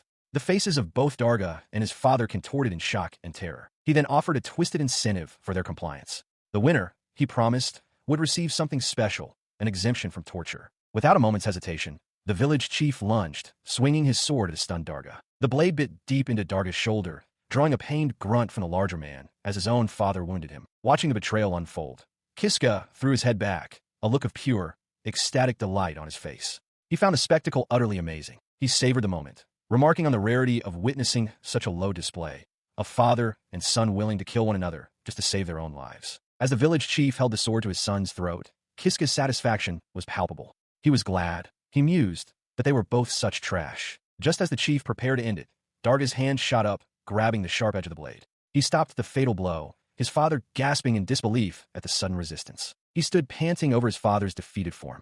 From nearby, Kiska began to applaud, offering congratulations to Darga for his victory. Kiska then calmly stated that he would no longer torture him. A wave of relief washed over Darga's face as he stammered, asking if this meant he was forgiven. Kiska simply affirmed it. He then presented Darga's reward for winning, a serious duel to be held immediately. A strange, fiery energy now coated Kiska's blade. Darga's relief instantly evaporated, replaced by sheer terror. He stared in disbelief, stammering that there was no way he could possibly win against Kiska. Kiska's expression hardened as he began to list the reasons for this duel. He recounted how, for as long as he could remember, Darga had made his life a living hell, simply for being an Alcusian with silver hair, for ruining the fields for the constant beatings. Darga could only begin to apologize, his voice filled with anguish as he delivered the final, most damning accusation. Darga had made things even worse by taking away the person he loved most. He had killed Nemia. Faced with this truth, Darga desperately tried to defend himself, claiming he had simply lost control in the heat of the moment. He insisted he was truly sorry for what happened. His apology was met with a calm, almost serene smile from Kiska, who confessed that he was actually very happy when Darga killed his own father moments earlier. The statement left Darga utterly bewildered. The reason, Kiska explained as his face contorted with rage, was simple. With Darga's father out of the way, he could now kill Darga with his own 2 hands. With that furious declaration, he lunged forward, driving the fiery blade deep into Darga's chest. His eyes, narrowed with grim finality, were splattered with the dark blood of his foe. As he withdrew his blade, the dark energy clinging to it lashed out, severing the top knot from Darga's head. The bodies of the village chief and his son lay still upon the stone floor. He stood in the sudden silence, the sole living person in a room now littered with the dead. His fiery sword cooled, its glow fading as the deed was done. His thoughts turned to the one he had lost. A vision of Nemia's gentle smile filled his mind as he whispered her name. He had avenged her. His long-sought revenge was finally over. But the voice of the puppet's sword broke through his reverie, urging him to move. Agreeing, Kiska turned and ran for the exit, just as a deep, guttural rumbling began to shake the very foundations of the building. He burst out into the cobblestone street, the rumbling growing louder. He stopped short, a look of utter confusion spreading across his face as he stared at what stood before him. Dominating the street was a colossal, perfectly smooth, black egg. The puppet's sword spoke again, its voice emanating from the impossible object, leaving Kiska to stammer in disbelief, questioning if this was some kind of joke. In the middle of an empty village street, Alk stands frozen, his body rigid with shock and his mouth agape. His stunned gaze is fixed upon a colossal, dark, ovular object that has materialized before him. Utterly bewildered, he questions aloud if this could possibly be the puppet's sword. He continues to stare at the impossible object, his voice trembling as he demands to know what it is. A sharp cracking sound answers him. His eyes widen in alarm as a thin fissure suddenly appears on the object's smooth, dark surface. The single crack rapidly spiders outward, branching across the entire structure. A realization dawns on him, and he gasps the word, egg. The egg violently shatters, exploding in a shower of dark fragments. Alk instinctively throws an arm up to shield himself from the blast. He is drenched in a thick, viscous liquid that splatters across the street. Wincing, he recognizes the substance covering him. Is this egg white? As the steam clears, a figure is revealed, standing where the egg once was. It's a young woman. Alk's eyes widen in disbelief and recognition as he utters her name, Puppet Sword. He immediately draws his own blade, dropping into a cautious stance. The woman kneels silently on the cobblestones, surrounded by pools of the translucent fluid. Her long, light hair drapes over her form, and her gaze is vacant. The remnants of the strange hatching, the thick, white liquid, slowly settle and spread across the uneven stones of the street. As she stood before him, Alk's face filled with awe and disbelief. He stammered, barely able to comprehend the sight, asking if she had truly become human. He let out a breath of relief, smiling as he murmured his thanks. But as the woman looked down at her own hands, his smile faltered, a flicker of confusion crossing his face. The source of his unease became terrifyingly clear. The right side of her face was a grotesque mockery of humanity, a mass of corrupted, dark flesh with a monstrous, multi-pupiled eye staring out in horror. The sight struck Alk with the force of a physical blow, his own eyes widening in pure, undiluted shock. He stumbled backward, his voice cracking as he repeatedly shouted his denial. Beside him, the woman clutched her head, her own silent scream of despair echoing his. Her anguish erupted into a full-throated cry. She shrieked that this was not what she wanted. All she had ever desired was to become human. Al could only stare, whispering her name, Puppet Sword. Tears streamed down her face, one side human and sorrowful, the other monstrous and weeping. She questioned the point of becoming human only to look like this, her voice dropping to a broken plea. Kill me. Her request hung in the air as she sobbed. Jolted from a stupor, Alk vehemently refused, shouting at her not to say something so stupid. He insisted there was no way he could ever do that. His expression softened, his resolve hardening into a gentle smile. He looked directly at her and declared with unwavering conviction that he didn't care what she looked like. She was his partner. His words seemed to pierce through her despair. She looked up, tears still glistening on her corrupted cheek, and asked a question that stunned him into silence. If that was true, could he love her, even like this? He stares, momentarily stunned by her desperate, tear-filled question. Her face, a tragic combination of human beauty and monstrous corruption, awaits his answer. A blush spreads across his cheeks as he finds his voice, his shock giving way to a heartfelt smile. He stammers at first, simply saying he can, before declaring with conviction, I can love you. His words wash over her, and her eyes close in overwhelming relief. Fresh tears of pure joy stream down both sides of her face as a radiant smile breaks through her sorrow. She looks up at him, her voice filled with profound gratitude. Through her happy tears, she thanks her master. Her expression shifts, however, a hint of apprehension returning as she begins to add a caveat. At that exact moment, a dark, ominous presence looms from above, and Alk's joyful expression vanishes, replaced by sudden alarm. The amorphous, dark entity that is the sword's true self descends upon them. From the ground, the puppet sword's voice turns cold and distant as she addresses her master, telling him he is a terrible liar. The accusation hits him with the force of a physical blow. His eyes widen in pure, uncomprehending shock. Before he can react, the dark mass surges forward, its tendrils wrapping around the puppet sword's human form. Her hand reaches out from the swirling darkness as she is consumed, and Alk can only stare, muttering her name in horror. The transformation completes in a violent eruption.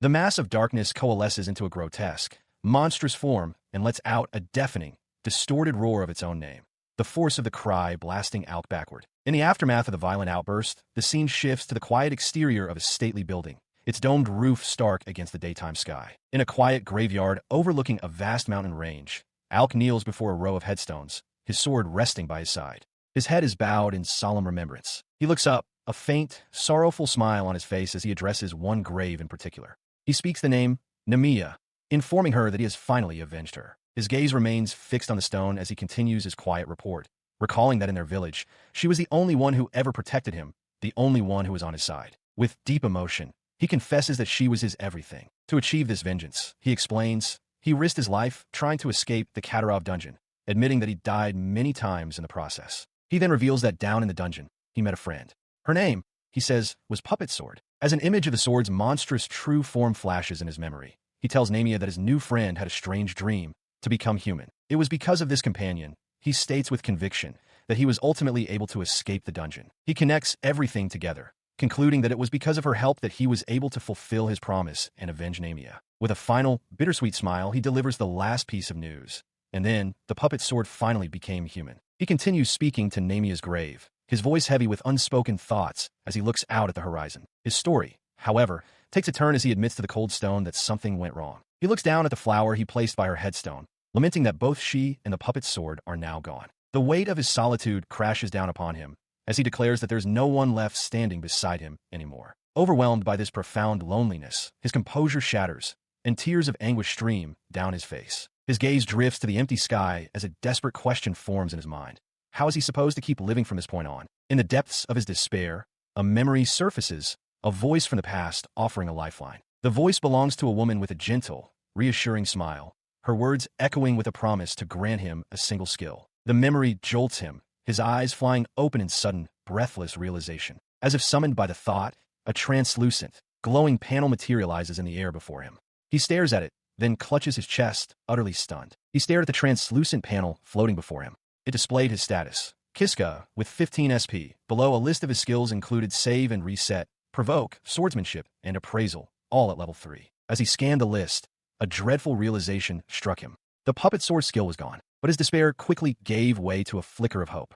He still had one crucial ability left, Save and Reset. The thought solidified his resolve. He hadn't endured everything just to end up in this bleak reality. He stood amidst the graves, his grip tightening on the hilt of his sword. With his decision made, he turned his back on the tombstones and began to walk, each step firm and deliberate. His path led him to the edge of a precipice. He vowed to himself that to seize the future he truly wanted, he would redo this as many times as it took. A manic grin spread across his face. He shifted his weight, his boots scraping against the stone edge. He spoke into the wind, a promise to a lost power. "Wait for me." Puppet soared. His eyes narrowed with unwavering conviction as he continued his declaration.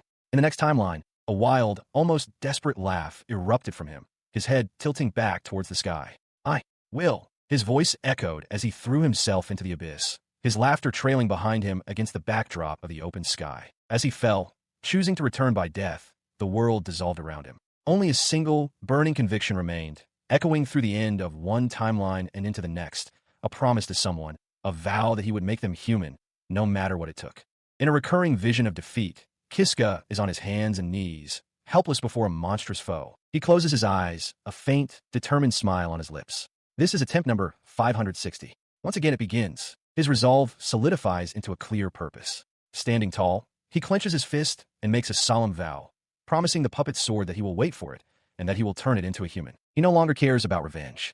He accepts that even killing Darga will not bring Namia back. With this new purpose in mind, he stands before two large, intricate magic circles glowing on the floor of a stone chamber. He turns and proceeds down a long, torch-lit dungeon corridor, determined to save the only friend he has found in this place. His journey through the corridor leads him to a large, ornate stone sarcophagus. He recognizes it as being connected to the puppet sword's dream. He suddenly realizes something is wrong. He looks around the empty hall in alarm, calling out for the puppet sword, only to find it gone. He turns his gaze toward the deep darkness of the corridor. As he wonders what might be inside the darkness, a shadowy, three-fingered appendage shoots out with incredible speed, wrapping tightly around his leg.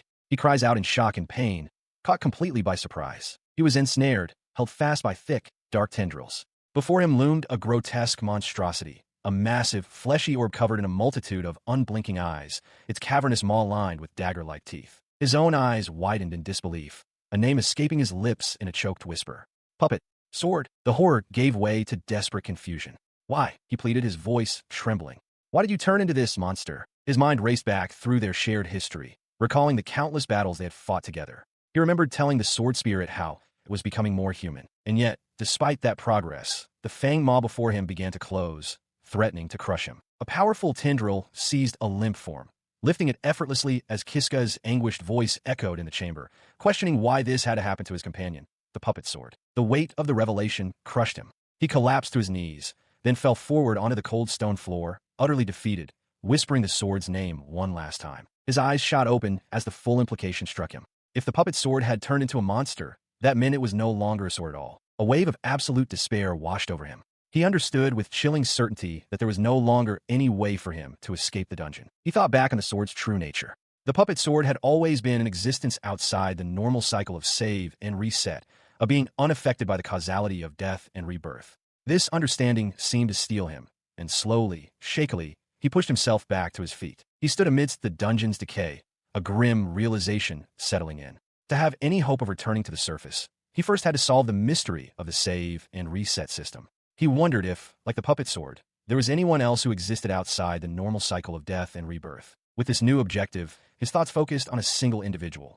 There was only one person he could possibly turn to for answers. He proceeded down a long, torch-lit corridor, his steps echoing in the oppressive silence. His destination came into view, and he steeled himself. He admitted internally that he wasn't thrilled about this course of action, but he had no other choice. Before him, suspended within a column of light, was the woman, Ajiha Tsubaki. She floated unconscious, bound by heavy chains that wrapped around her armored form. He stared at her face, his mind racing. This was Ajiha, the very person who had granted him the save and reset ability in the first place. He knew the danger this represented. There was a very real chance she would simply kill him again. But the thought of repeated death no longer fazed him. He resolved that no matter how many times she struck him down, he would simply keep coming back. His purpose was clear. He would persist until he learned the truth about the save and reset from Ajiha herself. Reaching forward, his hand made contact with the containment field, and it instantly shattered. The sudden release sent Ajiha tumbling to the stone floor. Kiska watched, stunned, as she stirred and began to wake with a soft yawn. He watches as the woman he freed, Ajiha Tsubaki, slowly comes to her senses. Her eyes, filled with confusion, fix upon him. After a moment of silence, she speaks, her voice soft and uncertain, asking who he is. His hope shatters. With a look of disbelief, he asks if she truly doesn't remember him. She looks down, a pained and apologetic expression on her face. She explains that if they have met before, she is sorry, but she simply cannot remember him. He quickly dismisses her apology, trying to appear composed as he tells her it doesn't matter if she doesn't remember. He hesitates for a moment before speaking again, acknowledging that it's a strange thing to ask someone she has just met. Her question cuts him off, revealing the true depth of her memory loss. With a look of genuine confusion, she asks if he knows who she is. He reels back, his eyes wide with shock at the realization that she doesn't even remember herself. His gaze drifts upward, taking in the stone-carved ceiling of their prison. He confirms their location, the Katarov dungeon. He confirms her unspoken question about their surroundings, stating plainly that they are in the Katarov dungeon. The truth is now undeniable. Ajiha has amnesia. His mind races with this new complication. He observes that she can still talk, so it's not a complete loss of memory. Seizing the opportunity, he addresses her by name and asks if she knows anything about the puppet sword. He presses on, asking about the puppet sword, but Ajiha can only look back with a pained, confused expression. She murmurs the name as if trying to grasp a forgotten memory, but ultimately concludes that she doesn't think she knows it. She apologizes for her inability to help, but he quickly raises a hand, reassuring her that it's fine if she doesn't know. He then begins to explain that, for reasons he doesn't fully understand, the puppet sword is a living sword. More importantly, he states with conviction, she is his friend who has been turned into some kind of monster. His purpose here, he continues, is to find a way to make her dream of becoming human come true.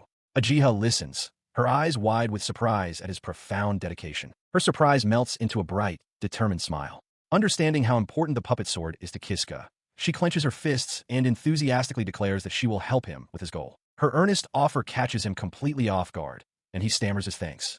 A thought crosses his mind. This kind and supportive Ajiha is nothing like the one from his past, the one he didn't want to remember. He decides to put those troubling memories aside for now and focus on the person in front of him. His brief moment of contemplation makes Ajiha ask if something is wrong. He shifts their focus to the immediate danger, explaining that a monster lies ahead. He needs a weapon to fight it, but has none. The reality of the situation dawns on Ajiha, who realizes she won't be much help in a fight. Suddenly, an idea strikes Kiska. He turns to her urgently, asking if she knows about something called an item box. The term seems to resonate with her, sparking a flicker of recognition. A memory surfaces, and her face lights up. "Let me try it," she says eagerly. As she holds out her gloved hand, a small orb of pure light materializes just above her palm. She exclaims in triumph, "It worked!" She concentrates, the glowing orb in her hands pulsing with light as she searches for a weapon. Kiska watches intently, asking if there might be a sword inside, his expression hopeful. After a moment, she exclaims that she's found one, materializing a long sword from the light. She seems surprised to have possessed such an item. Kiska's eyes widen in excitement, realizing that with this weapon, they can finally fight back. She presents the sword to him, handle first, admitting that she probably wouldn't be able to use it well herself. She insists that he should be the one to take it. He accepts the weapon, his grip firming around the hilt. A determined smile spreads across his face as he declares it's time to test the sword and press onward. Putting the blade to immediate use, Kiska charges down the corridor, engaging a group of monstrous, headless equine beasts. He dodges their attacks and slices through them with surprising strength, leaving Ajiha amazed by his power. After the battle, they find a moment to rest. Kiska reflects on the sword's power, noting that it allowed him to obtain a swordsmanship skill and even level up. Ajiha returns, holding some meat she gathered, and suggests they have it for dinner. His relief fades as he considers the path ahead. He knows that golden living armors await them, and a grim look crosses his face. He recalls the monstrous puppet sword, realizing that to defeat these powerful enemies, he will need its power, no matter the cost. The memory is vivid, the grotesque, many-eyed creature that the puppet sword becomes, and the knowledge of how to turn it back from that monstrous state. He wrestles with this thought, a bead of sweat on his brow. He concludes that there is only one person within this dungeon who might have knowledge about the puppet sword. Turning to his companion, he gets her attention. He informs Ajiha that they are about to go meet someone, though his expression remains serious, hinting at the gravity of the situation. He turned to Ajiha, a strained smile on his face as he explained that the person they were about to meet could be difficult to deal with. He stressed the importance of being exceptionally respectful. She took his warning seriously, her expression firming as she confirmed she understood and would be careful. With their agreement settled, Kiska declared it was time to proceed. They arrived before a threshold marked by intricate magical seals on the floor. Standing side by side, Kiska admitted to her that, from this point forward, their success was entirely a gamble. He continued, voicing a sliver of hope. He thought that perhaps, with Ajiha by his side this time, things might not conclude as disastrously as they had before. As they walked down a long, stone corridor toward a lit room where a lone figure sat, he clung to that possibility, telling himself he had to believe it. The figure looked up from her teacup with an air of mild surprise. It was a young woman with her hair in high twin tails. She murmured, her gaze fixing on them. "You are." At last, they stood face to face. Ajiha stared, her eyes wide with disbelief as she identified the woman before them. The hero, she breathed. Kiska, however, looked utterly bewildered by her reaction, questioning her softly. Inside a stone-walled room, Judith sits calmly at a small table, a teacup in hand. Across from her, Kiska kneels on the floor, his hands placed reassuringly on the shoulders of a distraught Ajiha Tsubaki, who is huddled before him. Their faces, etched with worry and desperation, turn towards Judith, seeking answers. She processes their story, her expression serious. She understands now.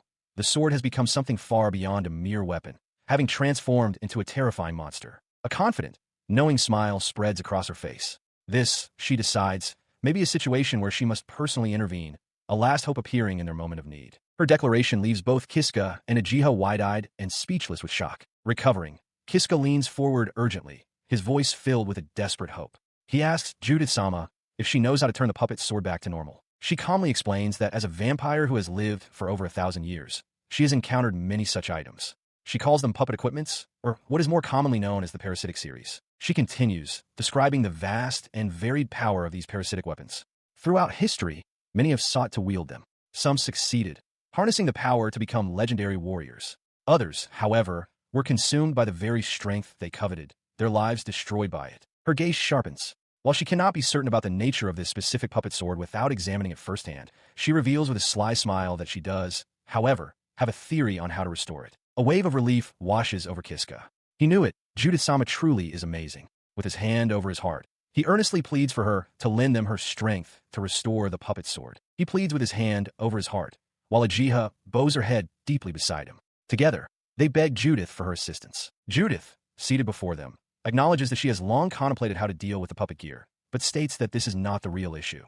She has another concern. Her attention shifts from the weapon to the woman at his side. She asks if the girl beside him is, in fact, Ajiha. Judith's eyes narrow as she identifies Ajiha as a hero, a being with the power to change the world itself. As Judith questions why such a person was brought to her, Ajiha trembles, the realization dawning that she truly is a hero after all. Stunned by this revelation, he turns from his kneeling position to face Ajiha, demanding to know who she really is. A thought suddenly strikes him. He recalls Ajiha mentioning that Lady Judith was being hunted, and he understands now that her initial distrust of them was only natural. With this new understanding, he rises and introduces himself with a disarming smile. He states his name is Kiska, and that he is just a simple farmer. Judith's eyes widen in surprise. She questions aloud if a hero truly brought a simple farmer to her. He calmly confirms that is the case. He looks her directly in the eye, reiterating that he is just a man, nothing more and nothing less. He then adds a condition to his honesty, admitting that while he has been truthful, he cannot yet say that he fully trusts her. Judith listens, a faint, intrigued smile forming on her lips. She considers his proposal, a faint smile playing on her lips as she concludes that dealing with the puppet sword at this moment might not be a bad idea after all. Overwhelmed with relief, Kiska and Ajiha express their gratitude. Kiska is astounded, having never imagined such an outcome was possible. He marvels at the thought that the three of them, once adversaries or strangers, would ever join forces. But the moment of reprieve is shattered when Ajiha suddenly stops, her body tense. She warns them that something is coming. Kiska and Judith turn towards her, confused by her abrupt change in demeanor. From the shadows above, a figure descends upon them. It is a woman identical to Ajiha, but her face is twisted into a wide, malevolent grin as she lunges forward, a dagger in hand. Kiska and Judith can only stare in utter shock. The doppelganger's eyes are wide with manic glee as she closes the distance. Kiska and the real Ajiha cry out in alarm, while Judith's expression hardens in horrified realization. In a flash, the attacker strikes, her blade aimed directly at Judith. Kiska screams Judith's name as the devastating result of the ambush becomes clear. Judith blocked the blow, but at a terrible cost. Both of her arms have been severed at the elbow, sent flying through the air. The real Ajiha stares, paralyzed with disbelief, stammering out a question of why there is another version of herself. Her double, meanwhile, clicks her tongue in annoyance, her blade still dripping. The imposter turns her smug, cruel gaze upon the original Ajiha, demanding to know who she is. With a vicious strike, the attacker introduces herself as Dark Ajiha and declares the other a fake. The real Ajiha cries out, insisting that she is the genuine one, as Kiska watches in helpless terror, shouting her name. The malevolent doppelganger of Ajiha stares down her counterpart with a predatory grin, declaring that they are one and the same. She commands the real Ajiha to merge with her. Sensing resistance, her expression twists into a manic fury. She vows to erase the original and take her place lunging forward to attack while Kiska watches, paralyzed. Her charge is abruptly halted as Judith, a sly smirk on her face, intercepts the blow with a massive, dark blade that seems to have manifested from her own body. The force of the impact reveals Judith's sharp fangs. The real Uchiha gasps in shock, identifying her defender as a vampire. Now wielding two enormous blades, Judith holds the doppelganger at bay. She mockingly tells her foe that while she is free to run wild in her hideout, such rudeness will come at a steep price. Kiska can only call out her name in astonishment. The vampire presses her advantage, unleashing a furious flurry of slashes that forces the real Uchiha, caught in the crossfire, to desperately parry. As he watches the chaotic scene, Kiska has a sudden, startling realization. He exclaims that the woman who attacked them and the Uchiha he knows are two completely different people. His mind flashes back through all the painful moments and seemingly cruel actions he's experienced with Uchiha. With dawning horror, he wonders if it was all the work of the dark imposter. While he processes this, the real Uchiha, now free from the doppelganger, turns her aggression on Judith. She lunges forward, screaming for the vampire to die. Judith kneels, unimpressed, remarking that this is all she can do. Seeing this, he moves without hesitation. Declaring that he understands the situation, Kiska steps between the two women, blocking Uchiha's sword with his own as Judith watches with a surprised, fanged grin. He stands firm between the two women, his weapon held ready. With unwavering resolve, he declares his intention. He will stop Dark Uchiha. His words strike Uchiha with the force of a physical blow, her expression twisting into one of shocked disbelief and simmering rage. Her shock quickly hardens into fury. She brandishes a knife, ordering him to move aside and threatening to cut him down if he continues to defy her. He meets her threat not with fear, but with a chilling, confident grin. He taunts her, asking if she truly understands the consequences that would follow should she kill him. His unnerving calm only fuels her rage. She screams his name, her face contorted as she demands that he stop getting in her way. Ignoring her outburst, he turns his back on her completely. He walks calmly towards Judith and the dark doppelganger, musing aloud that he never intended to be an obstacle. He positions himself protectively before them, a gentle smile on his face as he clarifies his true motive to Uchiha. He simply wants to protect the people he considers close to him. This declaration shatters Uchiha's composure.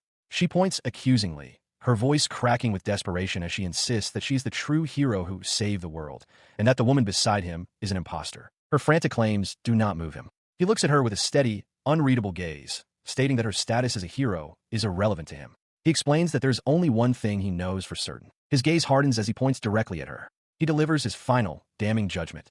She is the one who does not belong here. He stood by as the woman he had chosen. The dark-haired doppelganger began to unravel. She lamented that even after saving the world, everyone's affection was still directed solely at Uchiha.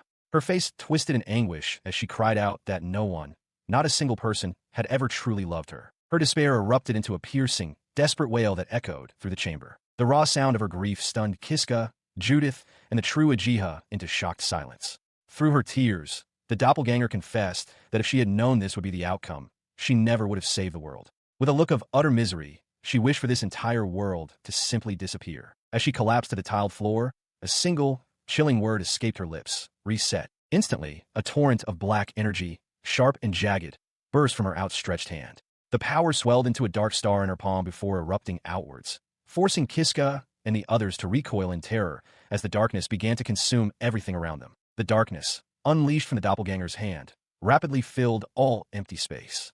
It was a tide of nothingness, enveloping the entire world and swallowing all light, leaving only the horrified expressions of those who witnessed its birth. And so, the world came to an end.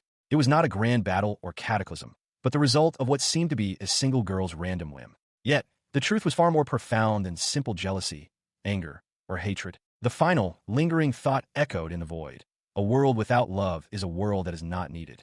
The Adventurers Guild in Katara Village stands as a prominent, well-constructed building under a clear blue sky, its timber frame and red-tiled roof a beacon for those seeking fortune and glory. Inside, Kiska sits alone at a wooden table, a mug in his hand and a meal before him. He reflects on his current location, the bar of the Adventurers Guild in Katara Village, where he is simply having a drink. He confirms the impossible truth to himself. This isn't just Katara Village. It is the village as it existed 100 years in the past. With a heavy heart, he brings the mug to his lips, the shadows of other patrons moving like ghosts behind him as he contemplates his displacement in time. His mind flashes back to the pivotal moment, recalling the day Dark Uchiha, with tears streaming down her face, screamed the word reset. In the wake of that cry, the entire world was swallowed by an encroaching darkness. He remembers the disorienting sensation of floating helplessly within a black, featureless void, defined only by a glowing white grid stretching into infinity. When he regained his senses, he found himself in a world without a sky or a ground. It was there, in that strange dimension, that he encountered something utterly alien. Before him hovered a collection of silent, crystalline geometric shapes, pyramids and polyhedrons of stark white, drifting through the grid abyss. As he stared, a voice suddenly emanated from the objects, startling him. "Hey there," it said. "You look like you've seen a ghost."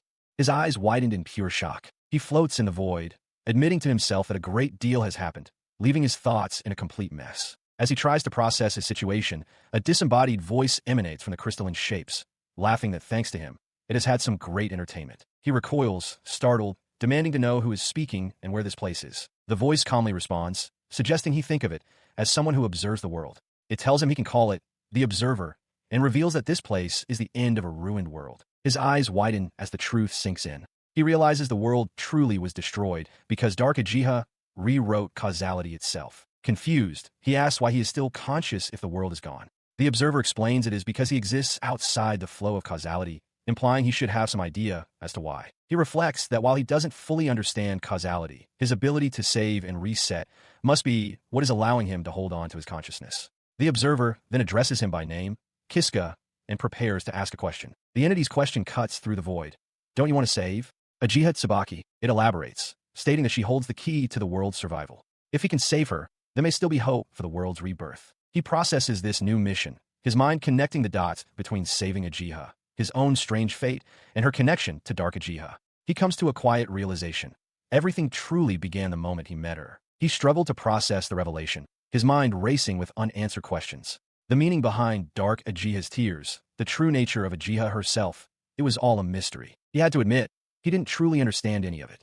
But if she was really the key to saving his world, then only one path lay before him. His fist clenched with newfound resolve. Then he would be the one to save her. The Observer seemed pleased by this declaration. A disembodied voice chuckled, commending his spirit before preparing to act. As a blinding light erupted from the geometric forms, the entity's final words echoed through the void. The fate of the world now rested in his hands. He was cast through time and space, sent to the world as it existed 100 years before its eventual destruction. Since that moment, he had been living in this past era. Now an adventurer, he sat alone at a tavern table, finishing a meal. He paused, lost in thought. It had been a few weeks since his arrival, and he had spent every moment searching for any sign of Ajiha. But his efforts had been in vain. He still hadn't found a single clue. As he mulled over his failure, a heavily armored woman approached his table from behind. The armored adventurer seemed agitated as a guild receptionist made an announcement, calling for a platinum-ranked adventurer who had cleared the Katarov dungeon. Kiska's eyes narrowed slightly as he realized she was looking for him. He stands at the guild counter, listening as the receptionist points out the armored adventurer eating nearby. The receptionist, flustered, realizes he is the very person she was just talking about, stammering in disbelief at his platinum rank. Kiska vaguely recalls someone mentioning this when he first registered to cover his living expenses. Before he can react, the armored adventurer is standing directly before him. With an intense gaze, she confirms his identity and demands to know why he didn't step forward immediately. He offers a nervous smile, sweating as he fumbles for an excuse, explaining that he was in a bit of a hurry. His flimsy excuse is met with a skeptical, flushed expression. The adventurer repeats his words, in a hurry, as if finding them absurd, while he glances down at his half-eaten meal. She seems to relent with a huff, accepting his explanation for the moment. She declares the situation an emergency, stating there is no time to waste. Without another word, she seizes him by the collar of his tunic. He cries out in protest, telling her to wait, but her grip is unyielding. Her strength is undeniable as she begins to drag him bodily across the guild hall floor, his feet scraping against the wooden planks. He struggles in her grasp, his face contorted with effort and disbelief. He can only marvel at how impossibly strong she is for a female knight. She pulls him out of the guild and through the city streets, heading towards a massive stone aqueduct that marks one of the main thoroughfares. After being dragged along, he finally finds his footing as she stops abruptly. "Ah, we're here," she announces. Confused, he looks around and asks where they're going. He is brought before a massive, fortified gate. The armored knight who escorted him, Kinaria, announces to her waiting party that this is the entrance to the Katarov dungeon and that she has brought the man who cleared it. Another knight, this one with her hair in a high ponytail, thanks Kinaria for the help. She sizes up the young man, remarking with a smirk, "So, this is the guy." The ponytail knight turns to him, stating that it's reassuring to have someone who knows the dungeon well before asking for his name. He, in turn, feels a bit underwhelmed, thinking to himself that she doesn't seem as strong as he'd imagined. He introduces himself simply as Kiska. The knight repeats his name thoughtfully, then reveals that they would like to ask a favor of him. This declaration startles Kinaria, who immediately questions the decision. She asks if they're truly going to trust someone they barely know. The ponytail knight calmly tells her to settle down. She elaborates, explaining to her skeptical companion that if they wish to work with Kiska, they must first earn his trust. Having made her point, she turns back to Kiska and apologizes for her party's earlier heavy-handedness. She then asks if he can keep what they are about to discuss a complete secret. He looks up, a bead of sweat on his temple, but agrees without hesitation. Sure, he promises, I will. With his cooperation secured, the ponytail knight reveals their purpose. They have tracked a certain individual who is now hiding within the Katarov dungeon. That is why, she explains, they need someone like him who is intimately familiar with the place. Kiska's eyes widen at the mention of target, and he immediately asks who it is. Before she can answer, his expression shifts to one of confidence. He confirms that he knows the dungeon's layout better than anyone. He stared at the group of adventurers, and a woman with a ponytail spoke, revealing the identity of the person they were tracking. It was she claimed the Demon King. The words struck him with the force of a physical blow. His eyes widened in utter disbelief, his mind reeling from the impossible declaration. Sweat beaded on his temple as he turned back towards the party, unable to form a coherent thought, managing only a choked syllable of confusion. The woman simply smiled, unfazed by his shock. Finding his voice, he stammered, asking just who these people were. A tale known throughout the land began to surface in his mind. The story of a legendary hero party who had once defeated the Demon King. The woman's voice cut through his thoughts, confirming the unbelievable truth. She introduced herself as the hero Eligen, and her companions as that very same legendary party. She then asked if that revelation satisfied his curiosity. Kiska stares, wide-eyed and sweating, at the group of armored warriors standing before him. A wave of recognition and disbelief washes over him as he stammers, realizing just who these people are. His unspoken question is answered by the party's leader, a woman with long, light-toned hair. She confirms his suspicion. They are the legendary heroes party. She explains that their forces are currently locked in a fierce battle with the Demon Lord's army in the Western Aryan region. She continues, her expression hardening as she clenches a gauntlet fist. While they currently have the upper hand, she stresses the need to completely wipe out the enemy. If the Demon Lord escapes into the dungeon, she warns, there is no telling when his army might rise again. Having established the gravity of the situation, she turns her full attention to Kiska. Addressing him directly by name, she makes a simple, powerful request. They need his strength. He is stunned into silence. The hero, Eligen, is asking for his help. The idea seems almost impossible to him, while Eligen herself watches him with a confident, knowing smile. Before responding to her plea, Kiska finds his own voice, asking if he might pose a question first. Eligen readily agrees, assuring him that he can ask her anything. He looks at her earnestly, his own quest taking precedence. He asks if she knows a girl by the name of Ajiha Tsubaki. He then reveals his motivation, explaining that the entire reason he became an adventurer was to find Ajiha. Eligen listens intently, repeating the name thoughtfully as she processes his words. In response, she turns to her companions, a stout warrior in horned armor, a hooded figure, and another armored woman. She asks if any of them have heard the name, but the second woman confirms they have not. She turns back to Kiska, her expression softening with apology. She delivers the disappointing news. It doesn't look like anyone in her party knows the person he is searching for. She considers his dilemma, then proposes a new arrangement to Kiska. He listens, his expression thoughtful as he murmurs his understanding. She then clarifies her offer with a confident smile, promising that if he agrees to lend them his strength, they will help him search for the person he seeks after the Demon Lord is defeated. The weight of her promise settles upon him. He realizes that the hero's party, one of the most influential forces in the world, is offering to help him find Ajiha. The magnitude of the opportunity leaves him momentarily stunned. He makes his decision, agreeing to her terms if his power is sufficient. Eligen's face breaks into a wide, welcoming grin, delighted by his acceptance. She formally welcomes him aboard once more. With the agreement sealed, they clasp hands, their handshake marking a pivotal moment. A destiny that began a century ago is now set in motion once again. Now officially a member of the party, Kiska stands in new gear, still processing the unbelievable turn of events. Eligen suggests they all do a round of introductions and asks him to go first. He hesitantly agrees. He begins, stating his name is Kiska and that his class is a swordsman and adventurer. He adds that he also possesses a skill called taunt.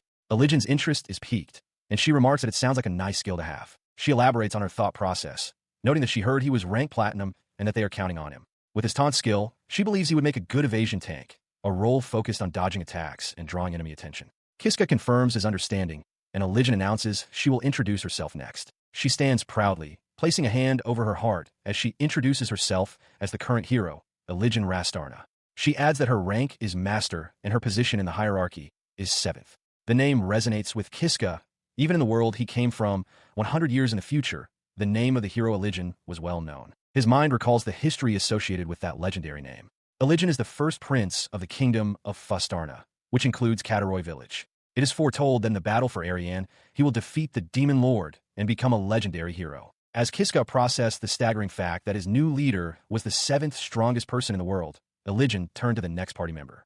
She prompted the armored woman, Kanaria, for her introduction, acknowledging that the situation was rather nerve-wracking. She responded with a clipped, formal statement, Kanaria Glycis, a holy knight of diamond rank. Her introduction was so brief that Kiska commented on its speed, which drew a laugh from Elijin, who teased that Kanaria was terrible at communication. Following her terse introduction, the stout warrior with the horned helmet stepped forward with a hearty laugh. He introduced himself as Gorgon, expressing his honor and excitement to work with Kiska. He admitted they were a quirky bunch, but assured Kiska that each of them had a solid backbone. His boisterous welcome concluded, and attention shifted to the silent, hooded figure. Elijin called out his name, Knock, but was met with only a silent stare, the individual's face remaining completely obscured by shadow. He offered no response at all. Kiska thought to himself that while Gorgon had mentioned weirdos, this person was far too mysterious. Believing that was everyone, he prepared to move on. Just then, however, his eyes fell upon a small, childlike girl with elven ears who had been standing quietly amongst the party the entire time. He hadn't even noticed her. He leaned down with a friendly smile, patting her gently on the head as if she were a lost child. Hey, little girl, he asked kindly, where's your mom? The girl's face immediately contorted with flushed, furious indignation. His innocent question was met with a sudden burst of uproarious laughter from Elijin. She doubled over, pointing and shouting about how Kiska had just treated Niao like a little kid. Still laughing, she explained to the bewildered Kiska that, believe it or not, the girl was actually far older than any of them. He stared in shock as he learned she was an elven mage named Niao. The realization struck him. He'd heard that elves live for ages, which explained her youthful appearance. As Kiska stammered an apology, Niao pointed her staff at him, her cheeks still puffed with annoyance. She declared that she wouldn't forgive him if he treated her like a child again. With the introductions finally complete, Elijin announced it was time to proceed. With introductions complete, the heroes' party sets off with a unified cry. Their destination, the Katarov dungeon. As they make their way across the rooftops, Kiska strides ahead, taking a different path from the rest. Elijin calls out, asking where he is going and reminding him that the main entrance is in the opposite direction. He leads them not to the main gate, but to a secluded chamber within the structure. Apologizing for the wait, Kiska presents a glowing pedestal, explaining that it is the second entrance, a teleportation circle leading deeper into the dungeon. His words catch the others by surprise. Elijin repeats the term teleportation circle with a hint of confusion, while Kanaria exclaims that she has heard of this place before. Her memory proves correct. She recalls that this specific circle was used to banish criminals. As she speaks, a dark shadow falls over Kiska's face, his expression unreadable. He confirms her suspicion, stating plainly that this is where he entered the dungeon and managed to survive. The revelation stuns Kanaria, who stares at him and breathlessly asks just who he truly is. Before she can press him for more details, Elijin calmly places a hand on her shoulder, silencing her inquiry with a steady gaze. The hero then turns her attention to Kiska, asking if the monsters beyond this point are strong. With a confident grin, Kiska replies that his former self would have died hundreds of times against them, implying that for their current party, it will be a different story. With that assessment, the entire party gathers on the glowing teleportation circle. Elijin declares that the monsters ahead should be perfect for a warm-up. As the circle prepares to activate, Kiska looks at the hero beside him. He reflects on Elijin's kindness, noting that she didn't even try to question him about his painful past. He stood with his new companions, his resolve hardening. This was his second time challenging this dungeon, and this time, he would see it through to defeat the Demon King. The teleportation magic swirled and then settled. He found himself kneeling on a cold stone floor, the transfer seemingly a success. But as he looked up, a flicker of unease crossed his face. Something was wrong. Rising to his feet, he took in his surroundings. He was in a long, torchlit corridor made of rough-hewn stone, and he was completely alone. A quick scan of the empty hallway confirmed his fears. He wondered where he was, realizing with a jolt that the rest of the party was nowhere to be seen. It seemed they had all been separated during the teleportation. He quickly assessed the situation. This wasn't the same place he had been sent to on his first trip. For now, he decided his priority had to be regrouping with the others. With a new objective in mind, he began to walk down the corridor. He recalled that during his first time here, he had been far too weak to explore this floor in any detail. The corridor stretched on, confirming his memory that this level was quite vast. As he walked, a faint sound reached his ears, and a grim smile touched his lips. He knew what was coming. From the shadows ahead, a hulking figure emerged, blocking his path. It was a massive, fur-covered beast with a brutish face, tusks, a prominent mohawk, and muscular arms ending in clenched fists. The creature let out a deafening roar that echoed through the stone passage. Kiska, however, remained perfectly calm, a single, dry thought crossing his mind about the enduring popularity of mohawks. Deep within the dungeon, Kiska comes face to face with a hulking, mohawk bugbear. A smirk plays on his lips as he recognizes the beast. It has been a while, but he recalls fighting this very creature over 500 times. His body remembers the patterns, the flow of combat. He knows that the first step is to dodge its opening strike by crouching forward. He executes the maneuver perfectly.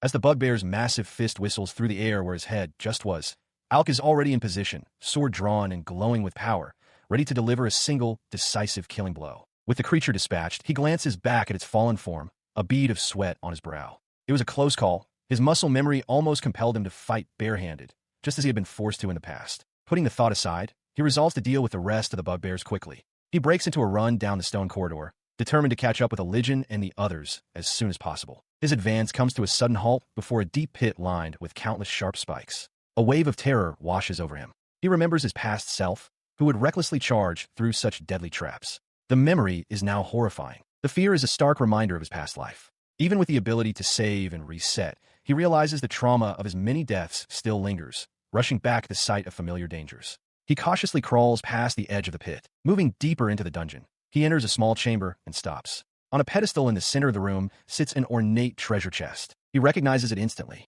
This was the source of his second skill acquisition 100 years ago. A nervous sweat forms as he wonders if he can obtain a skill from again in this new timeline.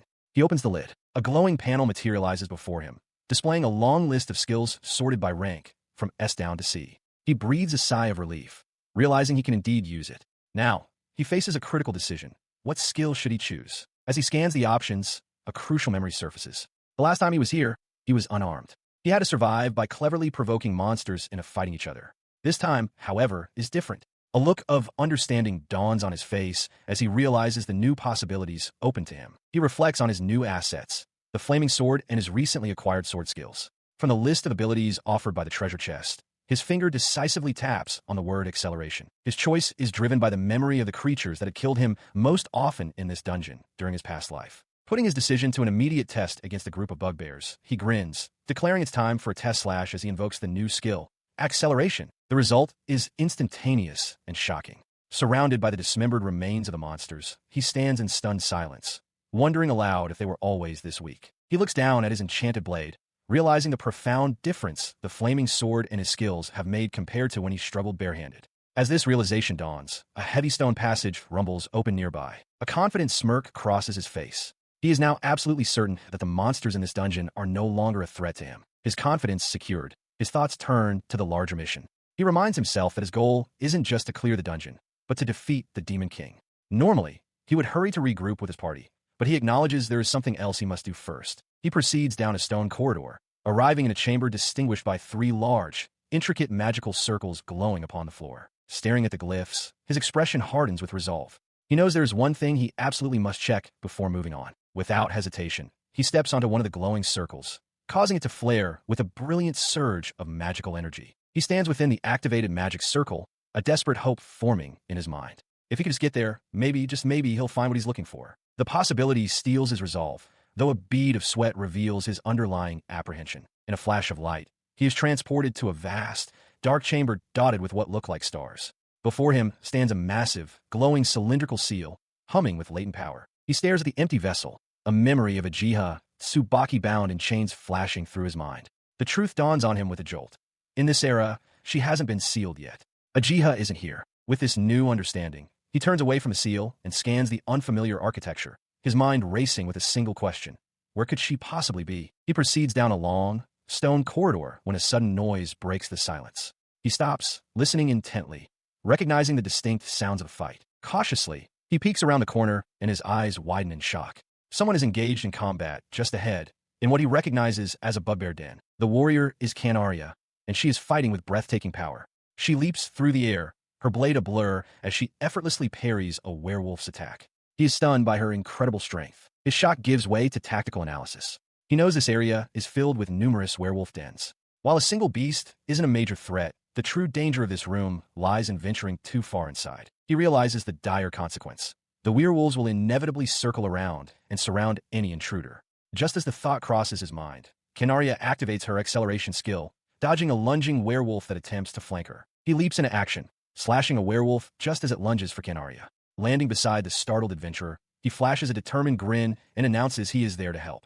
Canaria looks back, surprised by his sudden appearance. Following his intervention, they stand back to back, surrounded by the remaining beasts. With his strange, dark sword at the ready, he declares that together they will wipe them all out. Acting on his words, the pair launches into a fluid, coordinated assault. They weave through the monsters, their blades flashing as they cut down the werewolves with brutal efficiency. The battle concludes swiftly, leaving the chamber floor littered with the bodies of the defeated werewolves. Alk turns to Canaria, stating with some relief that they somehow managed to take them all down. Instead of thanking him, Canaria turns to him with a stern expression. She admonishes him not to stick his nose where it doesn't belong, questioning why he interfered when he is supposed to be just a guide. Her sharp rebuke leaves him momentarily stunned. A bead of sweat forms on his temple as he stares back, utterly confused by her reaction. She continues, her voice laced with pride and annoyance. She states plainly that she is a diamond-rank adventurer and asserts that she would have defeated the monsters on her own, even without his help. His confusion gives way to a somber understanding. He lowers his gaze, realizing that Canaria does not see him as an equal or an ally, but as something else entirely. The reason for her suspicion suddenly becomes clear. His face darkens as he recalls the nature of his arrival. Through a teleportation circle used specifically to exile criminals. He turns back to her with a look of weary resignation. He concedes that it's only natural she wouldn't trust him, as he must look like a criminal. He then clarifies his identity. He is just an alk farmer. He responds to her suspicion with a weary, pained smile, admitting that he is quite used to facing discrimination. His quiet admission is met with an unexpected response as Canaria speaks his name, Kiska, causing him to look up in surprise. She continues, her back still turned to him, stating plainly that his death would be a problem for her. The declaration leaves him momentarily speechless, his eyes wide with disbelief. Turning to face him, Canaria elaborates on her reasoning, explaining that as an adventurer party, it is their duty to protect ordinary citizens. Her expression becomes more intense and slightly flustered as she adds that, beyond her general duty, she personally forced him into this situation. Therefore, she declares, he is now her responsibility and must make it out of the dungeon alive. Overwhelmed by her fierce declaration of responsibility, he calls out her name, his voice filled with emotion as he begins to speak. He lowers his gaze, a shadow of sorrow crossing his features as he confesses that his past was full of misery. Despite this, he continues with a pained smile. He gave everything he had but still failed to protect the one person he loved. Before he can elaborate on the painful memory, Canaria raises a hand, gently cutting him off. She tells him that he doesn't need to say any more. She walks ahead down the stone corridor, a gentle, knowing smile on her face. She muses aloud that everyone has a past they can't forget, or memories they wish they didn't have to remember. Her words reach Alk, who watches her go. A small, genuine smile touches his lips as he calls out her name and apologizes for his earlier behavior. After a moment of silence from him, Canaria simply responds with a soft humph, privately thinking to herself that he is a better person than she had initially believed. As they walk down a long, tiled corridor, Kiska turned to his companion. He asked Canaria if she had any idea where Elysian and the others might have gone. Canaria considered this, replying that His Highness would most likely venture off alone in pursuit of the Demon King. She reasoned that if they simply headed toward the Demon King's likely location, they would probably catch up with him quickly. As she spoke, a look of sudden realization dawned on Kiska's face. His eyes then fell upon a large, jagged hole smashed into the side of the corridor wall. With a spark of excitement, he exclaimed that he recognized this place, leaving Canaria to look on in confusion. He announced that it was Lady Judith's second hideout, one she rarely used. The memory of Judith's sinister, smiling face flashed through his mind. He continued wistfully, remarking on how nostalgic it felt and that he used to frequent the place. He added that it was built a century ago, a fact that seemed to catch Canaria by surprise. She peered into the dark opening and asked where the hole led. Kiska, beginning to sweat, explained that it was a passage for vampires. Her expression instantly hardened at the word vampires. A vein throbbed on her temple as she glared, and Kiska realized with a jolt of panic that he had made a terrible mistake. He panicked internally, realizing Canaria's strong sense of justice would compel her to demand they slay the vampires for the good of the people. He quickly tried to backtrack, frantically insisting that it wasn't for vampires and stammering as he searched for another explanation. He blurted out that it was a break room. Canaria looked at him, unconvinced, stating she had never heard of such a thing. Sweating profusely, Kiska insisted it was true, though he knew he was only telling a half-truth. He pressed the lie, adding with a wink that the room had a kitchen and beds, and that he had used it often himself. Canaria considered his words. She noted that they weren't exhausted, and that time was of the essence, implying they should continue on without delay. He internally grappled with the conflicting truths about Lady Judith, a potential vampire, yet his cherished benefactor. As Canaria urged them to keep moving, he felt a wave of relief, save for the moment from having to explain his lie. As they proceeded down the long, torchlit corridor, he observed the stonework with an unsettling familiarity, noting to himself that the passage remained unchanged, even from a century ago. The heavy, coffered stone slabs of the ceiling passed overhead, cracked with age but still holding firm. Breaking the silence, he turned to Canaria, his mind shifting back to their primary objective. He asked for her thoughts on why the Demon King would have fled into the Katarov dungeon in the first place. She explained her theory.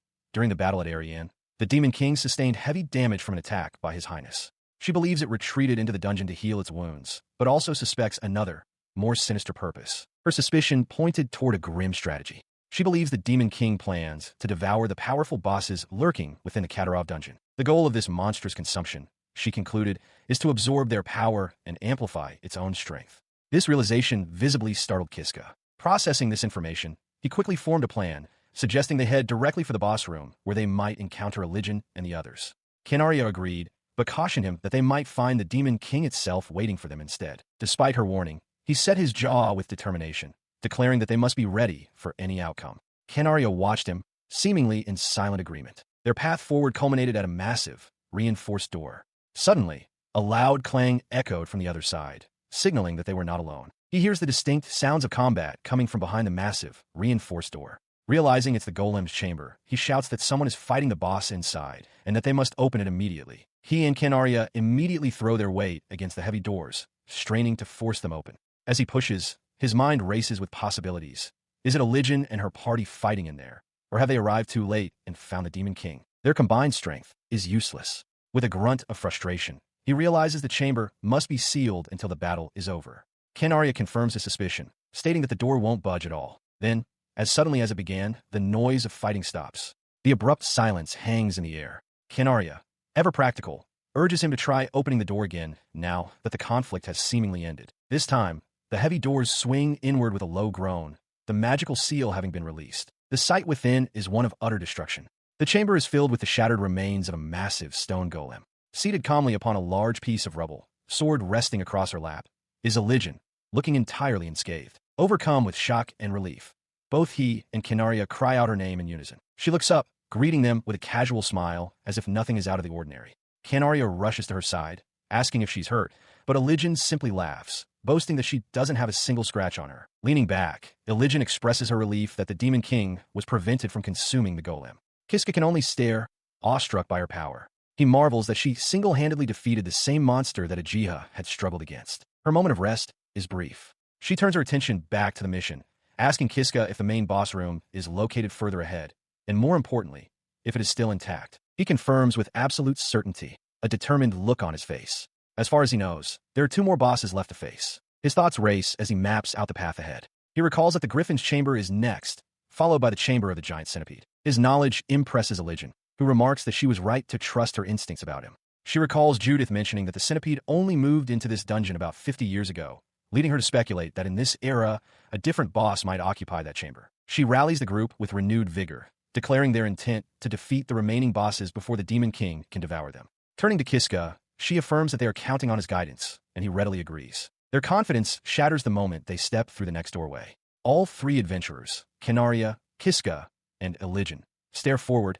their faces masks of stunned silence. Before them lies a vast, empty chamber. The floor is stained with dark pools of fluid and littered with stray feathers. Kiska voices the grim reality. The Griffin isn't here. Religion quickly realizes the truth. She admits to underestimating the Demon King, not expecting him to find the bosses so easily in such a large dungeon. It's not that the Griffin is missing, she concludes, but that it has already been devoured. She immediately turns her attention back to Kiska, demanding to know the location of the next boss.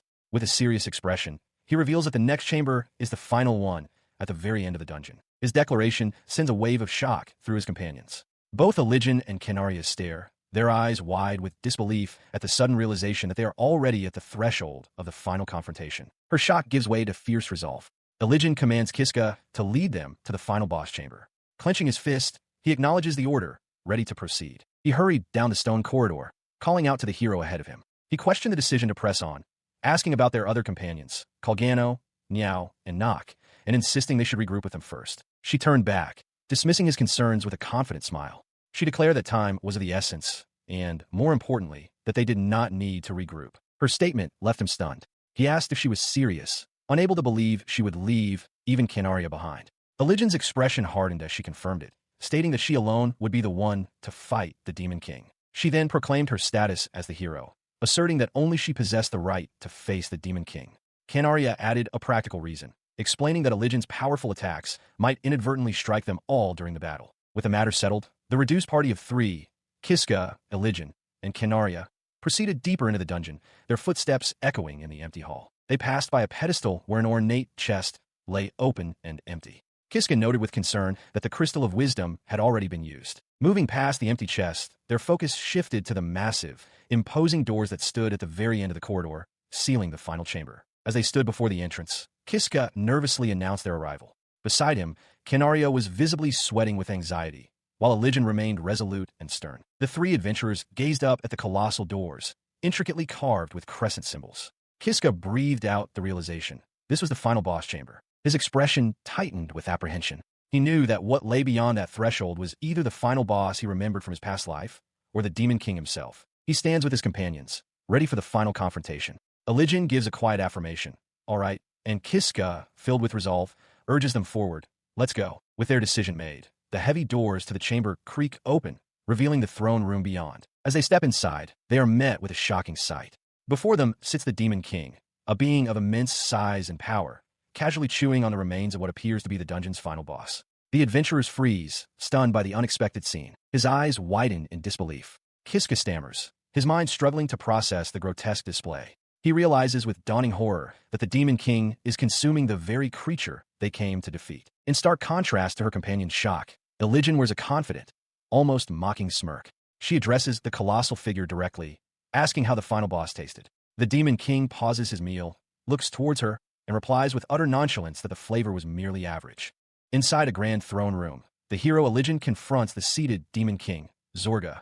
With a confident smile, she gathers light in her palm, preparing her glowing sword and declaring her intent to settle their conflict. Beside her, Kiska and Canaria stand ready. The Demon King rises to his full, colossal height, towering over the adventurers. He flexes his clawed hand, remarking that his recent meal wasn't particularly tasty, but he can feel an immense power surging through his body. He turns his gaze to Kiska, a low chuckle rumbling in his chest as he acknowledges the boy's arrival. Kiska stares back, aghast at the Demon King's sheer size, and silently questions if even Elijin has the strength to defeat such a monster. The Demon King continues, stating that Kiska's presence saves him the trouble of having to hunt him down. With that, he begins to raise his massive, dark-bladed weapon. With a menacing grin, he lunges forward, expressing his gratitude for the convenience. As the colossal figure charges, Elijin shouts a warning to Kiska, and Canaria urgently tells him to stay sharp. In response to the charge, Elijin unleashes a powerful technique from her holy sword style, the cruciform slash. The Demon King meets her attack with his own profane slash, noting with a smirk that she is going all out from the very beginning. The two opposing sword arts, one of holy light, the other of dark energy, speed across the chamber and collide with tremendous force, erupting in a blinding flash of power. Watching from a safe distance, Kiska realizes with shock that the two immense attacks have completely neutralized one another, leaving both combatants unharmed. The combatants clash again. The Demon King snarls, calling Elijin a little pest, but she meets his ferocity with a determined grin, retorting that she is just getting started. Their blades meet in another shower of sparks. As they trade blows, one of the Demon King's powerful slashes goes wide, hurtling directly toward Kiska. Canaria sees the danger and screams for him to watch out. He throws himself aside just as the force of the attack explodes where he stood. Canaria cries out his name, asking if he is okay. Catching his breath, Kiska confirms that he managed to dodge in time. As the two combatants re-engage, she warns Kiska that if either of their attacks were to hit them, they would be killed instantly. Their only course of action, she insists, is to focus entirely on avoiding the crossfire. He quickly agrees. Watching the battle rage, Canaria provides crucial intelligence. She identifies their foe as the Demon King, Zorga, a mutated species of man-eating giant. She explains that in a recent battle at Ariane, he suffered a critical blow from his highness and fled into this dungeon. Elijin, parrying a heavy blow, adds to the grim assessment. She reveals that while his highness is ranked 7th among the master class, the Demon King Zorga is ranked even higher, at 5th. The terrible implication of this information dawns on Kiska. He realizes that since Zorga has now devoured the dungeon bosses, his power must have increased. Canaria confirms his fear, stating that the Demon King is now most likely stronger than Elijin. His conclusion is proven true on the battlefield. The sheer force of Zorga's assault drives Elijin back, her face a mask of strain as she struggles to hold her ground. Kiska and Canaria watch in horror. Sensing his overwhelming advantage, the Demon King sneers. He gives the human credit for pushing him this far, but declares that this is the end. He raises his massive weapon, roaring the word annihilation. As the final blow descends, Kiska shouts Elijin's name and surges forward to help. Kinaria quickly grabs his arm, stopping him. She tells him to wait, her eyes fixed on the fight. Her faith is rewarded. Elijin slides low beneath the massive swing, dodging the attack completely. She declares that the outcome of a battle is not decided by strength alone, renewing the hope of her onlookers. As the hero prepares her counter, Kinaria explains the source of her power. His Highness possesses not only superhuman strength and swordsmanship, but has also added enhanced physical ability to her arsenal. This combination, she reveals, is the ultimate technique of the Holy Sword style. She unleashes her ultimate technique, the Celestial Grace Slash, a blinding arc of holy energy aimed directly at the Demon King. The force of the blow sends her soaring past him, the attack powerful enough to knock his helmet from his head and his sword from his grasp. Yet the Demon King himself remains standing. He turns with a cruel smirk, mocking her failure. Kiska and Kinaria watch in horror, while Elijin herself is stunned, unable to believe her ultimate attack missed its mark. Before she can recover her footing, the Demon King closes the distance in an instant, his fist crashing into her side with devastating force. The blow sends her hurtling across the chamber, where she collapses against the far wall, gasping in pain. Struggling to her knees, blood trickling from her lips, she realizes with dawning dread that this is a completely different being from the one she faced at Ariane. Seeing her wounded, Kiska rushes forward, determined to help. Kinaria cries out his title, but it is Elijin who shouts the loudest, ordering them both to stay back. She clarifies her desperate warning, explaining that anyone who gets too close will be caught in the crossfire of her attack and will surely die. Kiska freezes, stunned by the revelation. As the hero holds her allies at bay, the Demon King retrieves his weapon. He calmly states that while he had planned to slowly torture her to death, his plans have now changed, leaving Kiska to wonder what he means. He reveals his new intention with a terrifying declaration, channeling immense dark power into his blade. He announces he will use the unorthodox sword style to burn her to ash, leaving the onlookers frozen in shock. The Demon King brought his blade down, unleashing the full force of his phantom holy annihilation. Watching from the sidelines, Kinaria knew this was it. One mistake and Elijin would be finished. With no other choice, the hero steeled herself for the blow. But just as the devastating energy was about to strike the downed hero, a single word cut through the chaos: save. The unexpected command left Alk and Kinaria stunned. He stared in disbelief, wondering if he had truly heard someone say save. Before he could process it, the Demon King's immense attack vanished completely, leaving only a crater of smoldering rubble where Elijin sat, untouched. The sudden disappearance of his ultimate technique sent Zorga into a fit of mocking laughter. He scanned the area, sneering at the foolish hero, questioning if she had simply been turned to ash and vanished. His taunts were cut short as, impossibly, dozens of spectral copies of Elijin materialized around him, striking from every direction at once. Alk gasped in shock, while Kinaria observed that the hero was somehow multiplying. He quickly realized his first impression was wrong. No, he thought, his eyes wide with astonishment. It only looks like she's multiplying. He understood that her movements were simply too fast for the eye to follow, creating a blur of afterimages. Kinaria confirmed his suspicion, explaining that while it appeared as if Elijin had split into multiple copies, she was in fact using her unique save ability. She was using it to rewind time, repeating the same moments over and over again to create the illusion of a simultaneous, multi-pronged assault. The revelation struck Alk with force. He remembered Elijin's save ability and the reset power used by the Dark Uchiha. He possessed both save and reset himself, yet he understood with a sinking feeling that he was completely incapable of replicating such a feat. His thoughts returned to the battlefield, where the true nature of the conflict was laid bare. With this incredible power, the hero Elijin stood against Demon King Zorga, marking the beginning of the fourth hero versus Demon King war. Her final, time-woven strike found its mark. With a triumphant smirk, she declared that his reign had come to an end as the Demon King's body began to shatter under the overwhelming assault. The colossal form crumbled, its dark armor and flesh dissolving into nothingness until only a heap of remains lay on the stone floor. As the dust settled, Kinaria cried out in relief, addressing her as Your Highness. Alk, equally relieved, simply called out her name.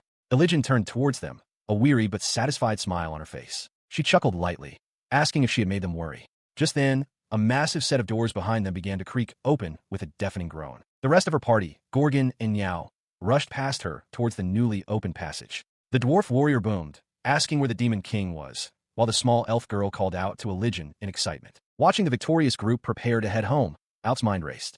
He had just witnessed Elijin defeat the Demon King using save, a feat that cemented her status as the hero. Yet, this only raised a more pressing question. Who, then, was Uchiha? He wondered if they had truly saved the world, as the mystery had only deepened. Unseen, Judith watched from the shadows. Beneath a vast, clear blue sky, a peaceful town rests, its stone church steeple reaching towards the heavens.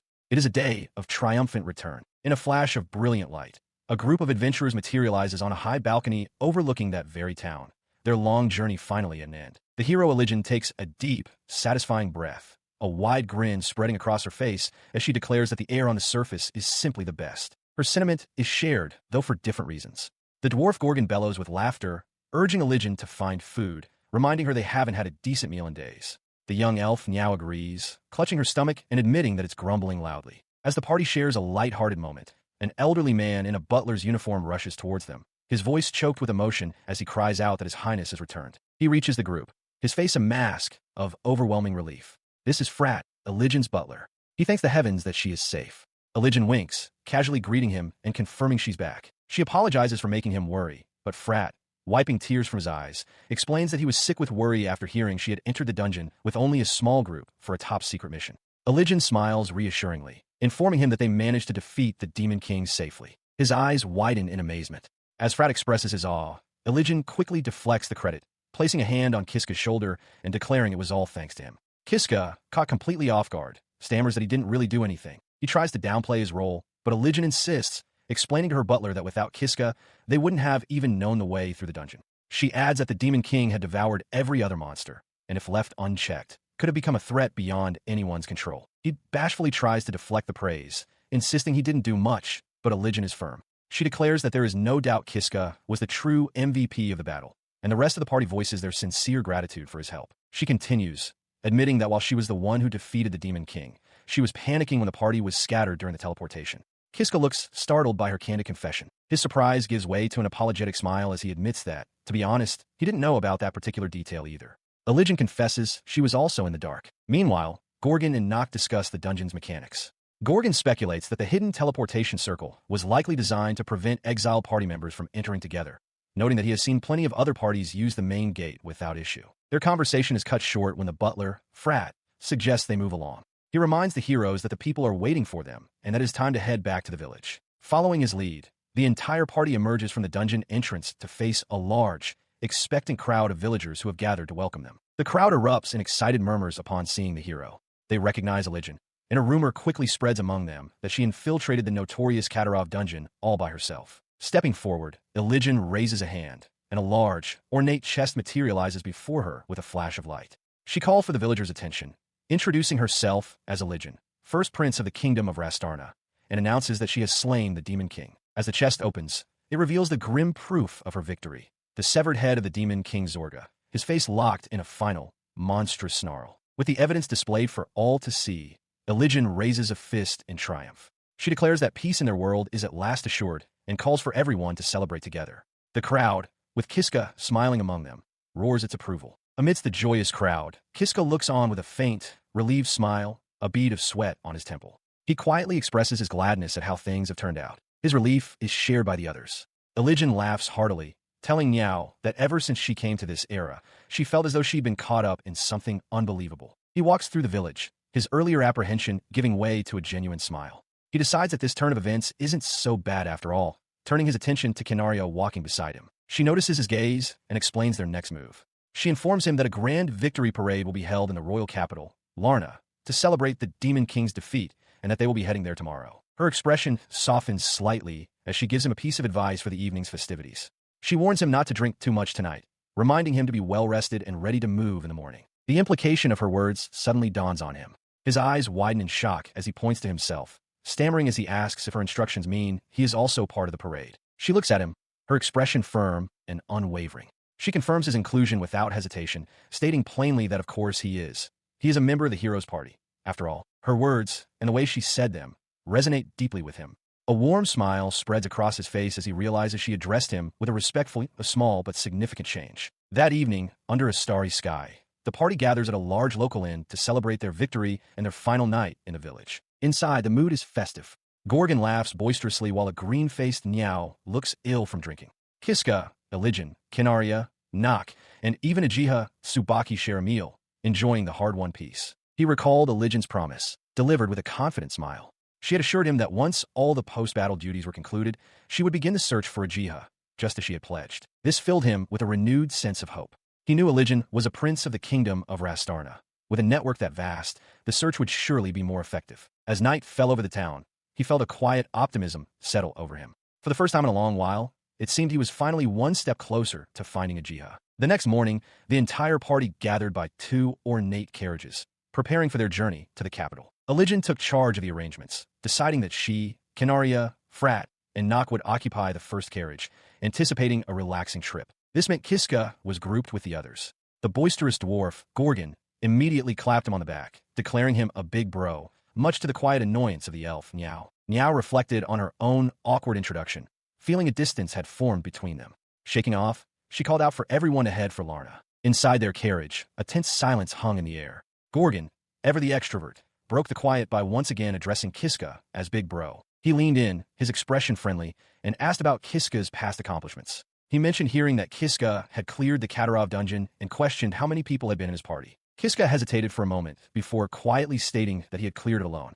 The admission struck Gorgon dumb. He stared, wide-eyed, and exclaimed that such a feat was completely insane. He confirmed that Gorgon had figured it out, explaining that he was exiled through a hidden teleportation circle. The dwarf, a diamond rank adventurer himself, admitted that the mere thought of soloing a dungeon sent chills down his spine. He continued, clarifying that using the hidden circle meant he couldn't leave until the dungeon was cleared, so he had no choice but to push through to the end. At this, Niao interjected with a confident smile, boasting that if she were around, a return teleportation circle wouldn't even be necessary. She explained that she possesses a return spell, a revelation that caught Kiska completely by surprise. She smugly added that she could have gotten them out just fine, even with the hidden circle's restriction. Kiska then clarified his own escape. After defeating the Demon King, who had devoured the original final boss, a new teleportation circle appeared, allowing him to return to his village. Gorgon laughed heartily, turning to Niao and teasingly accusing her of just wanting a bit of credit for the dungeon clear. Kiska chuckled, reassuring a flustered Niao that he understood. Gorgon then lamented that he himself had lost time in the dungeon after being chased by a headless horse. Gorgon continued, noting that despite the delay, he still made it to the final boss room, even showing up late to Elijin's fight with the Demon King. Kiska quietly affirmed this. He then recounted how his own party formed, explaining that he and Niao met early on and traveled together for a while before they ran into the hooded adventurer, Nock. He concluded that they simply followed Nock's lead, and before they even realized it, they had arrived at the final boss's chamber. Hearing this, Kiska remarked that he had never actually spoken with Nock himself. He glances over at the hooded figure, Nock, who seems to be observing him intently. Within the shadows of their hood, Nock muses that Kiska is a strange one, wondering if he possesses some kind of special skill. Suddenly, the carriage lurches to a violent stop, throwing everyone off balance. Kiska cries out in surprise as Gorgon shouts for them to check outside. Without a moment's hesitation, Kiska throws open the carriage door and leaps out. He lands on the dirt road, his companions emerging behind him, and his eyes widen in disbelief at the scene ahead. In a clearing, two figures stand in opposition. He cannot comprehend what he is seeing. The figures come into focus. It is the Demon King, Zorga, massive and imposing with a greatsword resting on his shoulder. Facing him is the hero, Elijin, her own blades drawn and ready for battle. Kiska stares, his mind reeling with confusion. He questions aloud why the Demon King is here. The Demon King's face twists into a malevolent grin. He confirms his identity, mocking them by stating he is the very same Demon King they believe they had already defeated. A bead of sweat traces a path down Elijin's temple.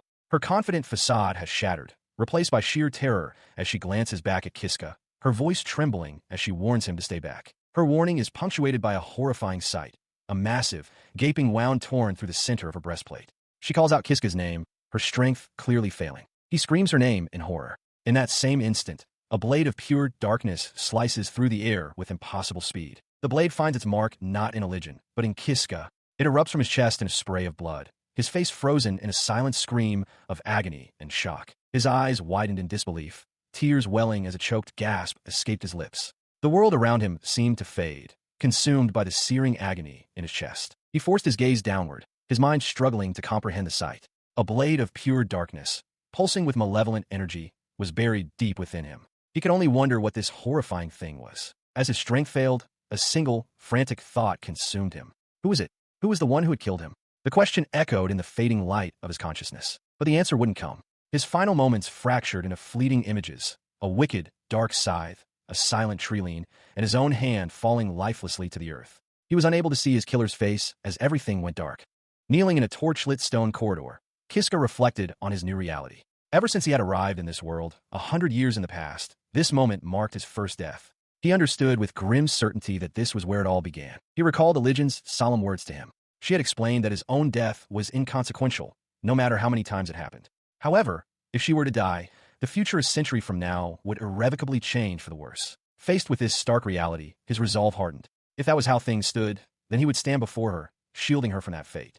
He and his companions would delve into the dungeon and change destiny itself. His determination was immediately assaulted by a flood of traumatic memories. Elijin, a gaping hole in her chest, the triumphant revival of the Demon King, and his own body, pierced by a blade. The most critical detail, however, remained agonizingly out of reach. Who had killed him? He pushed himself to his feet and began walking down the long corridor, the weight of everything that had happened pressing down on him. So many things had occurred all at once. As he walked, his mind focused on the final confrontation. He was certain that at the scene of Elijin's death, the only ones he saw were her and the Demon King.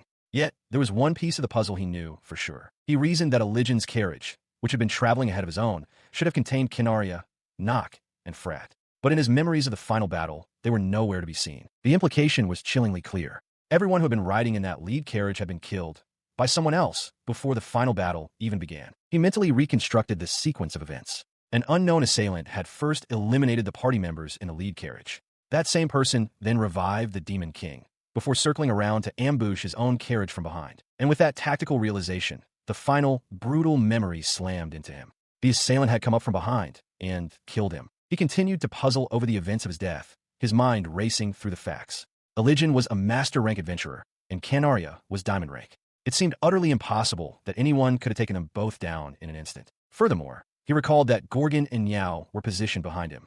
If the killer's sole purpose had been to slaughter the entire party, those two should have been the first targets, not the last. His thoughts were interrupted by the hulking forms of a werewolf and another massive, bugbear-like creature blocking his path in the stone corridor. He grit his teeth, knowing he couldn't afford to waste time while the Demon King was still at large. He resolved to keep moving forward, analyzing the past as he fought through the present. A flood of memories washed over him.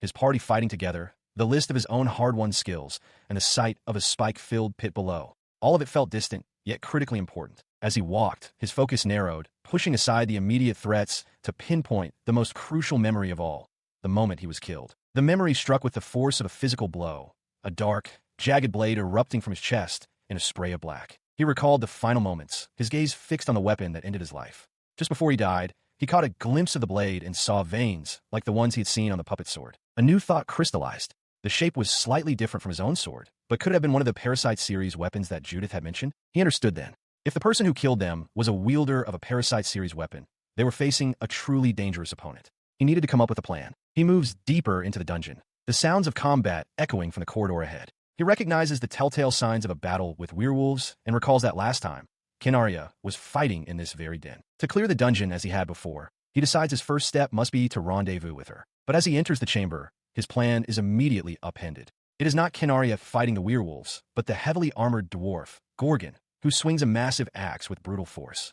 Kiska stops in his tracks, stunned by the unexpected sight. His mind reels with confusion. He remembers clearly that it was Kinaria here before. He wonders aloud why Gorgon has appeared in her place. The only possibility that comes to mind is that his act of rewinding death has somehow changed the route of events. He watches as Gorgon continues his relentless assault, felling werewolves with ease. The dwarf warrior pauses his slaughter, noticing Kiska's arrival. A confident grin spreads across his face as he greets him, calling him Big Bro Kiska. He strides over, his presence formidable. Kiska is taken aback, remarking internally on how impressive it is for one person to wipe out an entire werewolf den alone. Suddenly, Gorgon's expression twists into a ferocious snarl as he swings his axe directly at Kiska's head, shouting his name. Kiska ducks just in time. The axe blade slices through the air where his head was and strikes a werewolf that had been sneaking up behind him. Gorgon smirks, commenting that Kiska still has some life left in him. The young man looks back in shock, realizing the danger he was in. The dwarf calmly states that the situation was dangerous. Still processing the near-death experience, Kiska can only ask what he's talking about, completely bewildered. He found himself on the receiving end of a boast from the dwarf warrior, Gorgon, who questioned how someone claiming to have cleared the dungeon couldn't dodge a simple attack from a slow fighter like himself. His eyes widened in surprise as Gorgon chuckled, adding that running into him worked out perfectly. Kiska could only concede that the warrior's point was true. The armored dwarf then deferred to him, resting his axe on his shoulder and asking which way they should go to find Elijin. He confidently took the lead, explaining that his job was to guide the way. Recalling the layout, he declared that they should be able to move ahead to the right without any trouble and urged Gorgon to follow. As they walked, he offered an apology, admitting he had no idea the party would be split up. Gorgon asked if he knew anything about it, and Kiska confirmed his ignorance on the matter. He then revealed a startling fact. He had cleared this very dungeon by himself before. The statement elicited a loud cry of disbelief from Gorgon. The warrior found the claim crazy, but Kiska simply agreed. Internally, he recalled the rough truth of redoing it through countless death loops, quickly deciding it was best not to mention that part aloud. Impressed by this revelation, Gorgon remarked that with such strength, Kiska could be a full-fledged party member, not just a guide. Kiska laughed off the compliment as they continued down the stone corridor. He pointed forward, confidently announcing that the boss room, where the golem was located, was just ahead. He voiced his suspicion that a Legion might be there. His detailed knowledge prompted a wry smile from Gorgon, who commented on just how much the young man seemed to know. He is brought up short when Gorgon turns to him, a grin on his face, and asks if he already knows the future. The question catches Kiska completely off guard. Before he can process the question, Gorgon suddenly shouts a single word, "Go!" Kiska reels back in shock and confusion, calling out the dwarf's name. He stammers, trying to comprehend how Gorgon could possibly know such a thing. A nervous laugh escapes him as he struggles to find an explanation. His laughter dies in his throat as a memory surfaces, the moment of his death. He recalls the person standing behind him then. It was Gorgon. The horrifying thought crystallizes in his mind. The one who killed him in that previous life was none other than the dwarf warrior, now standing beside him. The chilling realization is interrupted as they arrive before a massive, reinforced door. Kiska observes that it sounds like the battle has already begun within. Gorgon confirms if this is the correct location. He pushes against the heavy door, but it doesn't move an inch. Gorgon grunts in frustration, explaining that the door is sealed and won't open until the fight inside concludes. The dwarf turns to Kiska with a knowing grin, remarking again on how knowledgeable he is. The comment only deepens Kiska's unease. He can no longer be certain of anything. He internally wrestles with the new information. If Gorgon was his killer, he must remain vigilant. His thoughts are cut short as he realizes the sounds of combat from beyond the door have ceased. Just as he notes the silence, the heavy doors swing open. Inside, a Legion stands with a look of surprise, and beside her is Judith, holding a massive, intricately designed sword. Gorgon lets out a booming laugh as they step through the doorway, spotting the others. Kiska, however, stares in wide-eyed shock, mistakenly identifying the woman with a Legion as Kinaria. His mistake hangs in the air as Judith, the actual woman present, observes the scene with a grave expression. She realizes that the future has shifted once more, noting to herself that Kinaria has appeared in this timeline. Unaware of the temporal complexities, Legion offers a bright smile, welcoming Kiska and Gorgon and expressing her relief that they arrived safely. In response to her greeting, Gorgon boasts loudly, declaring that common monsters are no match for his strength. Kiska, still processing the situation, simply addresses Legion by name. As he looks at her, a chilling premonition grips him. In his mind, Legion's cheerful expression remains, but her words are a death sentence. She tells him he is going to die tomorrow. The vision leaves him reeling, his mind racing with the question of what he could possibly do to save her. In the present moment, however, Legion simply asks him to guide their party forward. Lost in his dark thoughts, Kiska can only manage a weak agreement. Despite his internal turmoil, the group's progression through the rest of the dungeon proceeds without incident. Their journey is marked by fierce battles, with visions of the Demon King Zorga and other powerful foes flashing by as they press onward. The memory of Legion's desperate struggle against Zorga in the previous timeline serves as a constant,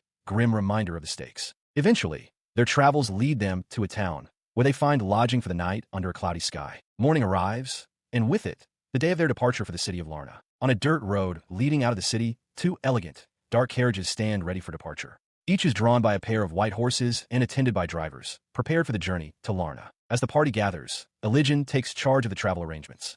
She notes that with two carriages, they should have a comfortable trip and begins assigning passengers to the first vehicle. She turns her attention to Kiska, explaining with a smile that both carriages were arranged specifically to save him. He looks up at her, a mix of gratitude and uncertainty on his face, and begins to speak her name. Before he can finish his thought, Legion interrupts with a fierce declaration. She announces that she will ride with him, vowing to personally rewrite his destiny. Kiska is stunned in his silence, only able to question if she truly means to ride with him. Having made her decision, Legion begins to organize the rest of the party. Her plan is immediately met with enthusiasm from Niao, who excitedly asks to join them. Legion smiles and agrees, suggesting they all ride together.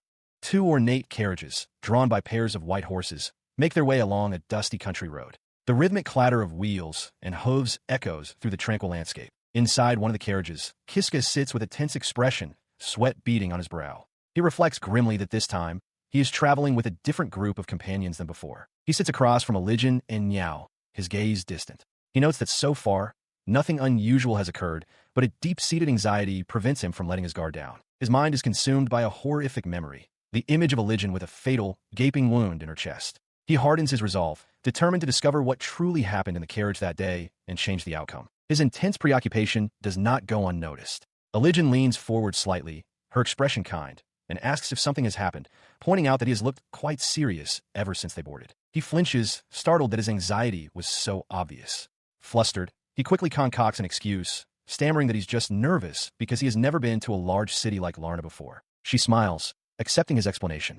She tells him she can understand the feeling, but that he has no need to worry. Trying to appear casual, Kiska forces a laugh and rubs the back of his neck, agreeing that he's just nervous. Elijin continues, her tone reassuring. She reveals that the ruler of Tarna is her father, King Varian Rastarna, whom she describes as a kind and gentle man.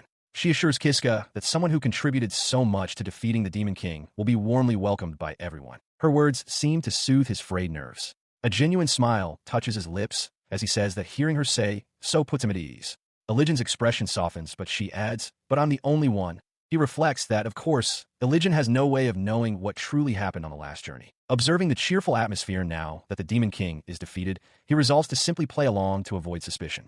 His thoughts are interrupted when Elijin calls his name. She turns to him, asking if he has ever been to Larna before, and if he has truly lived in Katara village his entire life. Kiska confirms that he has for the most part. He elaborates, explaining that although he was born a farmer, he would sometimes travel to nearby towns like Graal or Fiat as a peddler. The term seems to catch Elijin's attention. With a hint of self-deprecation, he adds that he felt he wasn't someone who should be speaking on equal footing with heroes such as them. His comment is met with a thoughtful gaze from Elijin, who remarks that a farmer clearing the Katarov dungeon is an unbelievable achievement in its own right. She continues, reminding him that Canaria is from a commoner background and Gorgon was once a rogue mercenary. More importantly, she says she saw what he was capable of during the fight to subjugate the Demon King. With a warm, reassuring smile, she tells him that he is loyal, dependable, and someone who could be truly trusted, asking if that isn't more than enough. Her sentiment is clearly shared by Frat and Niao, who smile in agreement. Elijin herself thinks that he is an incredible person, a man with a big heart. He thinks her genuinely moved. As he turns to look out the carriage window, his resolve hardens with the knowledge that someday she will be the one leading the kingdom, and that is precisely why he must change his fate. He gazes out at the passing trees, his mind fixed on their destination. They're drawing near the forest area, the very place where the incident occurred before. Sensing his tension, Elijin tells him that if they pass through this area without incident, he should feel free to rely on her and the rest of the party from now on, should he ever find himself in trouble. Her offer catches him off guard, and he stammers out his thanks. With a confident wink, Elijin promises to do everything in her power to help him find his girlfriend as quickly as possible. The assumption leaves him speechless, his mind blanking on the word girlfriend. Beside him, Niao stares with wide, curious eyes. As their carriage continues through the woods, he hastily tries to clarify, stammering that Ajiha is not his girlfriend. From within the carriage, Elijin's voice expresses surprise, questioning why he would search so desperately for someone who isn't his romantic partner. He struggles to find the right words, admitting that when it comes to him and Ajiha, too much has happened. He confesses that there isn't a perfect word for it. He doesn't even know how to describe their relationship, as images of both her gentle and her terrifying forms flash through his mind. He elaborates with a strained smile, explaining that they aren't family, nor are they lovers. It's a connection that's hard to put into words, but he knows with certainty that if he had never met Ajiha, he would never have made it to where he is now. Listening intently, Elijin grasps the depth of his feelings. She understands now. Ajiha is someone incredibly precious to him. Kiska confirms this, his expression firming as he declares that he came to this era for the sole purpose of saving her. With the truth revealed, a thoughtful silence falls over the carriage. He turns his gaze back to the window, his thoughts drifting. He came here to save Ajiha, and now he finds himself trying to save the hero of this era, Elijin. A question forms in his mind. Is it his fate to save heroes? The carriage rumbles onward, leaving the forest behind as it crosses a sturdy stone bridge, steadily approaching the town visible in the distance. He looked up from his thoughts as the carriage came to a stop. Elijin announced their arrival in Larna, a statement her butler, Frat, quickly affirmed, noting they were almost at their destination. Kiska's eyes widened in realization. Stepping out of the carriage, the party stood before the towering stone walls and massive wooden gates of the city. Beyond the gates lay their destination, the capital city of Larna, the heart of the kingdom of Rastarna, a sprawling metropolis of countless buildings and bustling streets. The sheer scale of the capital left Kiska stunned.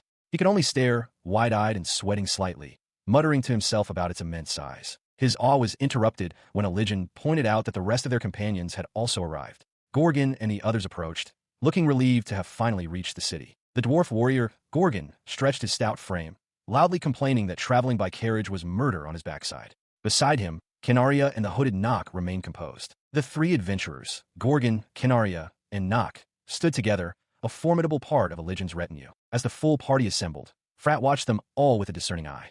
For Religion's sake, he knew he couldn't lower his guard. He reasoned, however, that the small, childlike Niao and the similarly built Ajiha were likely innocent. His private assessment was drowned out as they entered the city proper. A crowd of citizens had gathered, cheering enthusiastically for the return of Elijin Sama and Canaria-san. Walking amidst the adoring public, Kiska remarked on Elijin's incredible popularity. She let out a weary sigh, acknowledging that while she wanted to rest after the long journey, her first duty was to report to her father. She and her companions kneel in the grand throne room of Larna. Before them, seated on a raised dais, is the king, flanked by his royal advisors, prepared to receive their report. Lifting her gaze to meet the monarchs, she formally announces her return to his majesty. The ruler, King Varian Rastarna, smiles warmly, informing her that he has already received her report and commends her for a job well done. Elijin expresses her gratitude in return. She then directs the king's attention to a large, ornate box that materializes before the throne, urging him to take a look. The lid of the box vanishes, revealing the grim contents within.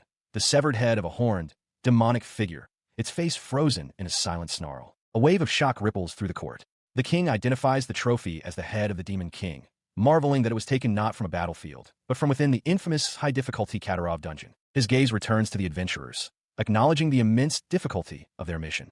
Elijin concurs, but clarifies that their success was due to an exceptional individual who lent them his strength. She places a hand on Kiska's shoulder, declaring to the entire court that it was his power that enabled them to defeat the Demon King without incident. Flustered by the sudden attention, Kiska internally laments his awkwardness in such situations. The king's focus shifts entirely to the young man, addressing him by name and offering his personal thanks. A nervous Kiska deflects the praise, insisting he only did what he was capable of. Pleased by this modesty, the king offers to grant him a reward, asking if there is anything he desires. Startled, Kiska stammers for a moment before revealing that he is searching for someone, a matter he has already discussed with Elijin. He initially informs the king that he doesn't have any particular reward in mind. King Varian listens, a thoughtful expression on his face, as Elijin smiles warmly at Kiska's side. His mind, however, is fixed on his true objectives, preventing Elijin's death and stopping the Demon King's revival. He inwardly considers what he could possibly ask for that would help achieve those goals. He then hesitates before the throne, admitting that his request might not truly qualify as a reward. Finding his resolve, he stands before the open box containing the Demon King's head and declares to the king that he does, in fact, have a suggestion. Behind him, Elijin and her party watch with curiosity. The king's interest is piqued. He leans forward, repeating the word. A suggestion, you say, as the view pulls back to show the spires of the royal castle. Night descends upon the capital, the sky above the castle rooftops filled with clouds and stars. Later, a celebratory banquet is held. Kiska sits among the heroes, Elijin's party, Ajiha, and Canaria, at a long, lavishly set table, attended by servants. While eating, he breaks the silence, stating that there is one thing he has been wondering about. His thoughts turn inward, focusing on the central mystery. He recalls the original timeline, questioning how the one who killed them was able to interfere with the Demon King's head when it should have been secured inside Elijin's item box. He connects this puzzle to the suggestion he made earlier. It seems impossible that someone could have simply taken the head from a carriage. The crucial question remains, how did their killer manage to slay Elijin and revive the Demon King? He had achieved his first objective, to isolate the Demon King's head. The ornate chest now rests upon a grand altar, a solitary and silent sentinel within a hallowed chamber. He had successfully separated Elijin from the artifact, but the core questions still plagued his mind. Would Elijin still be killed? Would the Demon King still find a way to revive? As night fell over the city, his resolve hardened. He vowed that he would figure it out, that he would uncover the identity of the one who had killed them in the other timeline. He sat alone in his modest room, the weight of his mission settling upon him. He would put an end to this threat once and for all. The Demon King's head was now secured within the sacred walls of the Temple of Larna. Deep inside the temple, the chest rested upon its altar, the only light coming from two flickering candles. A figure emerges from the shadows, their footsteps silent on the stone floor. Ajiha Tsubaki approaches the altar with quiet purpose. Meanwhile, in another location, Elijin's expression shifts from composure to one of wide-eyed, utter shock. She slips an ornate, silver ring onto her gauntlet finger, a faint, knowing smile gracing her lips as she does so. Her face breaks into a wide, ecstatic grin. At last, she exclaims, holding up her hand to display the new ring. The moment I have been waiting for. Nearby, Kiska watches as Canaria stares, her face a mask of stunned disbelief. The armored knight found herself face-to-face with Kiska, who stood in a nearby doorway. A bead of sweat traced its way down his temple as he forced a smile, his eyes betraying a deep unease. What are you doing here, Canaria-san? he asked, the question hanging in the air. In that moment, a terrible suspicion took root in his mind. Was she the culprit? Within a grand, ornate hall, Kiska stands before Religion, his mind racing with a single, dreadful question. Is she the traitor? She explains calmly that she was merely making her rounds, checking for any suspicious individuals who might try to misuse the Demon King's head. Kiska, feigning innocence, asks her to clarify what she means by suspicious. He presses the point, asking directly if she is referring to someone attempting to revive the Demon King. His question strikes a nerve. A dark shadow falls over Religion's face, her features contorting with unspoken fury. She quickly masks her anger with a dismissive smile, questioning if such a person even exists. Kiska, sweating slightly, plays along, claiming he wouldn't know. He continues, suggesting that even if someone tried to revive the Demon King, it's reassuring that the head is secure. With that, he declares his intention to press forward. His parting words, however, are a direct warning. Religion won't be killed. The statement shatters her composure, her eyes widening in pure shock. His friendly demeanor vanishes, replaced by a hard, knowing gaze. He points out that she is present, implying she understands the situation better than anyone. Flustered and enraged, Religion demands to know what he is planning. He drops all pretense. So it was you, he says, admitting he never expected her to be the traitor. With a venomous smile, she retorts that she always disliked him and demands to know the extent of his knowledge. The two now stand separated by the length of the hall. Religion scoffs, but Kiska stands firm, declaring that unfortunately for her, he will not allow her to revive the Demon King or to kill Religion. He stood his ground as Religion declared it was too late. She raised a gauntlet hand, displaying a ring of chaos bestowed by her master. With this ring, she boasted she could tear open space in time to resurrect the Demon King. With a wild grin, she reached for the ornate chest containing the Demon King's head, proclaiming that this very moment would mark the first step of their ambition. Her hand hovered over the chest, but nothing happened. The ring remained inert. A flicker of confusion crossed her face. She pulled her hand back, muttering that it was strange. The ring had failed to react as expected. A sense of unease growing, she threw open the lid of the chest. Kiska watched her, his expression calm and knowing. Her eyes widened in shock. The chest was completely empty. From behind her, Kiska offered a disingenuous apology, admitting that he had hidden the head away. Religion whirled around, her face contorted with rage, demanding to know what he had done. He explained that her suggestion to the king, to display the Demon King's head publicly to announce the subjugation, had felled off. That was when he realized her true intentions. Her shock was palpable, her fury boiling over. Religion drew her sword, its point inches from his throat. She demanded he tell her where the head was, threatening that his life would end right there if he refused. Unfazed, Kiska's hand rested on the hilt of his own weapon. He drew his blade, which flared with a faint, powerful energy, and challenged her to try. Religion scoffed at his foolishness, questioning if a mere platinum rank adventurer truly believed he could defeat a diamond rank like herself.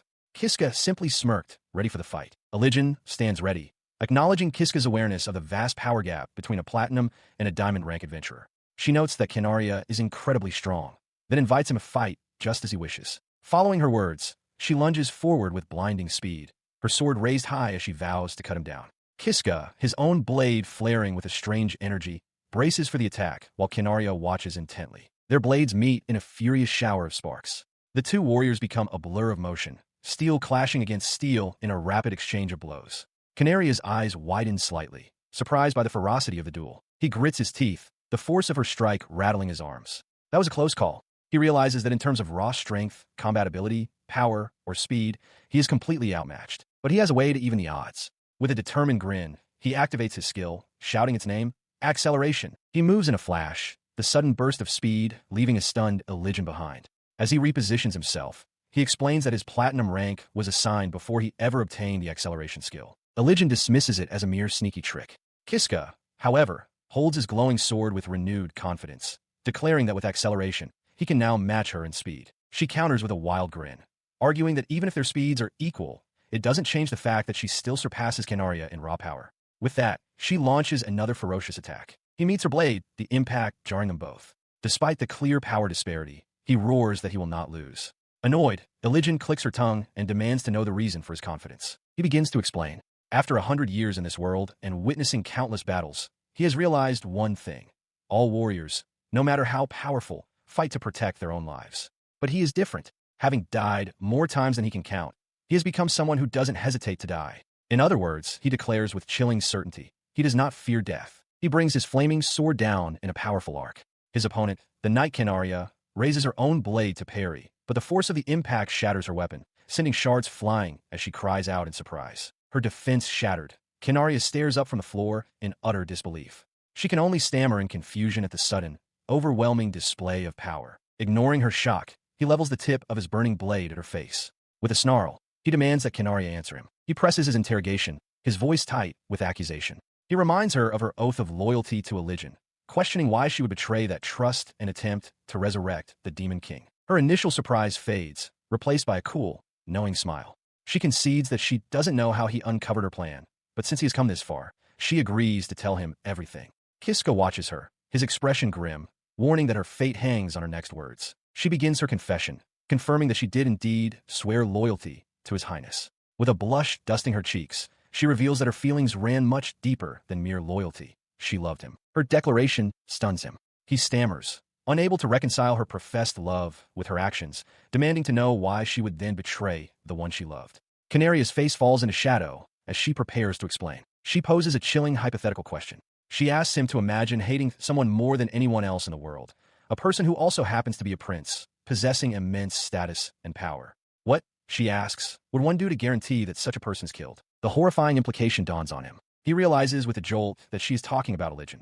Her gaze intensifies, her voice low as she asks how one can possibly eliminate the greatest killing intent in the world. Her expression twists into one of ecstatic madness. Clutching her head, she reveals her twisted logic. The only choice, she declares, is to love them. Her twisted logic left him reeling, his eyes wide with shock and disbelief as sweat dripped down his face. She continued with a chillingly serene smile, explaining that she had suppressed her killing intent toward Eligen by overriding it with love. He recoiled, internally branding her a terrifying woman. He pleaded with her to abandon these thoughts immediately, his voice filled with a desperate resolve to protect Eligen. His resolve hardened into a direct threat.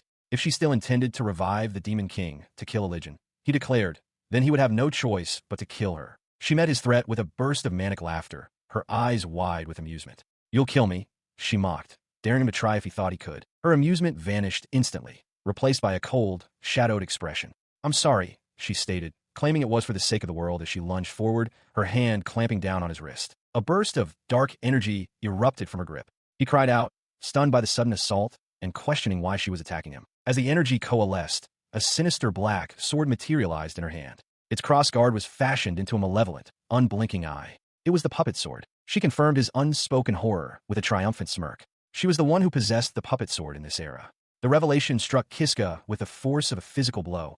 He couldn't believe it. Her smirk widened as she explained her strategy. She had let him run loose for a while, but he had gotten carried away, forcing her to act so she could finally figure out who he truly was. She presses her attack, a manic grin spreading across her face as the puppet's sword clashes against Kiska's blade with overwhelming force. He stumbles back, gritting his teeth as he realizes the dire situation. Against the puppet's sword, his own blazing sword puts him at a significant disadvantage. He knows all too well that even in its initial state, the weapon supports its user's movements and provides statistical bonuses to both their attack and defense, raising their overall combat ability. Parrying another blow, he understands it's a hopeless struggle. At this rate, he will lose.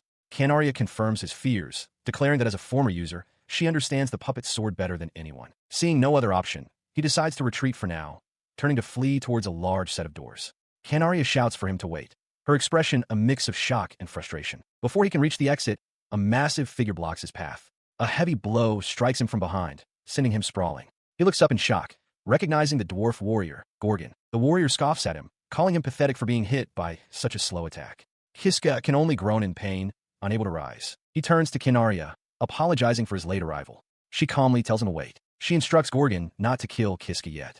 The dwarf warrior is confused, pointing out that Kiska is already near death, but Kinaria explains that he's the one who has hidden the Demon King's head. She looks down at Kiska's unconscious form, noting he's on the verge of death and realizing it's too late to interrogate him. After Gorgon's sheepish apology, Kinaria decides they will simply eliminate Eligen first before reviving the demon. He knelt in the cold stone corridor, the weight of the truth finally settling in. Everything was starting to connect, and the realization was a bitter pill to swallow. The faces of those he once trusted, Kinaria and Gorgon, flashed through his mind alongside the malevolent grin of the doppelganger. The sting of their betrayal was sharp. They had been working against him all along. He focused on the memory of Kinaria, understanding now that she wasn't just a skilled warrior, but a puppet controlled by a parasitic weapon. This revelation made the situation even more dire than he had imagined. Memories of his previous death resurfaced, specifically the scythe-like blade that had ended him. It was the same type of weapon Gorgon used, confirming that both were part of the same deadly series of parasitic tools. Standing alone in the dim light, he braced himself for the inevitable confrontation. Facing two users of such powerful, cursed weapons would require more than just strength. He needed a desperate plan to survive. He began to move, retracing his steps toward the werewolf's nest. If he was to change his fate, he had to navigate the familiar dangers of the dungeon with newfound caution. He recalled their previous skirmish, noting how Canaria's prowess had increased exponentially with the parasitic sword. While he could hold his own against her normal blade, this new power was on an entirely different level. Suddenly, he froze as a strange silence washed over the corridor. The usual sounds of the dungeon, the growls and the distant echoes of combat, had vanished completely, replaced by an eerie stillness. Rounding the corner, he gasped at the sight before him. The room was a graveyard of werewolves, their massive bodies strewn across the floor in a bloody display of absolute slaughter. He scanned the carnage, but there was no sign of Canaria or Gorgon. It appeared the battle had ended long before he arrived, leaving him alone with the remains of the beasts and more questions than answers. He stops dead in his tracks, eyes widening in shock as he comes face to face with the woman who betrayed him. Canaria stands before him, her expression unreadable as she acknowledges his presence with a cold, detached greeting. He quickly masks his alarm with a strained, artificial smile, realizing that any shift in his behavior could alert her to his knowledge of her treachery. The weight of her betrayal hangs heavy in his mind, yet he knows he must play the part of the unsuspecting ally to avoid immediate suspicion. He heaps praise upon her, feigning relief at her safety and marveling at her supposed feat of single-handedly clearing the werewolf nest. She remains silent, her gaze fixed forward, offering no reaction to his hollow compliments. He watches as she dismisses the accomplishment as a trivial, everyday task, her voice devoid of emotion as she expresses a desire to reunite with the king. Turning the conversation toward their next move, she asks if he knows the path ahead, while he marvels internally at her chilling composure. She listens as he points down the long, stone corridor, explaining that following it directly will lead them to the chamber where a Lijin San is likely waiting. She accepts the information with a curt nod, her focus already shifting toward their destination. He follows as she commands that they proceed, and the silence between them grows thick with unspoken tension. She leads the way as they walk in tandem, the rhythmic clicking of their boots echoing against the cold walls of the dungeon. The young man stares at her exposed back, the dark realization dawning on him that, in this moment of perceived vulnerability, he has the opportunity to strike her down. He hesitates, his grip tightening on his weapon as he grapples with the internal conflict of whether he can truly bring himself to kill her. The fear of her retaliation and the potential consequences from the hero, who might view him as the true traitor, stay his hand. He knows he must find the truth, yet the doubt gnaws at him, leaving him to wonder if he possesses the strength or the resolve to actually put an end to her schemes. He steeled his resolve, his hand tightening on the hilt of his blade. In his mind, the necessity of the act was clear. It was for religion, and for the sake of the entire world, that he had to follow through with his grim task. His internal monologue was shattered by a booming voice echoing through the stone corridor. Someone was calling out to them from the darkness ahead, their shout filled with a boisterous energy that felt out of place in the oppressive atmosphere. The dwarf warrior, Gorgon, came charging into view with a wide, toothy grin. He laughed heartily, expressing his immense relief at having finally regrouped with his companions after their chaotic separation. He stood frozen, his eyes wide with disbelief at the unexpected arrival. While Canaria calmly observed that their comrade appeared unharmed, Kiska struggled to process how his carefully laid plans were being derailed. They exchanged brief words as the initial shock wore off. Gorgon remarked on how unlikely it was for the party to have been scattered so thoroughly, while Kiska offered a quiet apology for the confusion, his mind racing to adapt to the new dynamic. He took the lead once more, suggesting they continue their descent into the depths. Internally, he noted with a sense of weary repetition that this was a conversation they had navigated several times before, yet the weight of his secret remained. His gaze shifted between his two companions, the realization sinking in that his window of opportunity had closed. With Gorgon now present, a direct strike against Canaria was impossible. He would have to bide his time and wait for the next opening. The warrior's jovial demeanor suddenly vanished, replaced by a sharp, knowing look. He suggested, with a chilling bluntness, that it was time they stopped playing these games and ended the charade they were all maintaining. He could only stare in stunned silence, the air leaving his lungs as the dwarf's words struck home. Beside him, Canaria remained perfectly still, her face a mask of cold indifference as the tension in the room reached a breaking point. Alk stares at the dwarf warrior, his voice trembling as he asked what the man could possibly mean. Gorgon simply offers a knowing, unsettling grin in return, his eyes glinting with a hidden knowledge. He continues, explaining that he can feel a distinct tingle, dismissing the boy's previous words as mere delusions. The dwarf's expression hardens, his predatory focus making it clear that the conversation has taken a dark turn. Suddenly, the warrior heaves his massive, ornate polearm from his back, the heavy metal clanking against the stone floor. The sudden movement catches the others off guard, their eyes widening in realization as he speaks of records and parasites that shouldn't exist. He stands firm, his grip tightening on the shaft of his weapon as he declares that the boy is far too dangerous to be left unchecked. The air in the corridor grows heavy with his murderous intent, leaving no room for negotiation. This declaration sends a jolt of fear through the young man, who wonders if his very thoughts have been laid bare. He grits his teeth, realizing that his hidden intentions might have been sensed by the veteran warrior's uncanny intuition. Seeing the tension escalate, the knight in the high ponytail draws her own blade with a fluid, practiced motion. She admits that she had a feeling something was off, mentioning the influence of a parasitic sword and the records that bind them to this fate. Now caught between two formidable opponents, the silver-haired youth finds himself at the center of a deadly standoff. The sound of steel sliding against scabbards echoes through the hall as the two adventurers prepare to strike simultaneously. As the pressure mounts, the dark, amorphous spirit of the sword manifests behind him, its jagged mouth twisting into a cruel sneer. It whispers of destiny and the lies of masters, its presence a cold, suffocating weight on the boy's soul. The two warriors remain focused, their expressions grim as they discuss the nature of the parasitic entities.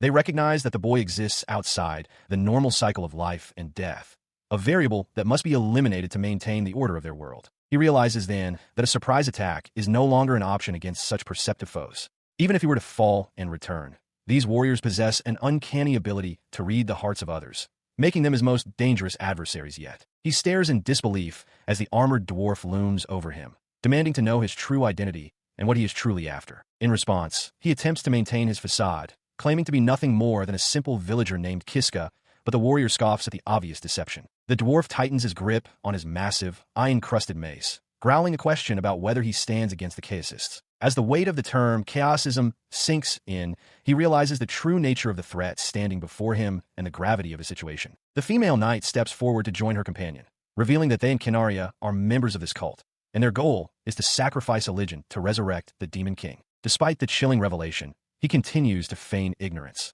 though the dwarf notes that his calm demeanor in the face of such danger is a clear sign of his hidden power. Suddenly, the dwarf lunges, his heavy weapon whistling through the air as the young man barely manages to leap out of the way of the crushing blow. He grunts in pain as the relentless assault continues, with the armored giant now aiming a low sweep at his legs to pin him down. The force of the confrontation sends him reeling back, his breath hitching as he struggles to find an opening against two superior opponents. Collapsed on the ground and cornered, he grits his teeth in frustration, realizing that escaping both Gorgon and Canaria is impossible and that his only path forward might be through the cold embrace of death once more. He stares up in horror as Elysian prepares to deliver a final blow, her face twisted in a sadistic grin while she muses about starting their plan anew. However, Gorgon suddenly halts the execution, his gaze narrowing as he considers the possibility that their captive might actually be an apostle of the hero. The massive warrior leans in close, his grin widening as he explains that if their prisoner truly is an apostle, simply killing him could lead to unforeseen complications. Because of this risk, he decides on a different fate,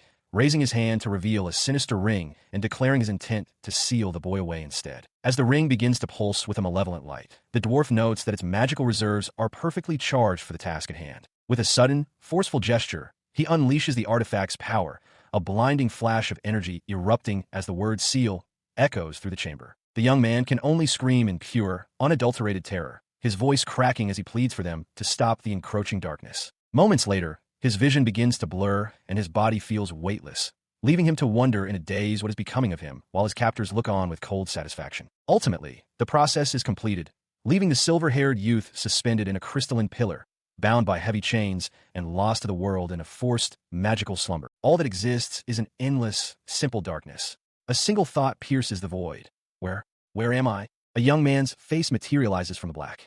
A slow, dawning horror spreads across his features as he understands. Ah, I see, he murmurs. The darkness is not around him. It is everything. It is a void that expands in all directions. He floats in the abyss, a world with no sky, no earth, not even a horizon.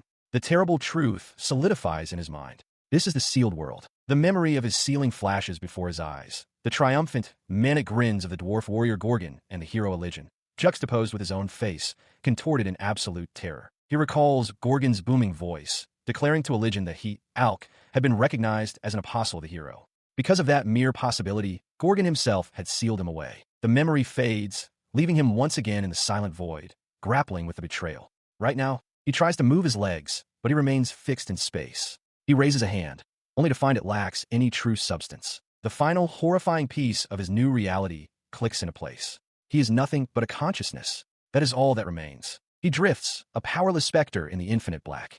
This is the seal. Utterly helpless, he wonders, what am I supposed to do? Time loses all meaning. He sits, hunched over in the void, contemplating his fate. Weeks may have passed since he was sealed. In a world without clocks, without morning, noon, or night, he has no way of knowing how many days have truly gone by. He was adrift in an endless expanse of solitude. The boredom was a palpable force, stretching into an eternity that promised no end. In this void, he felt no hunger nor the pull of sleep. The basic needs of the body were gone, leaving only his consciousness to face the crushing tedium. To keep his mind from fracturing, he sought refuge in thought. He recited the stories of the gods his mother had told him as a child and forced himself through difficult mathematical calculations, endlessly doubling numbers into oblivion. Thinking was his only remaining pleasure, the sole activity to occupy the endless, silent expanse. As the numbers spiraled into the millions, he sat hunched in the darkness, wondering how many more he would have to count before he could finally escape this prison. He had lost all sense of how much time had passed since he was sealed. Was it a year? A decade? He no longer knew. He only knew the profound agony of this existence. The most horrifying realization dawned on him. He could not even die. The solitude and boredom would continue eternally. In that moment of absolute despair, a memory surfaced, the determined face of Uchiha Tsubaki. The thought of her sparked a question. Uchiha, had she also managed to overcome such a cruel seal? His mind flashed back to a battle from their past. A monstrous, sentient tree lunged, its wooden limbs twisting, as he and Uchiha stood together, ready to face the threat. His memory continues, focusing on the fight. He strains against the thick, woody tendrils of the tree ant, pulling with all his might until one of the vines snaps under the immense pressure. Seizing the momentary slack, he lunges forward and drives his hatchet deep into the creature's trunk-like body. The powerful strike fells the monster. Watching him, Uchiha Tsubaki gasps in admiration, remarking on how strong Kiska is. As they look at the defeated creature, Uchiha admits she's never seen a monster like it before. Kiska, with a hint of pride, identifies it as a dryad, calling it a somewhat rare find. She laughs, observing that it looks so much like a tree that they likely won't be able to harvest any meat from it. Kiska agrees, but then adds with a knowing smile that there's more to this creature than meets the eye. He reveals that this monster actually produces fruit, presenting two small, striped, melon-like orbs. Uchiha is astonished. He offers one to her, and she enthusiastically accepts. He takes a bite, explaining it's a small reward the dungeon provides. As Uchiha tastes hers, her expression lights up with surprise and pleasure. It's incredibly sweet and delicious. She turns to him with a radiant smile, confessing that even in a dangerous dungeon, being with him makes everything fun. Taken aback by her sincere joy, he can only stammer her name, Uchiha. As they walk on, Uchiha, still enjoying the fruit, looks at him thoughtfully. She muses aloud about his true self, wondering which of the faces he shows is the real him. He doesn't answer directly. Instead, his gaze fixes on the path ahead. He declares that a treasure chest of brilliance lies ahead and suggests they go open it. Uchiha readily agrees, ready for the next challenge. Within a stone corridor, Kiska and Uchiha Tsubaki stand before an ornate chest. He identifies it for her, stating that this is a hero's treasure chest. He explains that the chest grants a random skill to whoever opens it. Uchiha and her young companion listen, their faces alight with excitement. Uchiha murmurs with anticipation, wondering what might be inside. However, Kiska tempers their expectations, admitting that he's only ever received useless skills from these chests before. Resigned, he tells himself not to get his hopes up as he lifts the lid, releasing a brilliant flash of light. As the light subsides, a formal notification materializes in the air before them. Both Kiska and Uchiha stare, stunned, at the words, "Skill, pledge acquired." Uchiha turns to him, asking if he received a good skill. Kiska, a bead of sweat on his temple, can only stare at the notification and mutter the word to himself, "Pledge? What in the world is this?" He internally dismisses it, thinking it sounds like another useless skill.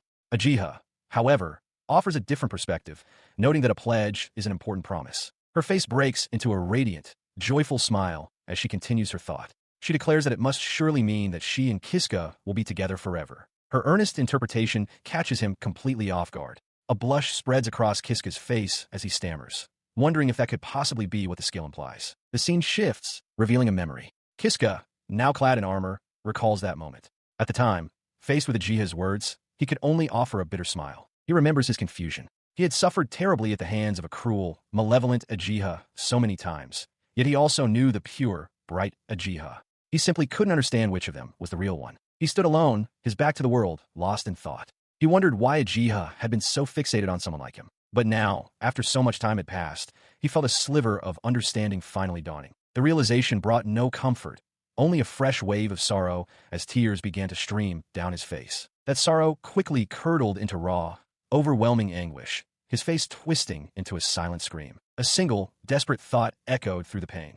He missed people. He was lonely. The yearning was so powerful it brought him to his knees, collapsed on the cold ground. He just wanted to see someone. In this desolate place, time had lost all meaning. He no longer knew how many years had passed. He knew nothing at all anymore. The endless void threatened to consume his sanity. He felt himself going mad as his mind filled with an unrelenting tide of negative emotions. Gripping his head as if to hold his fracturing mind together, a single, desperate wish took hold. He wanted to die. This overwhelming desire was born from a single, all-consuming feeling: despair. He stares at his own trembling hand, a horrifying realization dawning on him. Is this what despair feels like? He quickly dismisses the thought, tears streaming down his face. The word despair, he realizes, is a luxury, a term created by humans who have the option to die. For him, there is no such escape. The thought echoes in his mind, a single, terrifying truth: he cannot die. This realization brings a new level of horror, twisting his features into a mask of pure agony. This isn't despair. It's something far worse. He will never see another person, never speak to another soul. His suffering is eternal. Crushed by this absolute certainty, he curls into himself, a tiny, insignificant figure lost in an endless, chaotic void. He is so far beyond hope that even the concept of despair has become an unattainable state. The only thought left is a desperate, primal plea, repeated over and over as tears and anguish rack his body. He begs for an end, for the release of death. His silent scream echoes into the void, a final, desperate cry for oblivion. Someone, kill me. In the wake of his plea, there is only silence and an oppressive, absolute darkness. But then, the void is pierced. A sudden, brilliant flash of light shatters the unending blackness. He watched as the flash of light shattered the void around him with a deafening crack, the darkness breaking apart like shards of glass. The sudden brilliance stunned him, tears still tracing paths down his cheeks as he stared in disbelief. He could only manage a single, whispered thought: light. As his vision cleared, he found himself not in the endless void, but on his hands and knees on a solid floor. A figure stood before him, and he looked up, his expression a mixture of shock and confusion. The woman, with her long twin tails and elaborate dark dress, gazed down at him. A confident, almost predatory smile played on her lips as she held his gaze. He remained frozen, looking up at the imposing figure who had seemingly pulled him from his despair. The ornate ceiling of the room was a stark contrast to the featureless abyss he had just escaped. A single tear welled in his eye as recognition dawned. He whispered her name, a question filled with disbelief and awe.